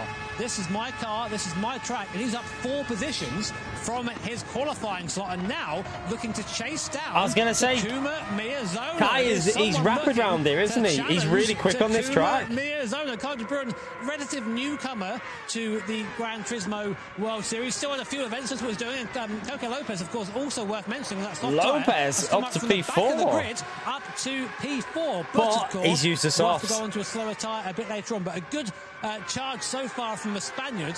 Is this indicative of what's to come? Well, Coque Lopez making hay whilst the sun shines. He needs to do that. He needs to try and now build out a gap. He needs to stop fighting with Gallo, Roach, etc. All who are very close behind. You can see Gallo there going for the defensive line with Roach. Looking to the outside. That may present an opportunity for him and also maybe for Inestrosa and Carazza, who are not too far adrift. But now Lopez needs to build out that buffer, close down the deficit to the top 3 and give himself a fighting chance of making the alternate strategy on the softer, faster compound of tyre to work. Look in the background with 3 abreast. He's in the lead. Head into that final corner. Boys, calm down. You have so long left there, and so that Roach has just lost a few places. I think maybe biffed wide. Inestrosa has a good run there. Meanwhile, Miyazono and Sasaki are now fighting over second place. Chat, is fuel involved with this race? Does anyone know if the fuel is a factor in this? Because if it is, it looks like Miyazono is saving fuel. starting to respond. Oh, he's gone wide. He goes off onto the curb and loses a bit of Miyazano looks scruffy at the moment. Well today, Tom, isn't it? It certainly is. Yeah, that's the second time that you've said something. The second time that somebody's gone wrong immediately after you've mentioned it. Well, Kai de Bruyne then leading the race, 4/10 of a second the advantage. You can see the advantage that Coque Lopez though has got on that softer compound of tyre as we come through there. Bit of a wiggle and a slide. This is the problem though with these very aerodynamic cars, is that dirty air can prove to be into effect. But look at that, he's got inside line now as Coque Lopez. He's got track position. Good move, Lopez. Lopez is now through. I'll tell you what, Lopez looking good. He's been racing motorbikes since he was 5 years old, so he's not a stranger to throwing his way into danger, especially through that chicane. You can see that he's very committed indeed, and surely the race lead is a matter of when and not if for the Spaniards. He nearly at the back off Sasaki there, who's so committed on that dive. But now watch this, look at this extra traction, that soft tyre. Oh, it looks like the softs are fading. I think the softs might be fading a bit. Actually, if anything, it's a bit faster than that, maybe 0.4, 0.5 of a second as Coque Lopez now bears down on Sasaki in front. Kai de Bruyne, of course, leading this race. Can we have a tyre wear? Like, I want to see the tyre wear on the screen. 2019, using those curves. See the exit there, just got bad drive off the exit on these soft tyres. Lining up Sasaki above the inside. No, don't do it, don't do it there. Don't do it there. He comes across, but he goes for the over the inside. He does. Strong move there from Coque Lopez, right on the curb on the inside, up into P2. Good move, good move, good move. The back of the grid. Good overtake. That was a decisive lunge. That had to be perfect. Part of the track. So much more grip he's got under braking. Of course, the caveat to that is on the soft tyre, they're going to wear out faster. So he'll come into the pit sooner. He needs to get himself into the lead. Times one fuel, is it? Okay. There's no fuel then. Medium-shod runners, their race will come to them a little bit later on. De Bruyne, though, it is that leads. Through the hairpin we go. Why have they put no fuel on for the race? These drivers as we flick it I feel like you've got a race where you could have put a bit of fuel in this. Then into 15 and 16. One mistake can cost you very dearly indeed. Lopez there closing up onto the back of De Bruyne. When's he going to think about making that move? So at the moment here, chap, these softs are still lasting. From the back and overtake the field in any of his events. I don't think we have, even with a tyre The soft is still lasting. Amazing drive by Coque Lopez. So he's in the wheel tracks now of Kai de Bruyne. We're looking back from that rear. If he can take the softs, could he go soft medium? It depends how long he could take it. No, not quite close enough, but I've got a feeling now. And just like do a one stop. I don't know how many laps he'd have to do on the soft to make that work. He's still got 40. Oh, the rears are on 43, chap. So his rear tyres are going to be losing it now because the 50% is like that drop off. So he will be losing traction now with 42. For 6 or 7 laps or so, but coming to sort of lap 8, 9, 10, they're going to start getting a bit worn, and that's the problem, is that performance advantage he had is going to be wearing pretty thin. You can already see his rears down to... Yeah, I think he's going to struggle now. It looks like he's... And now it leaves him under attack quite possibly here from Sasaki and Miyazono. Maybe he's starting to feel that a bit now, because he would have went for that move a lap ago. His tyres are going, chap. Lopez's tyres are fading. And Kai de Bruyne doing a good job of holding on here. Kai, of course, up 5 places from his starting position. Oh, he hit the wall there. 10. The problem here for Sasaki and Miyazono is that now Kai de Bruyne's in front. If Lopez ends up being the cork in the bottle, so to speak, that allows de Bruyne to just clear. The thing is, though, Lopez might be able to just hang into the slipstream here and take the softs longer. If he can just hang into that group, doesn't matter if he loses a couple of positions. If he can hang in and take the softs further than he would normally, that might help him. He's going to go for it. He's going to try and hold them up, is he? Maybe hold them up a little bit. He's not got the traction on them softs, so I think he'll get overtaken straight away. That is the thing now he needs to do. He's got a little bit of tyre life left. Not much. I think Kai will go straight back past him with the tyres now. His tyres are fading. He's pretty much repaired the damage he did in qualifying. So what Lopez needs now is De Bruyne, Sasaki and Miyazono to start roughing each other up. But that moment there for Lopez has put him under pressure and under threat. You can see now De Bruyne is right in his wheel tracks. He pulls out. Yeah, look, he's going to get him straight back again. And De Bruyne is trying to get that buffer between himself. He hasn't got the grip now. They're going to swamp him. Oh, he got hit. Back out of the throttle. Lopez versus De Bruyne side by side. Kai got hit there by, I think it was Miyazono or Sasaki. Looks like he spun the tyres or something. He just didn't get out of the No, corner. he got hit. Kai got hit by another car. That's what happened. Sasaki behind. De Bruyne now drops down to third place as Miyazono, of course, old hand around here, just sees the opportunity. I'll take that, thank you very much. And Coco Lopez opting to box then. Boxing for Coco Lopez at the end of lap 8. Will he go on to another set of softs or will he go to a medium compound tyre? Let's see. Tell you who this is brought right Is it worth going? If he can do 10 laps, you do another 10. No, surely another soft sim. Surely going to go soft and medium. Pulled them back into that gap. No. The battle for the podium becomes almost a five-way scrap. Medium tyres then for Lopez as he exits out of the pit lane. So he'll be a little bit slower, but of course those tyres will go on for a little bit longer. So he now drops behind Guy Barber, who Could he do a what now? Courtesy of the crash and the contact that he had with Lopez. Would he not have, if the softs can do 9 or 10 laps, He's got a 5-second gap to would you not have gone into. softs and then medium for the last thing? This could keep an eye on Coco Lopez. He's going to be a contender later on in this race. Meanwhile, again, 4th, 5th, 6th, 7th, and 8th, all in your frame right now as we. You reckon he's going to go soft, medium, soft? Okay, yeah. Yeah, because now he can pull away on the fresh meat. Yeah, he might go soft, medium, soft. No, not quite. Gallo just beats him to the exit there, but these guys soft, medium, soft. No, 2 tyres, Stu. 2 tyres, mandatory. I don't think the mediums will do 23 laps. No, I don't think they'll do 23. I think Thunders is correct. He's going to go soft, medium, soft. So what he'll give him then is the better tyre at the end, and also he can go longer on the softs at the end with the lower fuel. Look at the top 3. They are now all in the same frame, and it's gone from being a 3-way battle, as I said. These are all losing time. This is working for Lopez. And these guys are all on the same strategy. Although Lopez is in traffic. Lopez is in traffic now. He needs to get ahead of Barber as quick as possible. Once again from Adriano Carrazza, Miyazono and De Bruyne, part 382. If these lot carry on battling like this, chat, Lopez is going to get this. Here comes De Bruyne, says thanks very much and goes up into second place. Bit of contact in hip and shoulder between Inestrosa and Gallo. Drops Gallo now down behind Adriano Carrazza as well. What an amazing race so far. We have 8 cars right now squabbling for the If I was one of these, I'd take a risk on a different strategy because they're losing too much time here. They need to get into some clean air and just get away because this is going to lose them so much, all this fighting. Makes a move. Inestrosa, who's been a bit anonymous, I say so far, now up into a podium position. Miyazono 4th, behind him is Gallo and Callum Roach. Carrazza there too, and Drummond. Look how close all these guys are, and we still have 22 laps to go for the lead. Kai de Bruyne up the inside, takes Sasaki back into the lead, goes the Dutch driver. It's action all the way so far. Is anyone going to pit? No. Race, isn't it? As you said, JP. Lopez still hasn't got past Guy Barber, though. Lopez is still stuck behind him. Was about 6/10 of a second adrift of them across the timing line, but it only takes a couple of corners and a couple of spicy moves between these two to bring them right back into play then. Lopez needed to overtake Barber, but he's not. He's stuck behind him. Let's not forget, a lap or so ago, He's got the slip now, though. Look, he's gaining. Is he going to get... No, he didn't get him. Stuff here in the Nations Cup Grand Final. Through the hairpin we go. I'd love to have another look at the tyre life, actually, for these drivers as well and see just how worn they are, if anybody's significantly more worn than others, because that could prove to be the difference. Or the thing is, as well, to think about, they're all running nose to tail at the moment. Lopez can't get past Barber. This is kind of screwing Lopez. Clear air, and then hopefully the race will come from a bit later. Interesting you say that, Tom, because I'm looking at lap times right now, and Coco Lopez, who boxed earlier on, did a 16.0 last lap. These guys are all doing high to mid 17s. So Coco Lopez, the fastest man on track Lopez has finally got past him. Field, but before long, he'll be on right, now watch him. He should be able to put some good laps in now. In the world where the racing is as close as this. Here comes Sasaki up the inside once again. Now I think they're getting to the point now where they're just letting it happen. De Bruyne pulls to the right. Someone's pitting.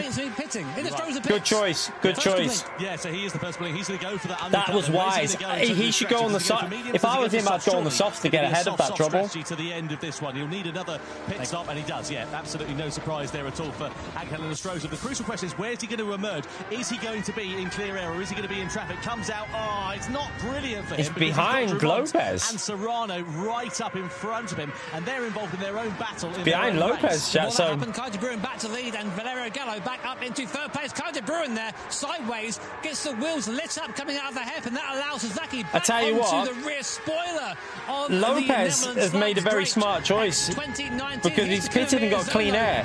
He's clear of this battle, chat, and they're fighting. If they carry on fighting, they're not going to catch Lopez up. right-hander. Free wide then as we go. Look at it, they're all losing time. They're all losing time here. This is costing them the race. Coming through to the chicane now. Who's going to blink first? Someone's going to have to back out of that. Oh my God. This ain't going to end well.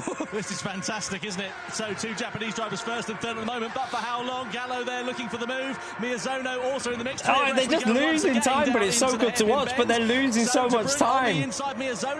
Yeah, good call. Very good call. They're getting out of that because you need to get away from that, Chad. That is too costly.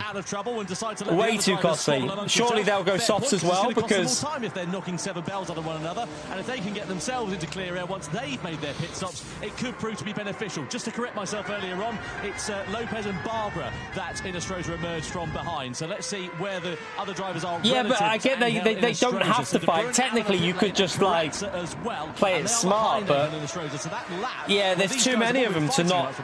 There's too many cars to play it safe because one car will always overtake. That's the problem.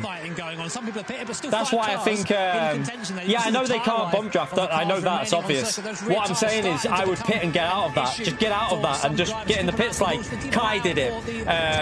What's his name did it as well? Karatza did it. Inestrosa did it. That was a good call.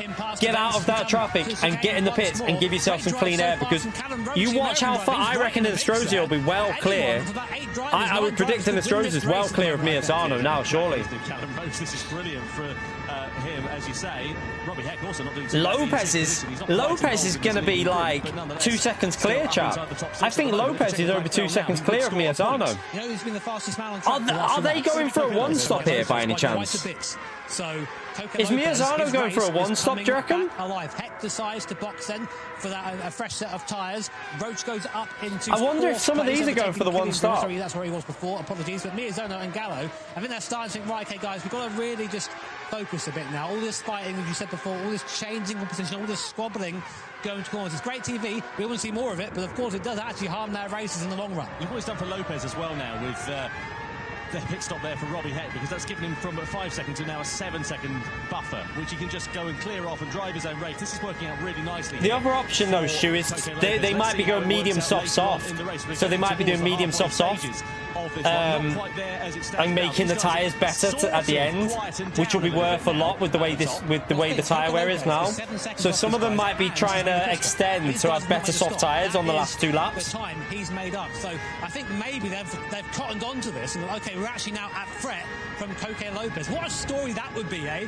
Starting from the back of the field and working his way back up, just using... Inestrosa is now right behind Lopez, so look. So Inestrosa is only 7 tenths behind Lopez. At these events. Still on board with Killing Dumont. Will we see some up in the pit? We do. Gallo, Roach. Miyazono. Did you get a penalty there? To stay out, though. Will this hurt him? That was close to the line. Very close to the line by Roach. Everybody else, as you said, into the box. Dumont also in as well. Lopez is now going to think Christmas has come early because he's going to have a nice, fresh, clear bit of track in front of him as the rest of the field comes barreling on through. And you can see what that's cost Takuma Miyazono as well. Now, where is Serrano? He's just sort of in the middle of this. Look, so they're ahead, chap. Right on the back there of Valerio Gallo. So the problem is now you've got traffic in between Miyazono. Right for them so far, but look at that there for Coque Lopez. The only problem he's going to face is this man here. If I was Lopez, I'd let him go. Let him go. Contact between the two. Inestrosa wasting no time. Oh no! Contact. Inestrosa in the wall. Tries to go around the outside. I Lopez. don't really know what he was thinking there. I don't know. There was never going to be a move on there for Angel and Inestrosa. Just looked, I don't know. I mean, from my point of view, there was no space for that move to happen. It's always going to be a case of the unstoppable force and the immovable object. Did he have enough of the car down that outside there, chap? If Lopez probably would have been best just letting him get ahead, so he just uses a slip to stay with him while he's on the soft tyre. Just to work out exactly what happened there, but as you say, I don't know. Coque Lopez now clear off. Well, Takuma Sasaki's played over 6,000 hours of I don't know. I don't know that move, but we need to see a replay. Over Lopez. Is that what 6,000 hours is worth? 7 seconds. Here's a replay. Then let's watch it. Did he have enough on the outside? If he had enough of the car on the outside, chap, Lopez needs to give him the space. Nah. Oh, there was no contact. And touches him. Desync. I just don't know. I mean, you're putting yourself. Desync. There was no contact. It was desync. The game issue, that. It's a game issue. There was a gap like that. If you have a twitch on the rear, you have a twitch on the rear. There's nothing you can do about it. If you're in the wrong place at the wrong time, as the driver trying to overtake. How did they? Why are they not? It's netcode decent, whatever you want to call it. Like there's something. There was a gap like that.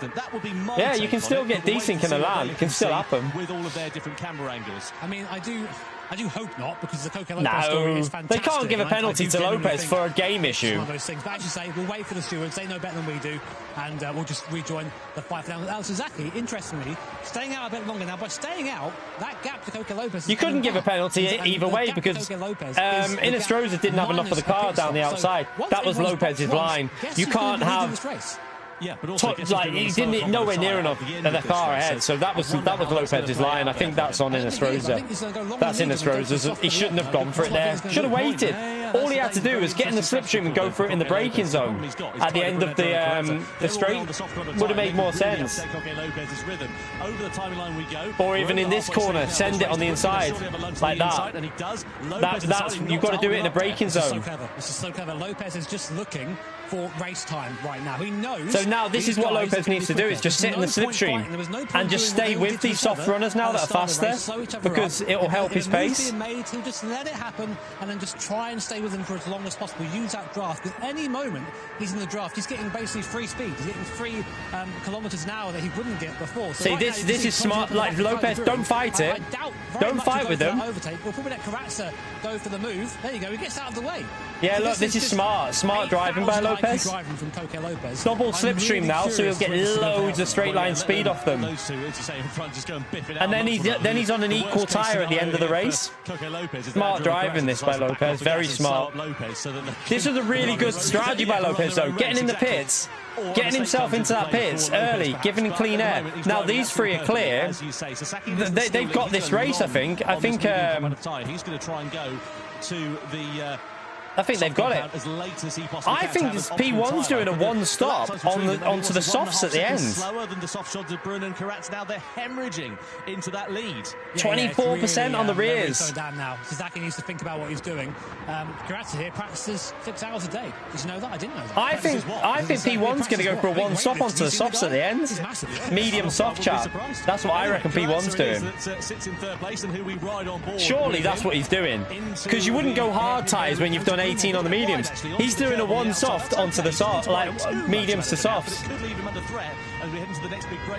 That it could work, that strat. We've got a little bit of reputation of being quite fighty, shall we say, in these GT World Series events. We do the same. Oh my word, guys, be careful going down to the tight right hand here. Kaide Brun keeps the inside line. Look who's just hanging on in the background there on his. Lopez is doing a really smart drive here, chap. Really smart. As well, not doing too badly. Why not? Yeah. There's no fuel in the races, there. Exactly. We've got Miyazono. I thought there's no fuel in the race. Doesn't need to say fuel. All closing on this lead group. Probably wondering, how did Coca Lopez get here? What's he doing here? So high up, he's got a nosebleed. Karatsa lunges to the inside of Kaide Brun and gets the move done into second place. De Brun now decides to sit in his wheel tracks. Is he going to try and attack? The problem for Coca Lopez here. This is going to be this might work for P1, you know, because he's going to get on fresh softs and pull away, but then he'll be dead at the end of the race. On like his last 2 laps, he's going to be dead on the softs. This could be really close, really close. With a 17.4 there. Coca Lopez on the medium tyre. There's a 16.0 being dragged along by these guys.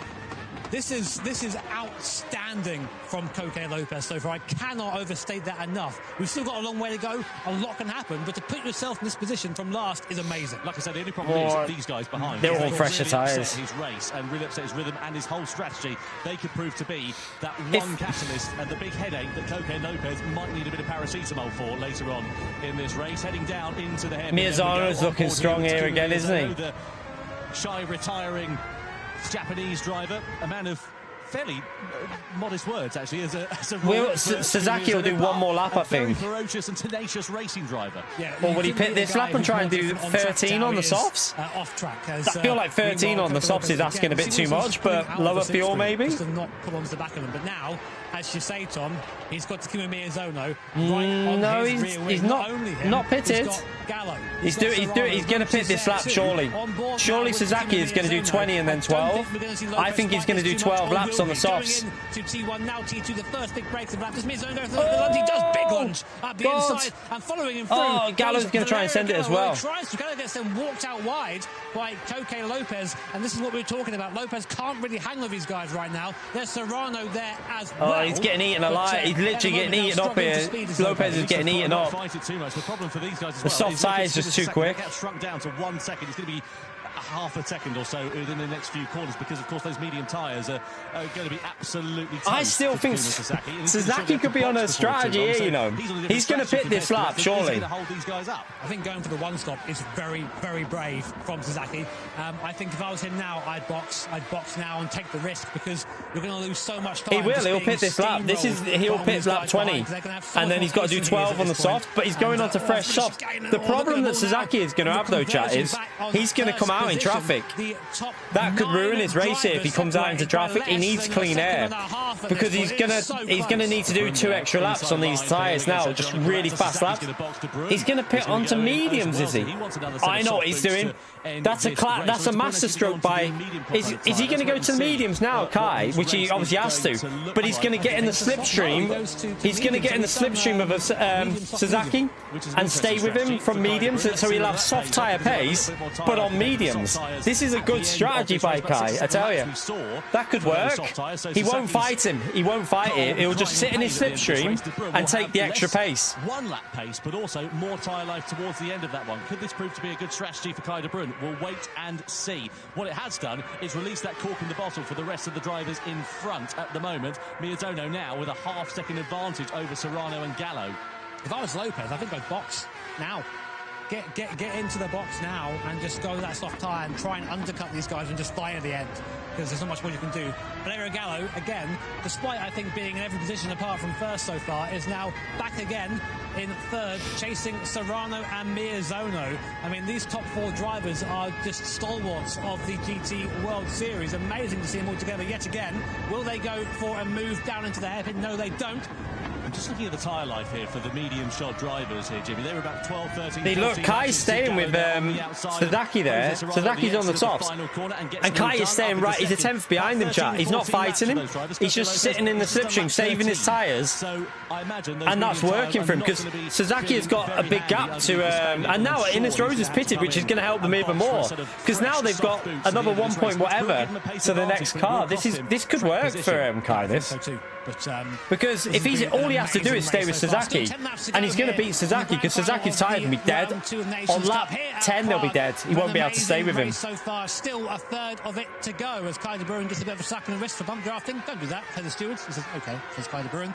As we come in now to the bottom half of this course. Amazing downhill braking zone. Good place to remove if you're close enough. Gallo, not quite close enough to that right now. Serrano, look at his tyres, though. He was absolutely shot on the rear. He's done 2 laps longer than the likes of Gallo, than Miyazono, etc., and his rears are going to be crying out in pain. Serrano's done well to get there, though, hasn't he? Because Serrano was... Didn't he get pushed wide? Serrano's done a good job to get back there. Towards the end of this one. And we're still at a point where any of these drivers can win this race. It's so close. I mean, again, I've not seen a race this close in the Nations Cup for a very long time. Kylian Dumont, Serrano... Right, they're all in the pits now. 10 laps on the softs is still going to be...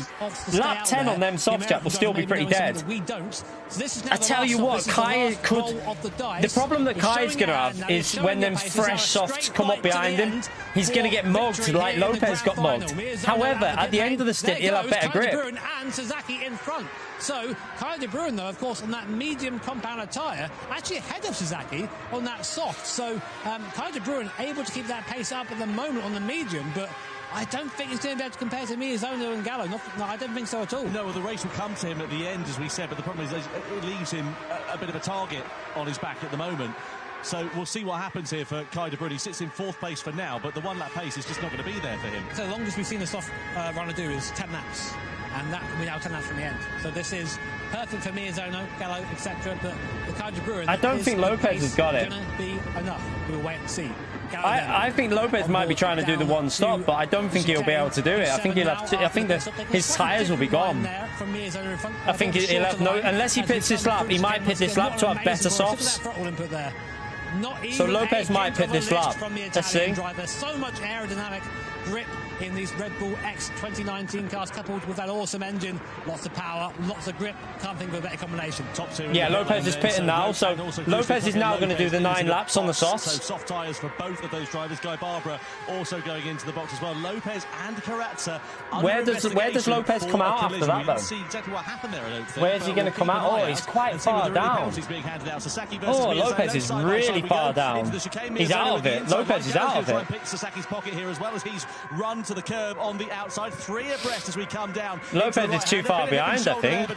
Although, again run out onto the curb. Does that present the opportunity that Serrano's looking for? The problem is, Sasaki is going to have dead tyres and hold everyone up, possibly. If they fight, if they all start fighting, Lopez and that could come through with some really good pace. This is going to be crazy. This is going to be crazy, chat.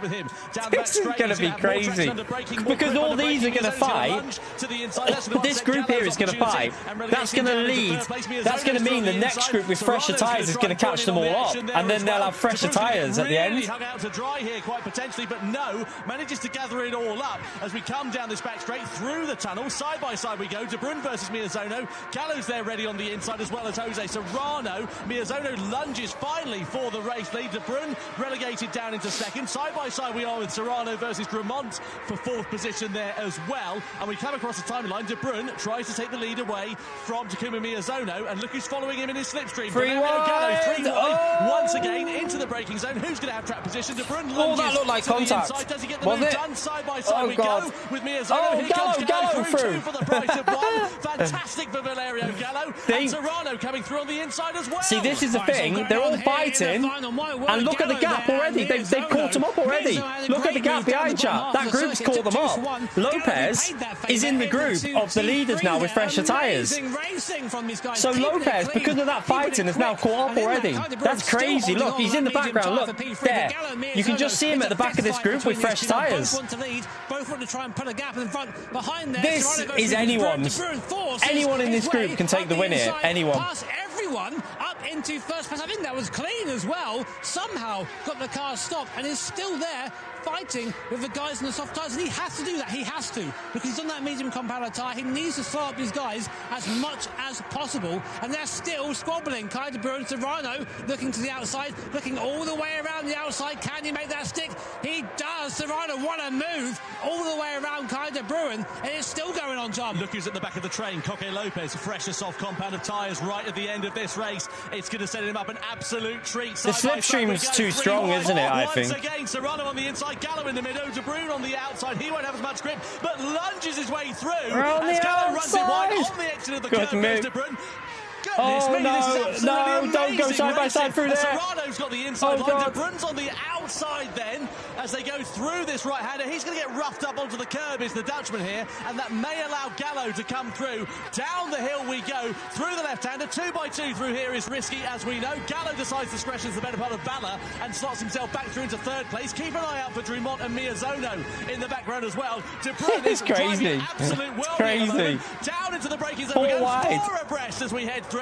Serrano's on the inside. It is a little bit. It is a bit. Second, Drummond now through into 3rd. What's the word? With Miyazono in 4th and De Bruyne relegated down into 5th place. But look who's up into 6th position. Coque Lopez, fresh soft tyres. Can't think of the word. It is a little bit gimmicky. It's a little bit gimmicky with the slipstream, I think. I know what Will's saying there in the chat. It is a bit gimmicky, but it is making a fun race. But it's artificial a little bit. It feels a bit artificial with this slipstream. On that soft tyre from the back of the grid, and now we go on to lap 27. There is barely a second covering all these cars on screen right now. They're 2-3 wide into the first chicane. Drummond is second. There's contact. Serrano's off into the barrier. Jose's off. Something have to give there. I think that was contact between Drummond in the barrier. That's Suzuki. Lopez is in P3. Yeah, they come to blows. The 2 Japanese they've drivers all been. have come to blows. They've all. Serrano doing a 52-point turn to get himself. See, this is what happens when you've got this gimmicky setting zone. It was always going to kick off, wasn't it? It couldn't continue like that. It's just not sustainable. Lopez is going to take it, chat. scrap. Lopez is going to have this. Gone from a 7-way scrap down to a 3-way scrap, and here's Lopez now on the back of Valerio Gallo. 4th position. He's going to have more grip under braking. Does he make it into the hairpin?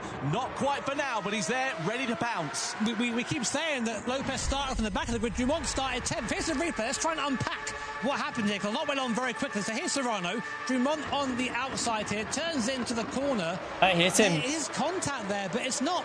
And then more again from Kai de Oh, no. That was a difficult one now. I don't know. I mean, Dumont definitely one lap is worth a lot now, Stu, with the way softs are. Wade, yeah, it was a bit of a weird line from Serrano. Well, it's under investigation. Let's see what the stewards Looks a bit like desync again, that, didn't it? There was a gap. Kai de Bruyne as well. He got duffed up in the action there as well. So what are we now? 4 laps to go. Dumont, Gallo, Lopez for the win. Just a reminder, Dumont hasn't scored in the Nations Cup up until this point, and he threw the victory away a few weeks ago in Montreal. So grid position, Dumont +9. Gallo, where he started, Coque Lopez +9. Robbie Heck +7.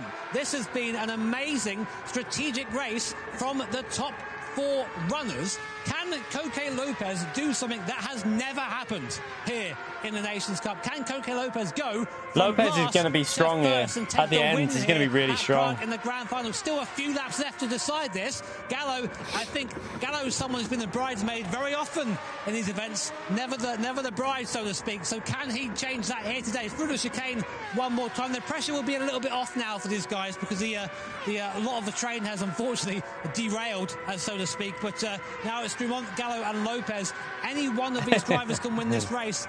All of these drivers know how to win a race. It's going to be an insane finish. My view is you should always create a combo that is based on skill, and I do see what Will Murdoch said in the stream. Let's see what happens. Over the timeline we go. It's a bit gimmicky. It is a bit gimmicky with the slipstream.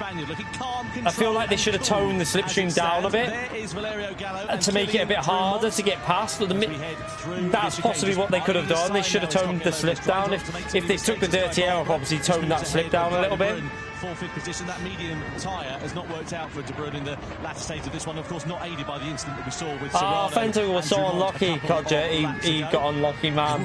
He was looking like a podium, and then he binned it. I think he could have really been a good contender at the end of this race, but I mean, it just took the slightest of it. These guys were racing so close. It's almost like watching stock car racing, except I think Lopez is just saving tyres, chat. Look, staying out the slipstream. Lopez is saving tyres. Gallo and Lopez are just sort of waiting now. Neither of them want to lead into the last lap. No further action between Serrano and Dumont. Racing incident. You're calling it all right today, Jimmy. You've got the lottery numbers for next time. I mean, sometimes you've got to be right. I mean, it's once in a millennium, but I'll take it.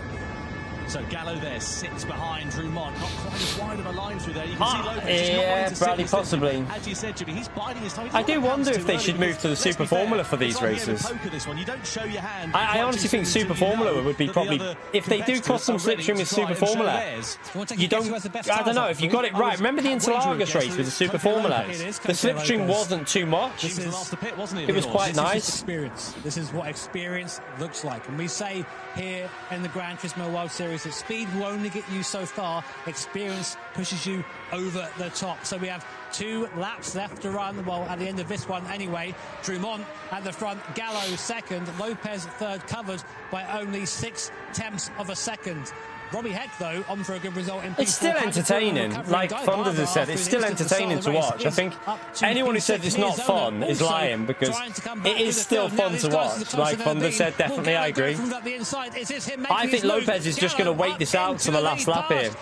I think Lopez is just saving tyres. Oh, wait there. Lopez will want to get ahead of Killian now, because Killian's tyres are old, aren't they? Lopez would have seen this. Will we now see a reaction? Look at the tyres there. 10% more on the rears for Coque Lopez. Doesn't sound like a lot. It's going to make a massive difference in the closing stage of this one. Dumont, I think Lopez will want to get past here to all of these top into the next braking zone. Surely Lopez is going to send this into turn 1. Series standings. Top 6 scoring points in this one. Just to remind you, across the timing line we go. He's going to send it, surely. Surely there's a send coming here. Lopez go for that sweeping line around the outside as he no, he's waiting. Not for now. He needs to. I think this is.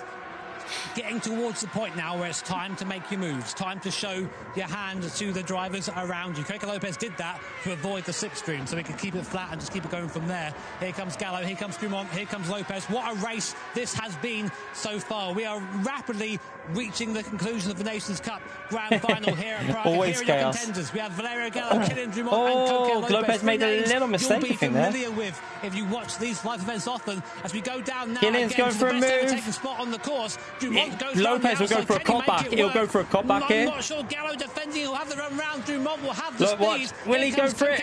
He tried it. Has he got ahead? Yeah, it worked. Look, he got ahead of Kylian. I could see Lopez. It was so obvious Lopez was going to go for that cutback there. But Kylian will send it now, surely. Kylian's going to send it here, maybe.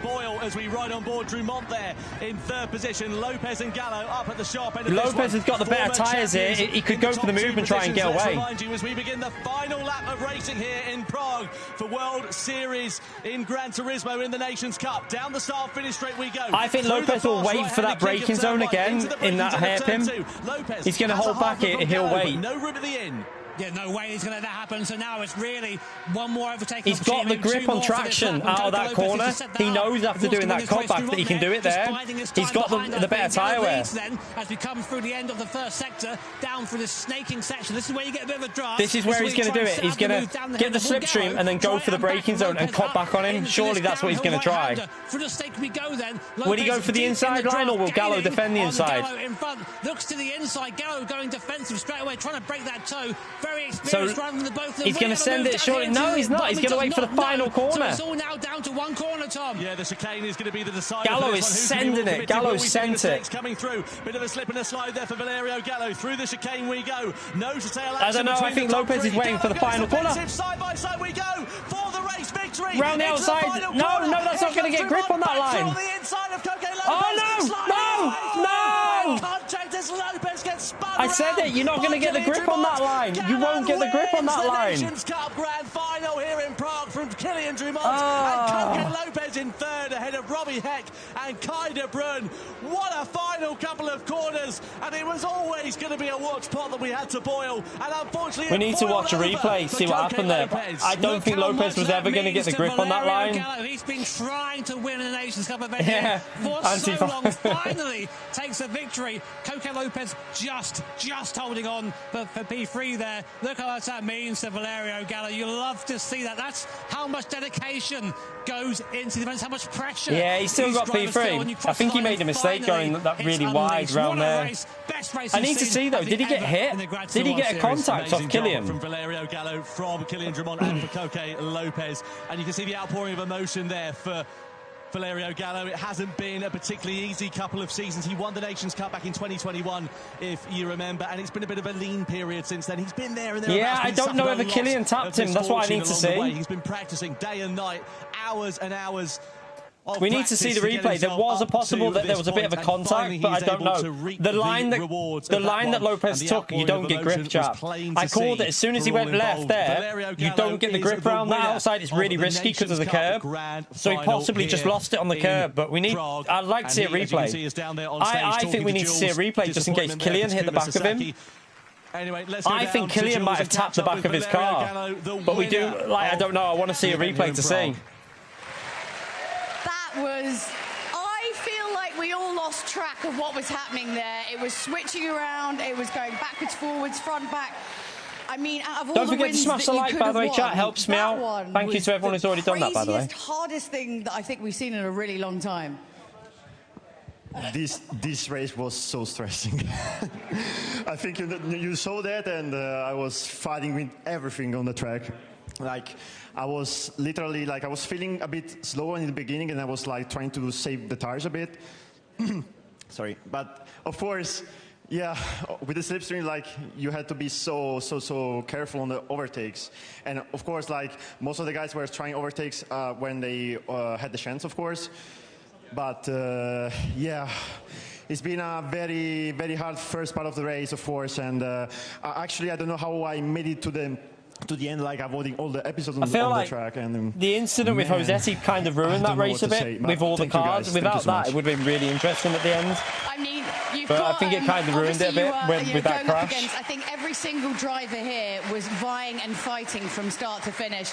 So I have to say, let's give it up for Valerio Gallo. That was an amazing, amazing win. That's you, Tom and Jimmy.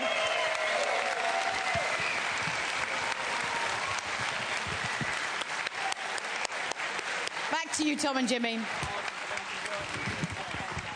Well, Valerio Gallo seems like he needs a bit of a lie down after that one. I tell you what, I think we both do. That was unbelievable. What a final lap. And amazing job from Valerio Gallo. As he said, he was picking scraps left, right and centre. I'm surprised he didn't start fighting with the scenery. I have never seen a race that close, that competitive, anywhere, ever. And that was the entire way through. I mean, until we had, I think, the train derailments, we've come to dub it now, any one of about 10 Yeah, it people should be good fun next week. Won. And the fact that we were even talking about people like Coque Lopez being part of this race was amazing. But for Valerio Gallo, I mean, just played it right, played it cool when he needed to, and that's a champion right there. He knows how to win this. And I mean, we'll have some highlights at some point, but I've got no idea how they're going to do that. That's just the entire race, right? Well, exactly. When we were talking to our team about this race, and they were saying, you know, it's probably going to be a little bit like Sydney, what we had about 3 or 4 years ago. Are they going to look at that incident? I'd like to see a replay of that incident at the end. They need to really look at it. Let's look at some highlights, shall we? Will they? Happened in that Nations Cup Grand Final. So it all kicked off with Takuma Miyazono at the sharp end of the field, but Coque Lopez started on the soft competitive tyre. And I tell you what, he really took advantage of that, carved his way through I think the manufacturers was better. In front started squabbling. I enjoyed the manufacturers more. This was crazy. More chaos. But the manufacturers was more enjoyable in a way. I don't know. Fairly early on. This was the battle for a while. Kai de Bruin, Coque Lopez. Basically, the lead was interchangeable for the entire thing. Angel Nestroza as well, also that's weird, catching the edge of Lopez there in the bad spot. I think just the outside not working for him. But this entire race is one massive highlight. Here was one of them 4 wide into the corner at the bottom, with Serrano coming out on top that time. And unfortunately, here was the end of Serrano, courtesy of Kylian Drummond. Yeah, unfortunately. He took the wrong line, Lopez. That was the problem. Unfortunately, going wide there. Callum Roach also and Kai de Bruin. Which wasn't the line, was it? Making his move on Drummond then, and it all came down to the final couple of laps. You saw that Drummond lost out here to Coque Lopez. It set an absolute treat, but this was the problem. Contact there between Drummond and Lopez out of the final corner, costing Lopez a chance of victory. Delight, though, for Valerio Gallo as he takes victory here in Prague.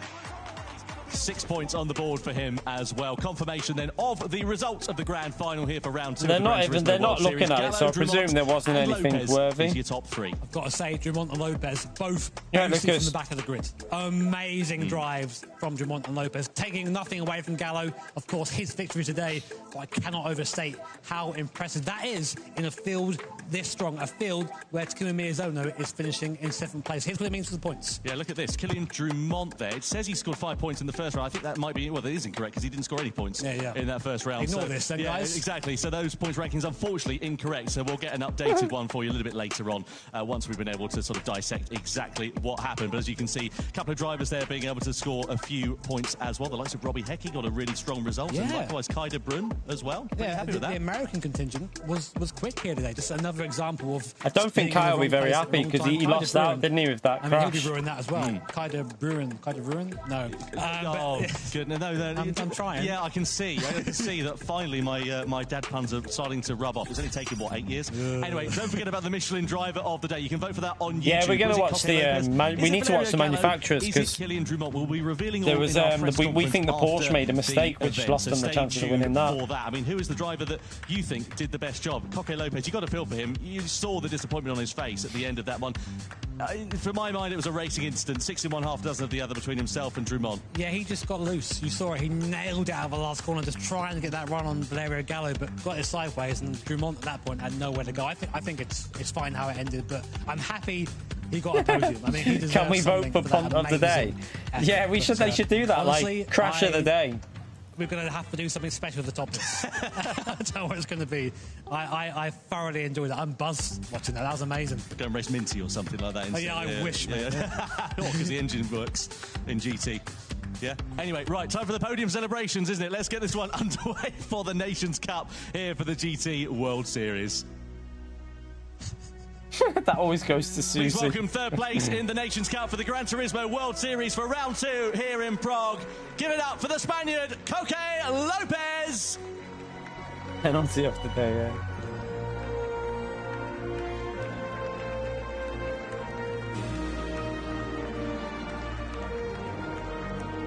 Second place for Kylian Drumont, the Frenchman, makes his way down onto the stage and up onto the podium for the first time in the Nations Cup in 2024.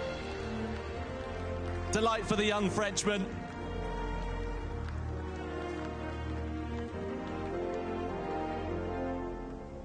And finally, please give it your all, a fantastic job and a result for the Italian Valerio Gallo. He doffs his cap to the crowd here in Prague as he now makes his way onto the top step of the podium for the first time in a very long time. So Lopez stands on the lower level of the steps and then... And now time for the national anthem of Italy. You think they could have just bought like 3 squares to put there? Do you know what I mean? Like...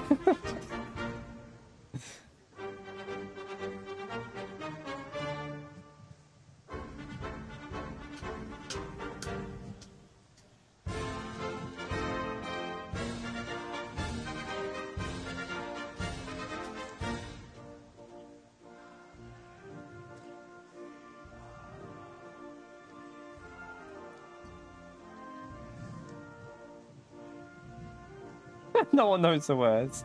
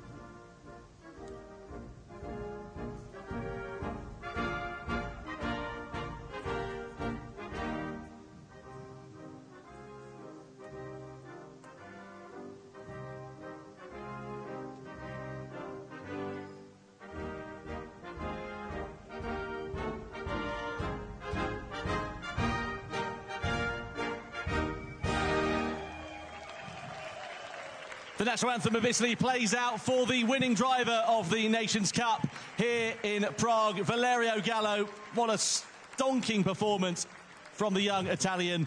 The 2021 Nations Cup World Champion. Never. I'm not fast enough to go there. Can he become a double World Champion in 2024? Nowhere near quick enough To be seen. And I wouldn't be able to put the effort into even try presented either. by Jan Gisinski, the senior editorial editor for PlayStation Czech Republic, and it goes to the Spaniard, Coque Lopez.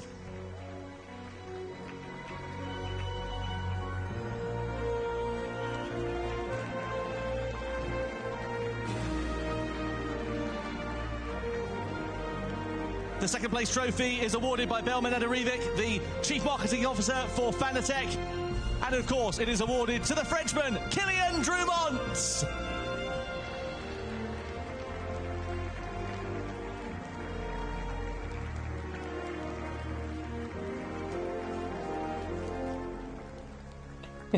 And last but certainly not least, the winner's trophy is awarded by Kazunori Yamauchi, overall, the Gran good Turismo fun, wasn't it? I'd say series overall good fun. Here in Prague for Gran Turismo World Series. Even though the nations was a bit gimmicky, it's still entertaining. That's the main thing. For Valerio Gallo! I just kind of feel like if you're going to turn the custom slipstream, if you need with that car, if custom slipstream's used, they need to use a track that's less slipstream, if you know what I mean. Like something like Suzuka, maybe a bit better in that kind of car, or something a little bit more technical. If the slipstream's on custom, you need something a little bit more technical with that car. No worries, Martin, man. I'm glad you enjoyed it.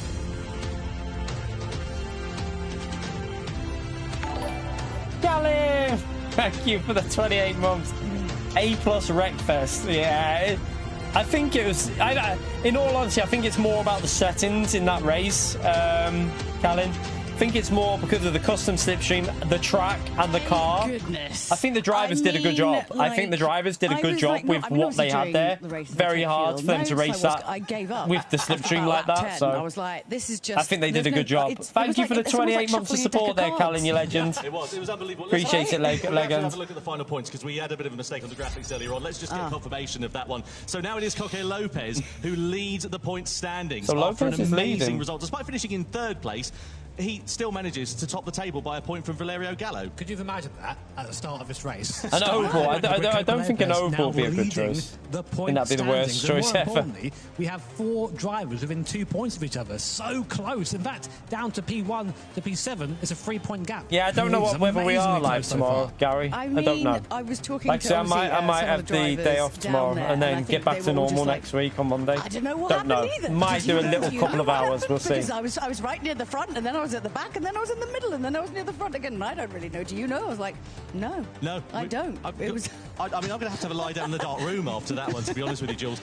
The thing is, as well, is that obviously. Don't forget to smash the like on the way out, by the way. Subscribe as well with the notification bell so you don't miss any future streams. Fancy joining us for round 3 of the World Series? It's going to be taking place in Tokyo, Japan on the 28th of September.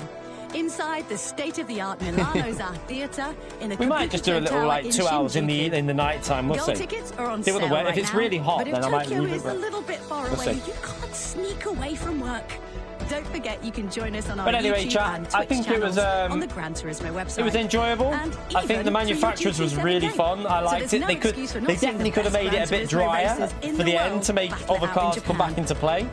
We'll see But you there. overall, it was an entertaining live event, I think. Cannot wait to Definitely go could have to made Tokyo. improvements, Kimmy Miyazono but was in very terms of the excited as well. I settings told to him I make was it a gonna bit eat more all of the food and just a bit more empty based out on the skill of the city and driver, then but leave. I don't know about you. overall, I think it was still really entertaining to watch, and that I think that's the main thing for them. They want to make it entertaining. They want it to be fun for newcomers to watch. So very excited to see kind you of see why they soon do in it like Tokyo. that. And as you can see, every single round has its little surprises along the way, which is what makes it very, very exciting. I think that is it now, Don't isn't go it? anywhere There's because we're going to be having an interview with some of the guys who have won in the extra lap in just Yeah, a few minutes. I ain't watching the extra lap, But to be otherwise, honest. we will see you But, in Tokyo. That feels kind of great to say, Yeah, let me doesn't it? pause it there. Bye. But yeah, chat, it was. Look at Jimmy's face. What a pause moment there for Jimmy's face. Yeah, I can't stop laughing now. Hey, chat, I might screenshot that. I might screenshot that. Cut it out and use that for any videos. For the dramatic thumbnail videos. We need someone to do that for us. I've sorted it.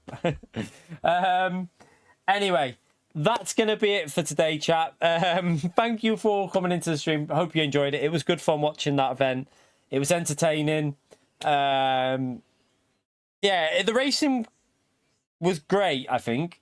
It was, like we say, they could have altered the settings a little bit, but overall it was fun, and that's what I suppose it's about. And I'm sure a lot of people, newcomers, would have enjoyed it, I think. So yeah, it should bring more people to the game, hopefully. Yeah, I could just crop that out and I've got a thumbnail picture to add on to my videos. But anyway, chat, thank you all for coming into the stream. It was good fun. Thank you for the gifted membership, Space Cowboy, by the way, you legend.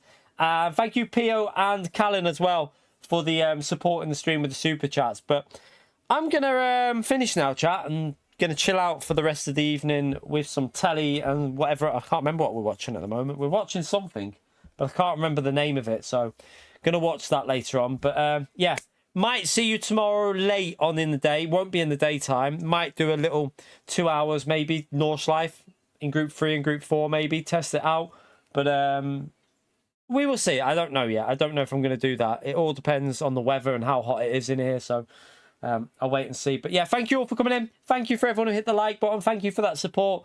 Have a great evening, chat. Enjoy whatever you're doing. And if I don't see you tomorrow, we'll definitely be live all day. Well, we'll be live for at least 7 hours, 6-7 hours on Monday for the new daily races. So we'll be taking part in them and hopefully have some fun with the dynamic weather that's going to be, well, some form of weather. We don't know if it's dynamic yet, but we'll wait and see on Monday for that. But yeah, have a great evening, everyone, and take care and enjoy the rest of the day. Hope you enjoyed the racing by all them live finalists. I think they all did a good job there. They drove well. Just unfortunate with some of the incidents. There was some, yeah, it's just one of them. With that way that the Nations was, it was hard for them to keep it clean, I think. It was very, very difficult with them settings. But yeah, have a great evening, chat. Take care. See you all definitely on Monday, maybe tomorrow. Bye, everyone.